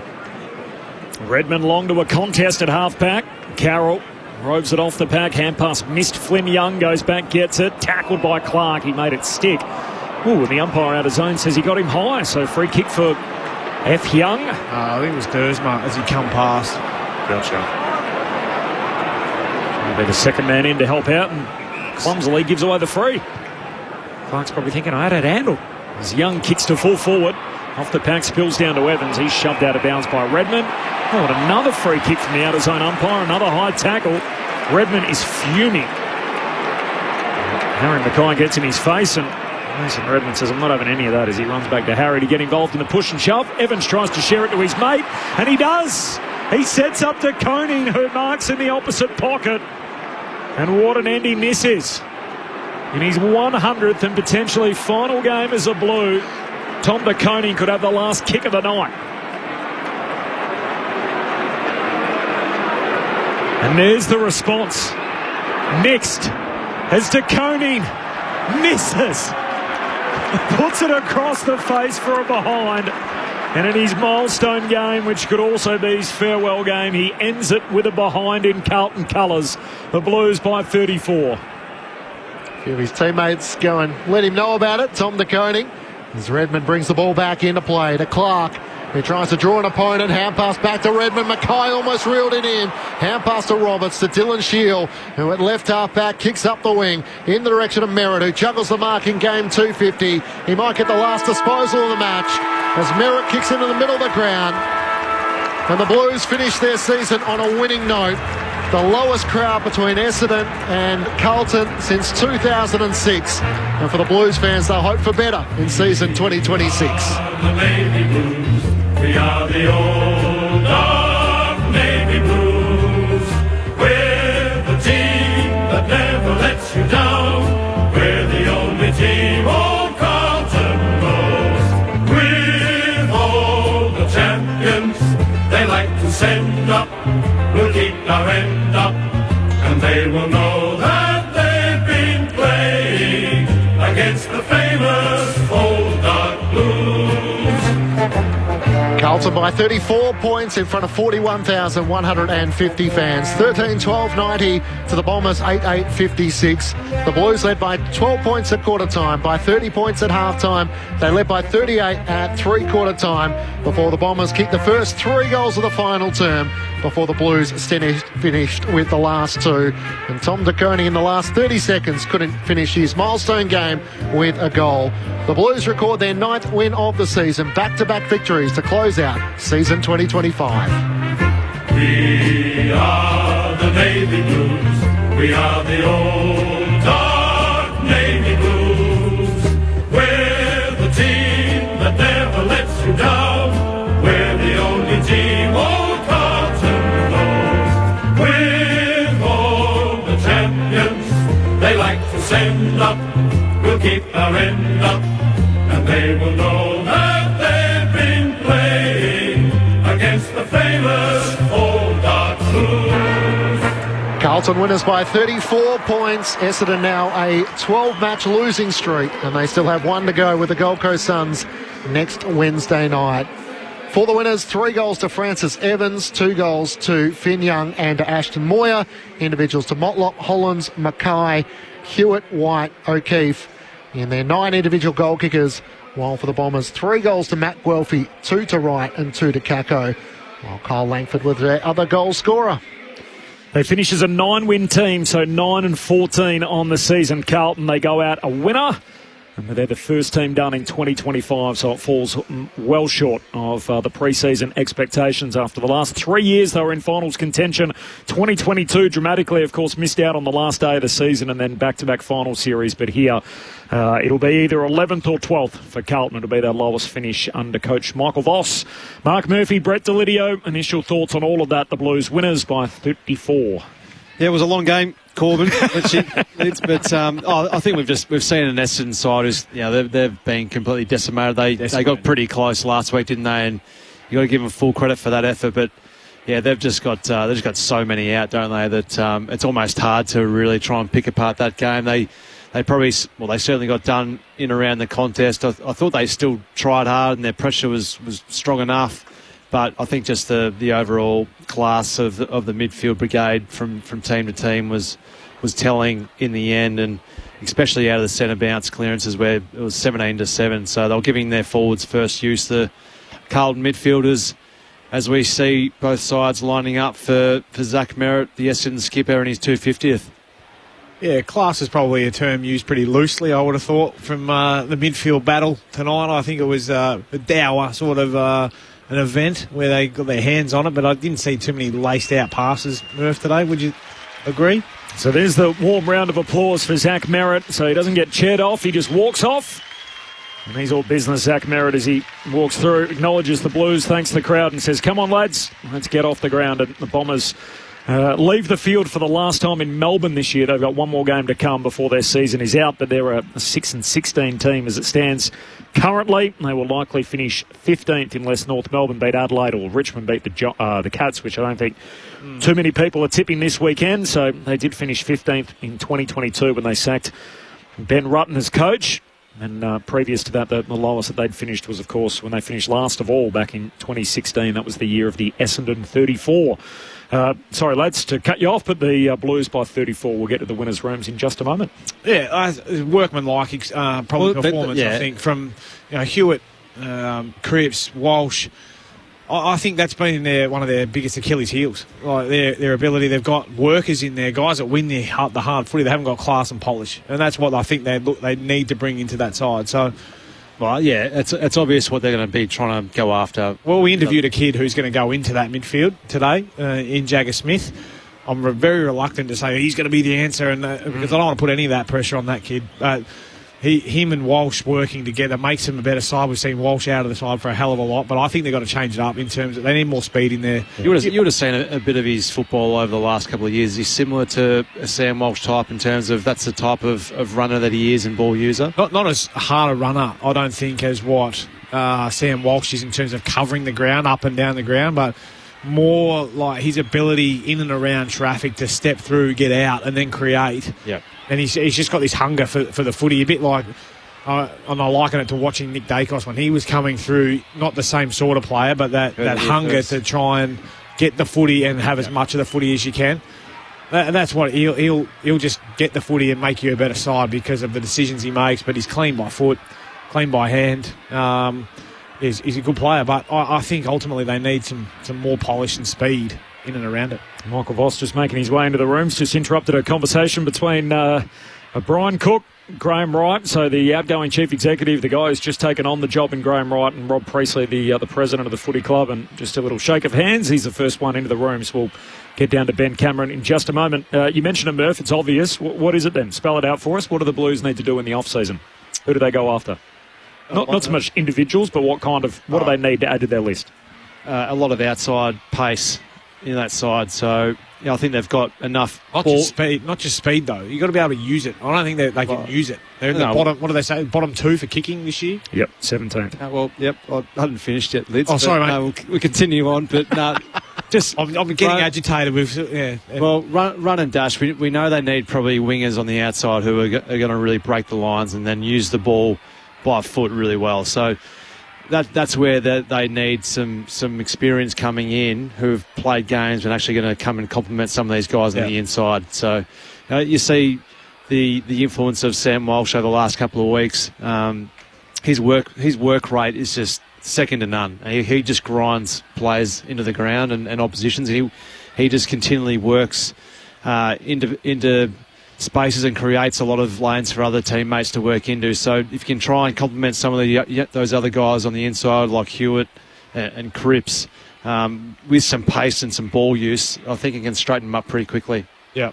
I think if you can get Elijah Hewitt back into your side, I think he was a big loss too this year. Hollands, yeah. Elijah Hewitt's in West Coast. His ability to go from half forward up, then mix it up in the middle of the ground and then deliver, he makes a big difference. So if you can get him back as well as Nick Newman off half back, he's a distributor and means it's not just left the side to try and distribute off there, but I like that Zach Williams going forward. He's had his career best year in terms of goals kicked. Frankie Evans has stood up late that you spoke about just then, Murph. Yep. So there are some little wins there, but they're going to lose their ruckman, and then therefore they're going back to having their second stringer basically leading the way unless they bring one in. I still think he competes really well. So definitely. I still think he's a solid AFL ruckman, Mark Pitnet. So I think it's all doom and gloom in that that sort of phase, but I think they certainly need to add that pace and ball use on the outside, don't they? Lucas Camporelli finally plays in a win, so they push him to the front and he leads the team off rather than Tom de Koning in his milestone match. I'll let you sing along one last time here, Murph. Ben Cameron is in the winners' rooms. Ben? Yeah, thank you, Corbin. A pretty crowded Blues rooms as they make their way in, led in by Paddy Cripps, their skipper, on the way through. In the rooms as well, we've got Jack Silvani. Will it be the last time we see him in Carlton colours? There's a few others that we can ask the same questions about. There's no doubt about that. Mitch McGovern, lots of family and friends as well. They're a pretty happy bunch. It's been a tortured year for Blues fans. There's no doubt about that. And just ask Murph. So I think they'll enjoy any victories they can here tonight, and a few of the younger players who haven't been a part of a win as yet in the middle of the circle. Here we go.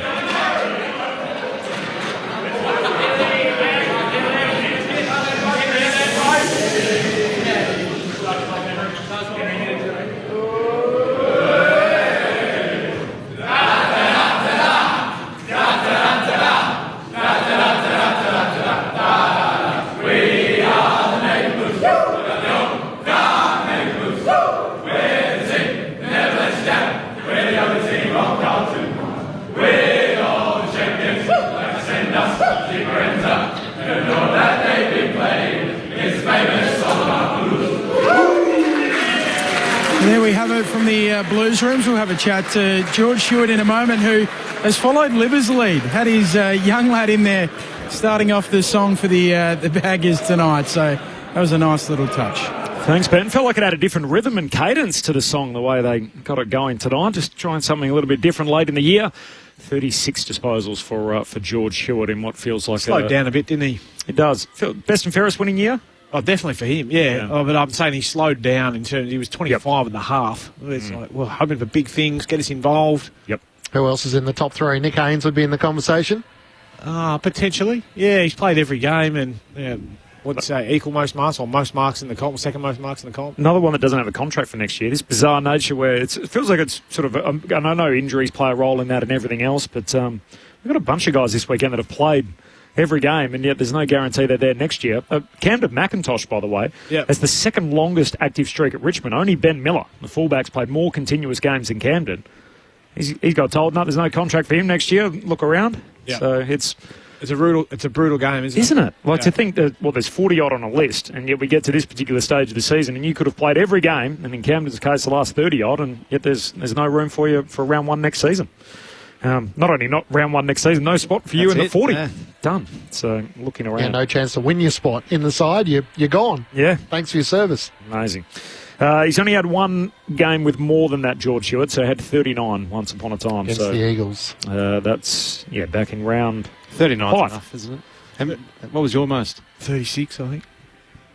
Yeah. Murph? Go on. 40-something? Or no, it's only 39, I think. Only 39. 34. Well played. 34. Just trying to insert myself as much as lids at the moment. Only 39. You've absolutely trumped me tonight, that's for sure. I thought the shot on the monitor of Michael Voss's face sort of said it all. How do you try and take a win like that doesn't mean all that much? Your team hasn't featured in finals. I'll be fascinated as to how he addresses the media in his post-match. Should we take it? I think we should take the whole press. I think it's a great idea. And it's not a bad one. I think you've teased that out beautifully, Clinchy. We'll do that, for sure. I think what would be overwhelming in that rooms would be a lot of relief, wouldn't it? Like, it's been a long, hard year. Season. Let's go and find out. Ben Cameron in the winners' rooms. Ben. Yeah, thank you for that. They're just about to do the presentation to Tom de Koning here for his 100th game. So we've got his mum, who's certainly not a shrinking violet. We know that she had the podcast, and the de Konings are just getting all called up for a presentation here. So what do you want me to do here, Corb? Do you want me to stay down here and take some of this live or come back when we've got an interview after TDK's 100th? You've probably witnessed more of these than I have. Are we likely to get a speech or anything, or is it more just a presentation? Probably Rob Priestley, the president, will speak, and then I suppose Tom DeConning. Yeah. He's one of, how many, there's a few kids in the family, isn't It is 12? 10 or 11 or Something 12. like that. Yeah. So, are we able to broadcast this? Is this? Yeah, here we go. Okay. So, Rob Priestley is going to speak. Rival, so well done. And we've got another important milestone to celebrate tonight with TDK playing his 100th AFL game for the Navy Blues. So well done.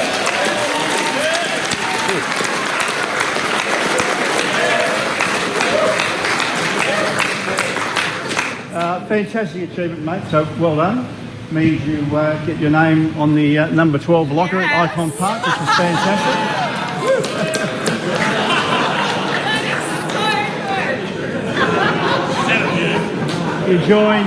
You do join some great names on that locker. There's no doubt about that. Greats like Barry Armstrong and Bear Gleeson and those type of people. But I'm assured that nobody else has had a song written and sung for them in their first 100 games in the history of the Carlton Footy Club. So well done. Well done.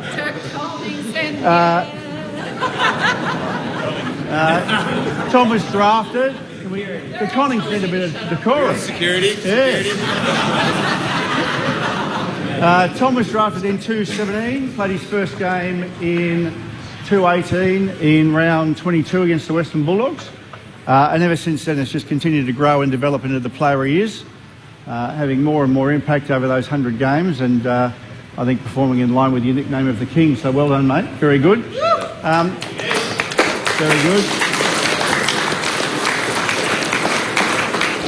I think in addition to that, the talent we've seen in the field, everybody would agree, just a quality person, humble, respectful, and very well liked. So again, well done, mate. Much appreciated. And it's great to have your family here. I can't name everybody, but very good to have Terry here and Jackie here, some siblings here, everybody else, well done. You must be very, very proud of him, and it's a real honour, mate, to get your name on the locker. And as a club, just like your family, we're really proud of that. So well done and congratulations. Thank you.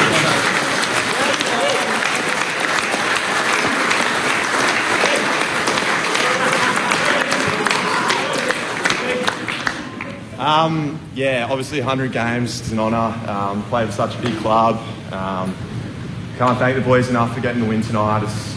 It's huge, and it's one I'm definitely going to remember. So thanks for all the good times over the past 8 years or so it's been, and obviously a disappointing year, but keep going and do good things soon.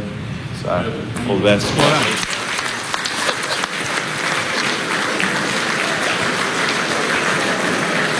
So there you have it from down here in the rooms. It was a little interesting there, wasn't it, Corbin? And probably very noticeable. Yeah. The fact that he didn't say, let's go again next year or better luck next year. He sort of stopped short of saying that. Yeah, and all the best. He said played for the club, so past tense already. The way he was speaking, you can draw into that whatever you want, as opposed to plays for the club. In the present tense. They shouldn't have done that. And then at the end where he basically says, all the best. We've had some great memories, almost good times. PACE, I'll catch you around. Yeah. I've got another presentation down here at the moment just for Brad Lloyd. Okay. We might sit that one out, Ben. We'll come back to you on the other side of it. No disrespect to Brad, but it is interesting. No, there's nothing to read into that. But we appreciate Brad's service. It is just an interesting way to try and get it across on radio. Corbin Middlemass, Matt Clench, Mark Murphy, Brett Delidio, Ben Cameron is down in the rooms. More from the Blues coming up shortly. We'll catch up with George Hewitt, but a 34-point win. Just what we do in the radio game to call a reset here. So Thursday night footy on ABC Sport. We're keen to hear from you on 0437 774 774. The Blues winners by 34. Tom could have given the mic to Jackie. She was more than comfortable sort of holding a court, and Terry had all the work cut out to try and keep everyone in control. You mentioned the 10 kids and some of the siblings were there, but he could have just got up and said, thanks, everyone. Good night. Yes. What about when... It gets awkward, though, when you're trying to pick the right words to say. And well, that's exactly right. So he probably would have been better just to be right. Yeah. Thanks, everyone. Yeah, it was almost poor, like Rob Priestley in the lead up too. Didn't know how to quite finish it. He didn't. Absolutely. What about when Rob said, referenced the Robbie Williams to Coney song, and his mum sort of broke into the jingle and started rolling? Goodness me.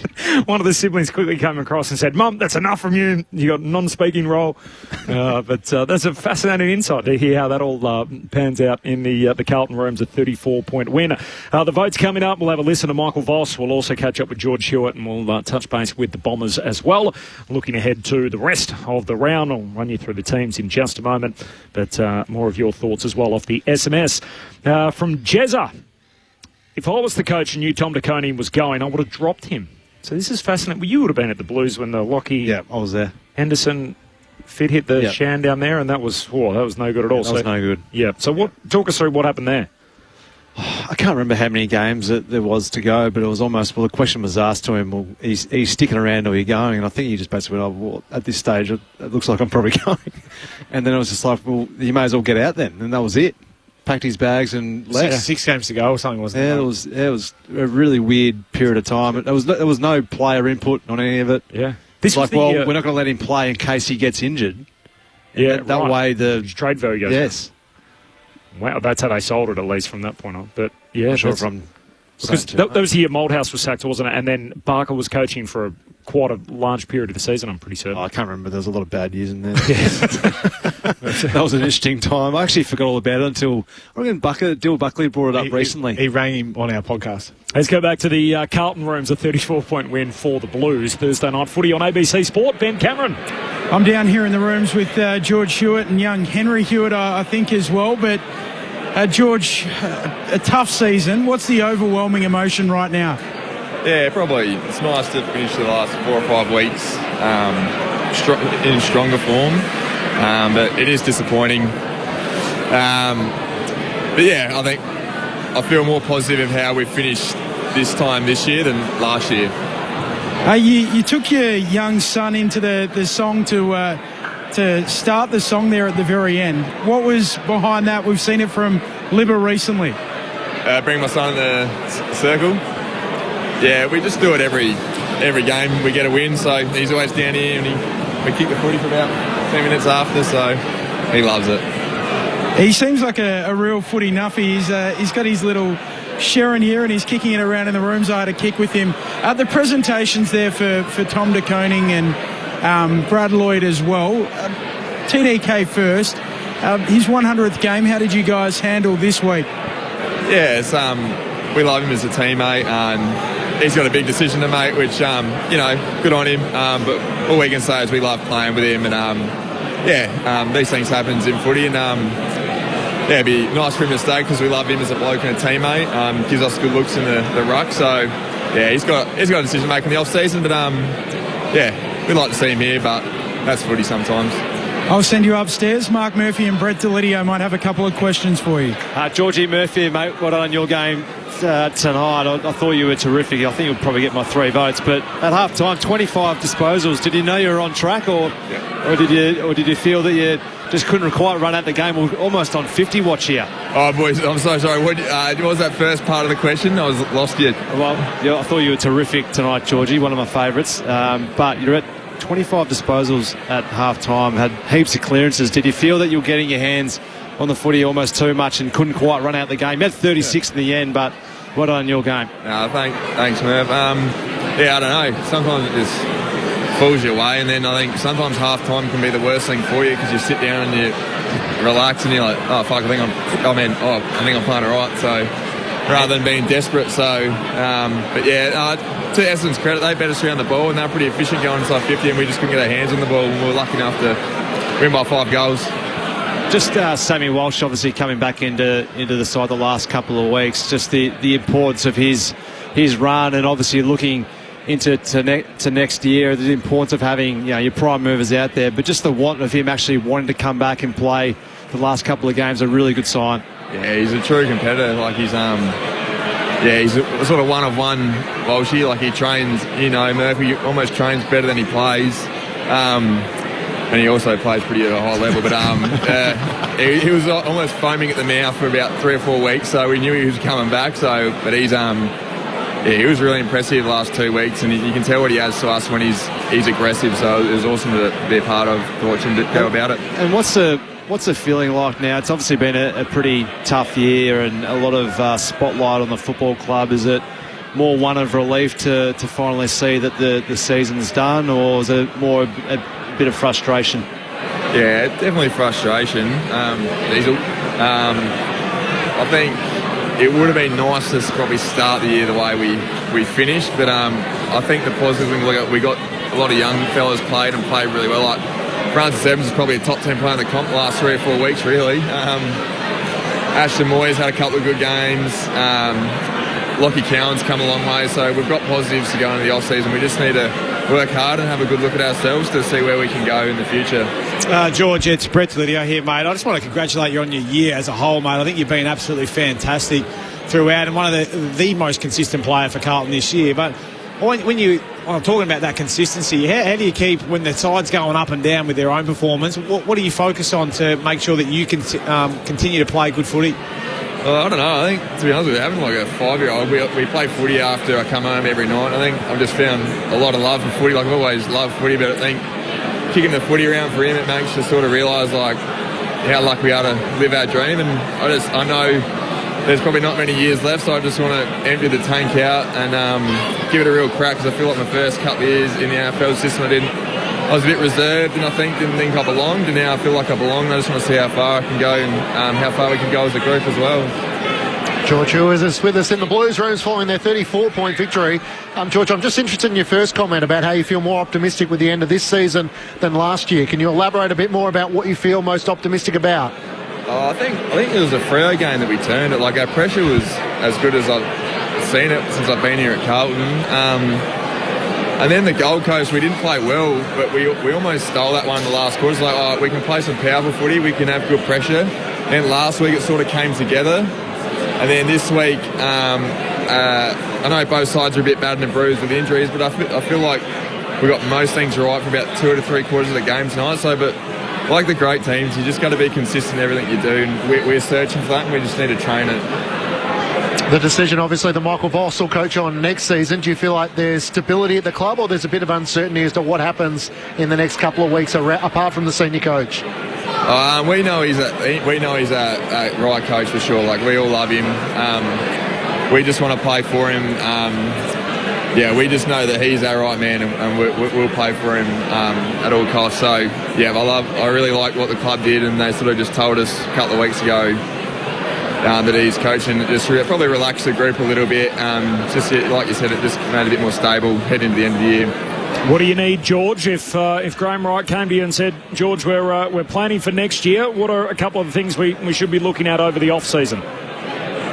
I love our group now, to be honest. Like, I'll probably go to the draft and the trade. That's probably above my pay grade. But if there's a Nick Dacus or a Nasiah Wanganeen-Malira hiding somewhere, that'd be nice. But I think if we can all just improve 10%, we probably can snatch 3 or 4 more games this year, and that's a 12-13 win, and we just need to keep improving and have belief in ourselves as well.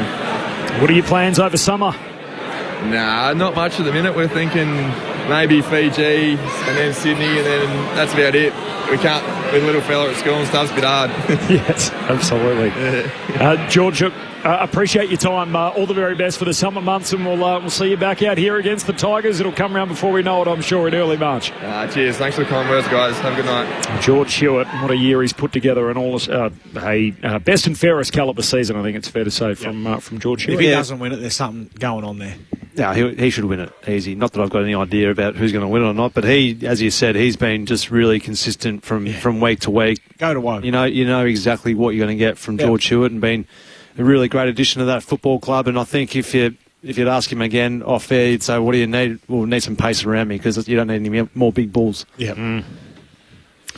No, he was sort of quite guarded on that front, wasn't he? But it feels like it's just an open secret. Everyone knows Tom DeConey's not going to be there, right? I think that's sort of the tone of what we got from that presentation moments ago, and what George said. It's got to get to the point where the players or managers will come out and say, look, he finished up his contract end of this year, and then he's going to go on and play elsewhere.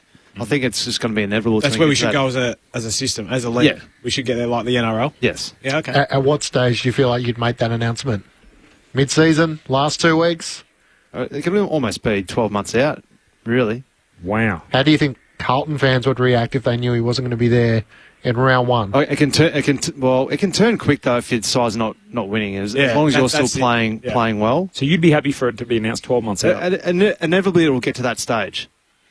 Wow. At some point. I mean, the way in which everyone talks around it gets a bit silly, doesn't it? Yeah. Well, it feels like in the Wanganeen Miller case, we genuinely, no one knew where he was going. Everyone was guessing, and it wasn't some accurate reporting. Oh, no, sorry, it wasn't. It wasn't not accurate. It was more that no one really had a real strong feel, and no one really reported it as such that he's definitely going here or whatever it turns out to be. Whereas in the De Koning case, it's almost like we know that's happening, so on and so forth, and on we trot. Yeah. But I don't think we're mature enough yet. No, not yet. But I was saying at some point in time, whether it's 3, 5, 10 years down the track, but if you'll get to a point where everyone will know what probably players are on. Yeah. But is this better than the way the Henderson case was handled all those years ago in what we saw with De Koning the rest of the year? Oh, that was terrible, to be honest with you. But it's I think they've come away since then, but that was probably an outlier, wasn't it, to how it should be handled. I think our game is too hard in that sense because the NRL, not that hard. With no disrespect, in terms of... What do you mean by not hard? Well, you can still get a touch of the ball. It's not hard to get out of form or to get back into form. They're going to throw it to you and you've got to run and break a tackle. Our game, you've got to go and run around and try and actually find it and get a kick. If you have everyone coming at you saying, oh, well, you're leaving now, good on you, mate, and you can't actually deal with it mentally. But I reckon not the uncertainty in his head, but I reckon around just playing and knowing that I'm probably going to go elsewhere and everyone speculating would have probably hurt his own performance as well at the same time, rather than going, boys, I'm locked in here for the rest of the season, I'm going to give you everything I've got. I think the counter-argument to that would be as soon as your side is out of finals calculation, you'd say, well, why are we playing you then? We might as well play Mark Pittonet, might as well play the next young player to try and prepare them for our next finals tilt. So, I mean, if you were managing Tom De Koning Lids, how would you advise him to handle these sort of scenarios where you're awkwardly having to be asked about your future in consecutive weeks and then a club presentation? I mean, it's tricky territory. I'd be telling him, just hand it to your manager every single time. So my manager will take care of that and we'll deal with that at the end of the year. At this point in time, we're in discussions and I'm playing my best footy that I can for this footy club and my manager's taking care of that. That's all you can say. You start to try and get, and they, but what if you dig a bit deeper? As soon as you do that, you get into a bit of a hole like we just saw down there in the rooms. It was one of the more awkward things I've seen. Yes. I think that's as awkward as it's been. But that's what I'm saying. Apart from, the Gary Ablett scenario was everyone knew the money was on the table and, of course, he was going to take it because it's similar to Tom De Koning. So it's a bit, he's just played a game of footy. He's 26 years of age. The whole thing's had to be, he's probably been coached the whole year how to handle it and everything else. Would there not have been a better moment? Like, if you're Tom De Koning, you know he's going, everyone's going, why wouldn't you just get up there in that moment and say, you know what, guys, it's been great. Like, this has been awesome. Thank you very much. I'm going to announce it tomorrow morning anyway. Our season's done. We don't have another game to play. Thanks for everything. Well, that's who is advising him as manager, being like, go into the last week, well, go speak to Vossi or your head of football and say, look, this is obviously going to be my last game. I'm going to give you everything. It's my 100th game. Looking forward to saying my thank yous post-game rather than it dragging on for another 3 days. And we'll get to Monday or Tuesday or whatever it is. They'll have an exit meeting, and it's a bit more intimate than doing it on live TV. He doesn't need to say thank you to everyone. No, but it would have been less awkward if he just came out then and said, oh, by the way, I'm going. But he's probably not even thinking that he's having to say anything there. Everyone's thinking that. Sure, he was so careful about the words he chose then. But he didn't need to say anything. You could have just accepted it and just been... Yeah, I think you would have been better off not saying anything. Yeah, but then, I agree. If you do that line... I reckon it would have been better to see him go, everyone, thanks for my time here at the Carlton Football Club. It's been an honour to play with you. I won't be here next year. Wish you all the best. Yeah, I'm with you. What do you do then? Walk straight out the door in your boots and everything? No, well, it's the end of the season. You're done. People are getting to listen anyway. There would have been guys out there tonight that aren't even there next year. Yeah. But in a different set of circumstances. So say it's Nasiah Wanganeen Miller. Then they say, well, mate, don't bother coming to the best and fairest. You might as well keep walking. Yeah.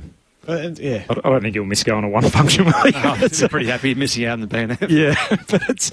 I mean, there's no perfect way to do it. There's no perfect way to do it. But it feels like if we all know what it is anyway. Well, we do, but I don't think you need to... You could throw a big spanner in the works and come out on Tuesday, so I'm re-signing with the Blues. I'm not leaving. Mark Murphy and Brett Delidio. This is Thursday Night Footy on ABC Sport. Corbin Middlemass and Matt Clinch. Ben Cameron's downstairs. The Blues have won in what was a dead rubber to end the season, so they move to 11th on the table. They'll stay there if St Kilda lose to GWS on Sunday. A 9-win season for the Blues, so it's their lowest finish under coach Michael Voss. Brett from Canberra says, hi Corbin, very awkward finish for Tom de Koning. Felt for him there. Paul from Catherine, I was waiting for Tom de Koning to start singing when the Saints go marching in. Hi gang, Carlton fan living in New South Wales here. First ever season properly following the footy. Listening to you over the season has been so helpful. Thanks to all who have been commentating from the box and eavesdropping from the boundary. Been great fun. 2026 is our year. So how's that? Imagine picking up footy in 2025 and you go, you know what, I'm going to go for Carlton. Yeah. What a positive person that is. Get them involved at the football club. Yeah, we've got to roll for them somewhere. Pete from Footscray, awful game but amusing call. Question, how would the Bombers have gone if they were injury-free?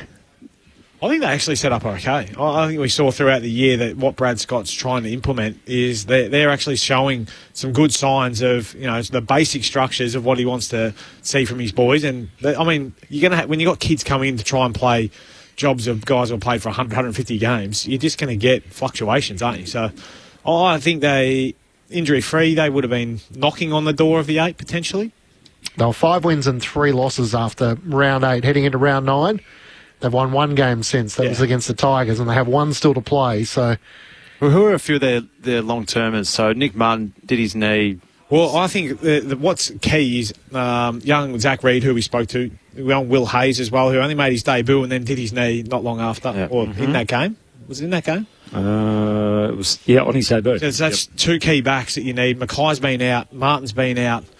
You want me to run through them? Go for it. Yes. Brian, Caddy, Caldwell, Cox, Draper, Hayes, Jones, Martin, Mackay, Parrish, Reid, Ridley, Setterfield, Sardis. So the ones you haven't seen all year. I mean, Ridley's hardly played. Hayes has hardly played. Reid played, 19 games over 4 or 5 years. Caldwell's half the season. Parrish hasn't played hardly at all. Mm. I mean, there's some... It is one of those things, though. Like, you look at Ridley and Reid, and I feel like the optimism from an Essendon point of view is, you know, if they're up and fit, you know, look at what it looks like. Reid's played 19 games. His draft mate in Archie Perkins played his 100th tonight. Yep. You know, you have to plan surely that you're going to be without Reid more than you're with him. Yep. And if you get more of him, it's a bonus. Well, 3 of your top 10 that year have hardly played. Or 2 of you 3. And you're losing Sam Draper as well, probably end of this season. Yeah. It feels like everyone, you know, rags on Archie Perkins. Like, at least he's been out there. Like, unfortunately for Reid and Cox, we haven't seen anywhere near enough of them for various reasons. And unfortunately for Nick Cox now, he's going to face the concussion panel in weeks to come. So fingers crossed for him there that he gets the outcome that he's looking for and ultimately his health's okay. And we spoke to Zach Reid pre-game and I put it to him saying, hey, did you have moments where you thought, look, maybe I won't be able to do this, my body's not up to it? And he said, yes, essentially. If it wasn't until my last run where I was able to play 10 games, you know, I was thinking, gee, maybe this isn't for me. So who are those guys do you think will be there next year? So no, Caddy, Laverty and Durham are the other 3 to throw into the conversation. But it feels like similar conversations around Carlton, like the drafting and the free agency is sort of as curious as to how quickly they can springboard back up the ladder. And you didn't like that question that I just asked you? Or you? Oh, which ones are in their best side? Hey, Jesse, you stepped in there. I thought we asked the questions and they answered. That's not the way it works. Outside off stuff and decide just to leave it. Surprised. Just give me a few names of who's going to... Like, you'd think Sardis said go and try and find another opportunity. You think Hobbs would be in there for trying to find another opportunity? Does Parrish? So Sardis is contracted. Hobbs is off contract. Yep. But Sardis hasn't been able to get in there. He played here against Adelaide, broke his thumb, went back out of the side. So you'd give him your blessing to say, hey, good luck? I think so. If I'm him, I'm looking for opportunity to play. Yeah. But they're a fascinating conversation. So the guys that are off contract, right, you tell me which one of these. So I'll run through them, and you say definite keeps. We're not going to say the guys that we should purge, but basically the guys that are absolutely should stay. So Blackiston, Brian re-signed this week. Davey, Draper, keep. If he wants to stay, obviously it's up to him. Yep. Goldstein, Hobbs, Laverty, Llewell, McMahon, Menzies, Pryor, Setterfield, Smart, Vicentini. Oh, yeah. So all those guys are off contract currently, and there's half a dozen of them that played tonight. Yep. And obviously we know Dylan Shields moving on. Well, if Draper goes, then I think Vicentini, you have to keep him. I would have thought he gets another contract. Yep. Goldstein go around again? Or does that depend on the Draper scenario again? I think if Draper goes, you keep him unless you can try and get someone else. They weren't planning on playing him that much this year. No. So what did he end up playing? He played 15 games. I think what he does, you have him there where you're not paying him a lot anyway. And if he's your first ruck, he's there to play. And if not, he's there helping your midfielders at VFL level, which is important as well. So 4 picks inside the top 25. What do the Bombers do with them? Do they trade them? Do they take them to the draft? And if so, what do they need?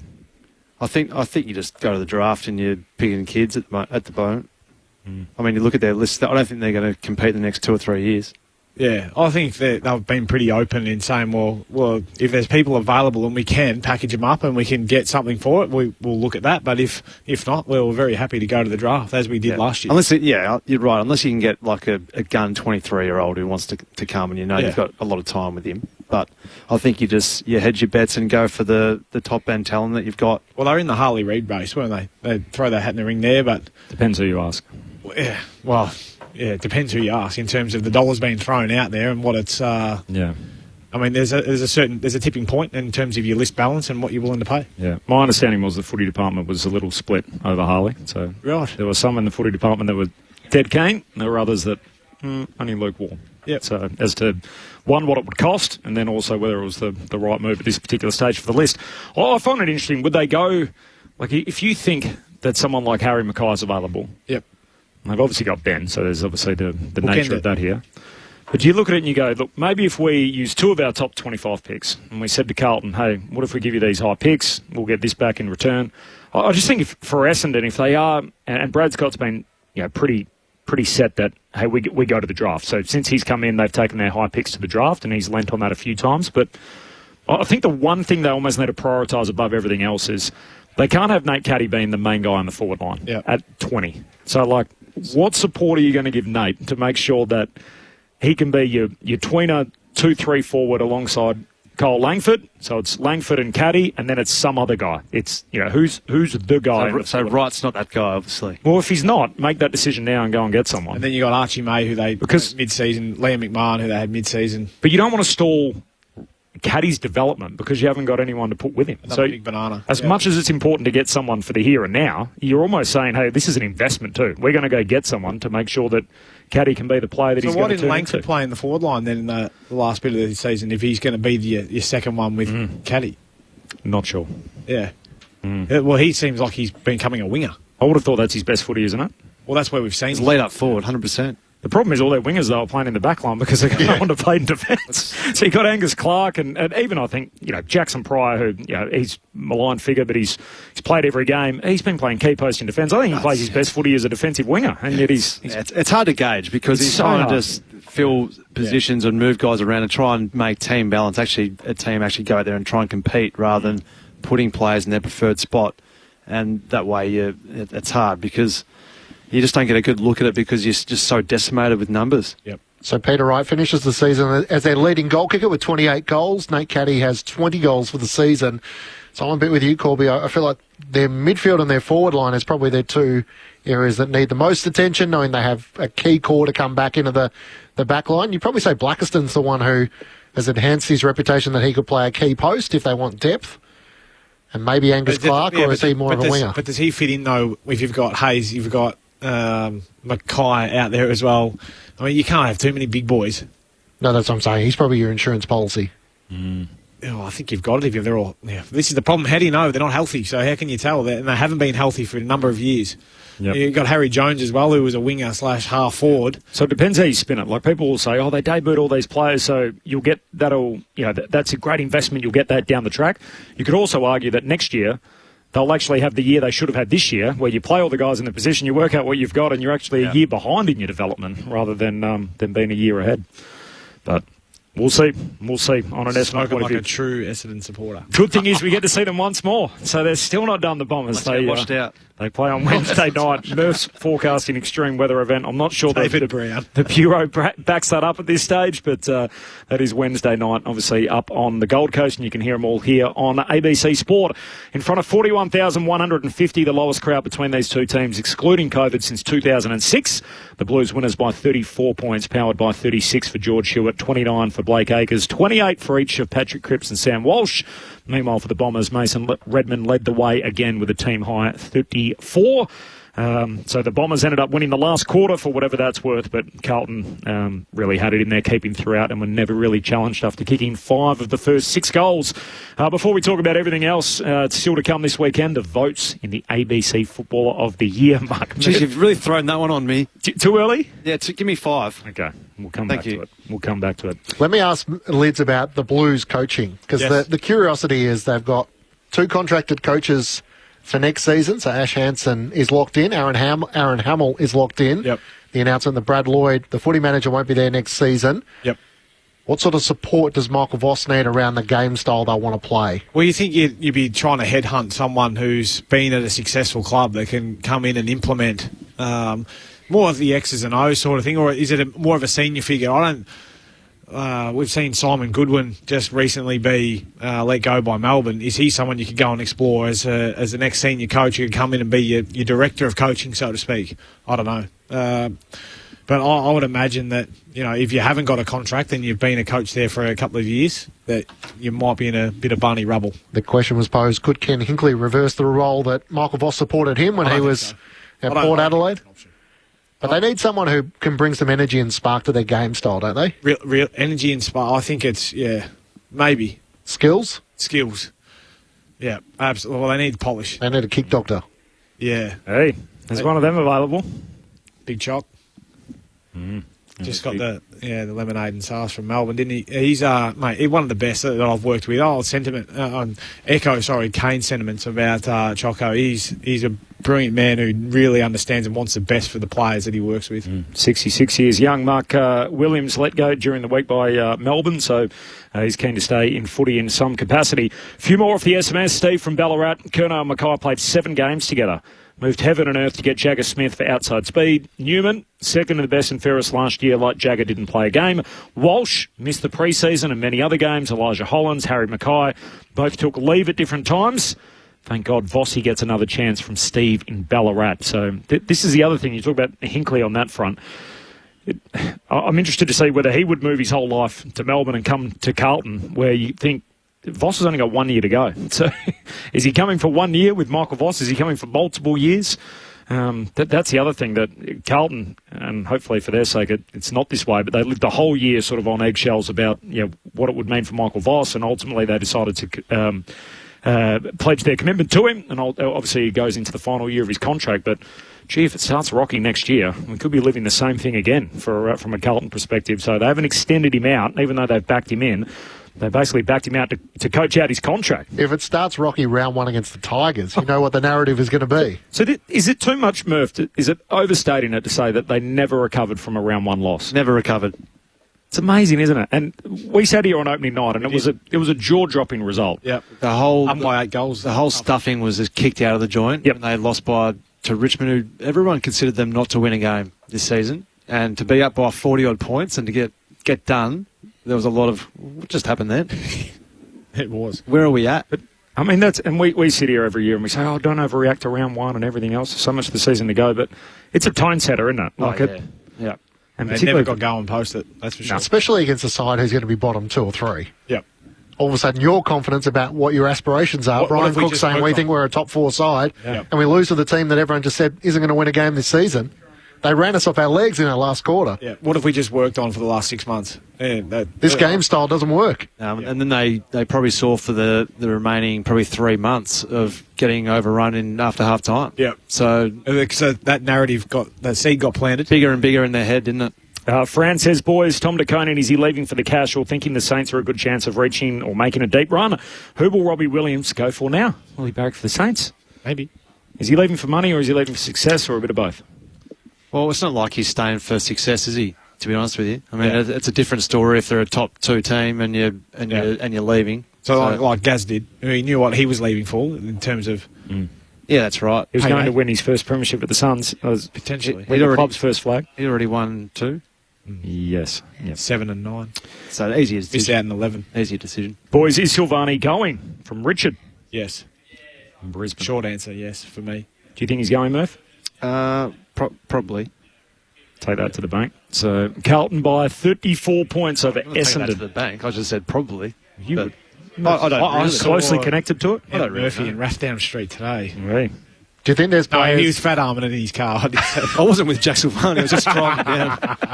Do you think there would be players who have been worn down by the last couple of years and the ups and downs and all the attention? No doubt. Yeah, and Absolutely. And you're probably seeing that with a few of them, really. I mean, it's when expectations are high and they're not met, it's a lot of the questions start going, don't they? And they start talking about, well, where are we actually at? You've lived it. I've lived it. I know exactly what they're going through and the questions why. And you say, well, maybe the grass is greener. Sometimes it is, sometimes it isn't. I can't reinforce enough. Gold Coast weather for Wednesday, mostly sunny, light winds and 25 degrees.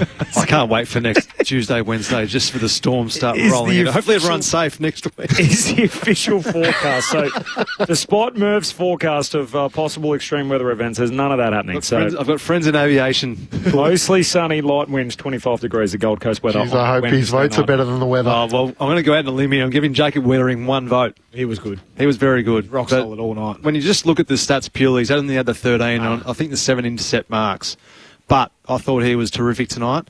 My next one is Sam Walsh, and I don't want you to go at me here. No. But I thought he was part of the difference with the next bloke who gets the 3. He would have had the most possession on the ground had he played the last quarter. Yeah, so he had 28 to three-quarter time, had the 3 clearances, and I just thought he'd start up a lot of their chains, which led into scores. And then I thought George Hewitt was best on ground with 36 disposals, 10 clearances, and just probably wins his first best and fairest at Carlton Football Club this year, which would be great. Shout out the pop-up sprinkler, Frankie Evans. Yeah, big shout out to he was close with Wiedering, but I thought that Jake was pretty handy all night. Evans kicked 3, but the 3 votes in the ABC Footballer of the Year goes to George Hewitt. 3 for him, 2 for Walsh, 1 for Wiedering. Couple of lead changes, they were both early, but then Carlton kicked 5 of the first 6, and they went on to win by 34 points to make them a 9-win team, 9-14 at the end of the season. They'll finish either 11th or 12th, depending on if the Saints beat the Giants. They'll drop back down to 12th. That would be an upset, though, in Sydney come Sunday. Yep. The rest of the weekend, the news of the day, just to quickly round off on that, Isaac Rankin has been suspended for 4 matches after a homophobic slur last week. It was a multi-day investigation, and ultimately Andrew Dillon speaking this afternoon. Here's a little of what he had to say about the Isaac Rankin ban. One incident is one too many, and the fact there have been multiple incidents over the last 18 months shows there is still much work to do. Players get taunted, players get provoked. But when the line is crossed, there must be accountability, and in this instance, Isaac is paying a significant price. There were submissions made, including compelling medical submissions, that were taken into account when arriving at the sanction. You talking about those medical submissions? No. So Andrew Dillon not expanding on that, but leaning on medical reasons as to why the AFL originally pushed for 5 and settled on 4 after the submissions from the Adelaide Crows. So he had a week knocked off that. If he is to play again in season 2025, the path to make that happen would mean Adelaide would have to lose their qualifying final and then win through to a potential grand final. So that means lose finals week 1, win the following week in the cutthroat semi-final, win a prelim, and that is the only path for Isaac Rankin to play again this season, so a 4-match ban. Of course, there's been lots of commentary around Snoop Dogg and his lyrics and whether that's some kind of hypocrisy from the AFL and a contradiction. Well, the Chief Executive answered some of that today. In light of this issue, I also want to address the recent commentary in the last couple of days around our grand final entertainment. We cannot vouch for every lyric in every song ever written or performed by any artist who has or will appear on our stage, Australian or international. But what I can say is our pre-match entertainment on Grand Final Day will be family friendly and consistent with the audience at the MCG and those watching the broadcast. I noticed we didn't do a deep dive on Robbie Williams' past or Kiss or anything like that in recent seasons, but that story has run sort of side by side this week with one which is obviously a repeat incident in our game and is very serious. So a 4-match ban for Isaac Rankin. It's the 6th occurrence over the last 2 years. The bans have gone 3 matches, 5 matches, 6 matches, 4 matches, 5 matches, back to 4 matches on this occasion for compelling circumstances, and those were the medical reasons provided by the Adelaide Crows, but not expanded on by the Chief Executive, Andrew Dillon. All right, the footy for the rest of the weekend. We've got a double header tomorrow night. Collingwood up against Melbourne. Yep. It's a big game for the Pies to try and get something going, trying to build a little bit of momentum into September. I thought they did last week. They looked okay against Adelaide. We ran them right.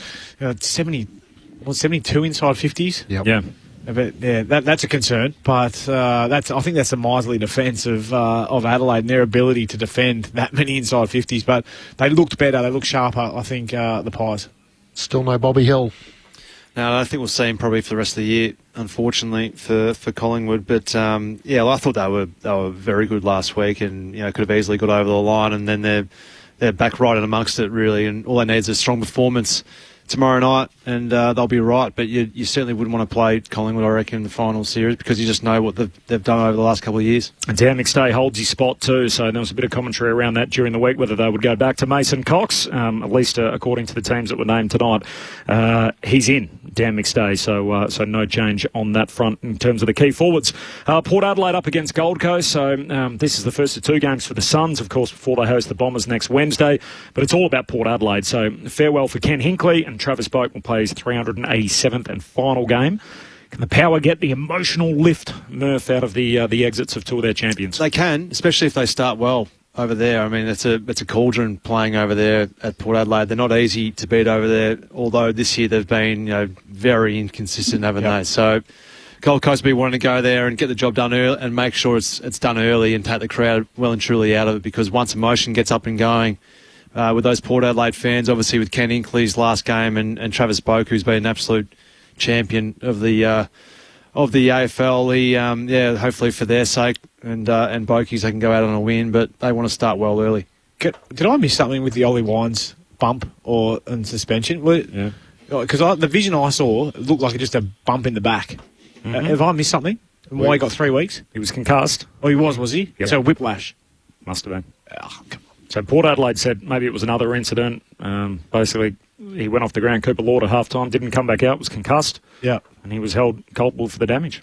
The vision I saw just didn't look conclusive to say that was a head-high bump. It looked more in the back, and if it's whiplash, goodness. Mate. Just quickly on the rest of the teams, by the way. So Laird, Draper and Dowling, the ins for Adelaide. And that's interesting because obviously Rankin suspended. There was a lot of talk about who would get the call-up. So Sid Draper, their first-round draftee, pick 4. He comes back in for the Crows but hasn't played the back end of the year, and Billy Dowling also comes in. So Lockie Murphy is a small forward omitted at this particular junction, which is interesting, and Harry Schomburg, the sub, loses his place. Other key names on the team sheet this weekend, so Brodie Grundy's back for the Swans. Josh Gibcus, nice to see him return, a first-round pick for the Tigers.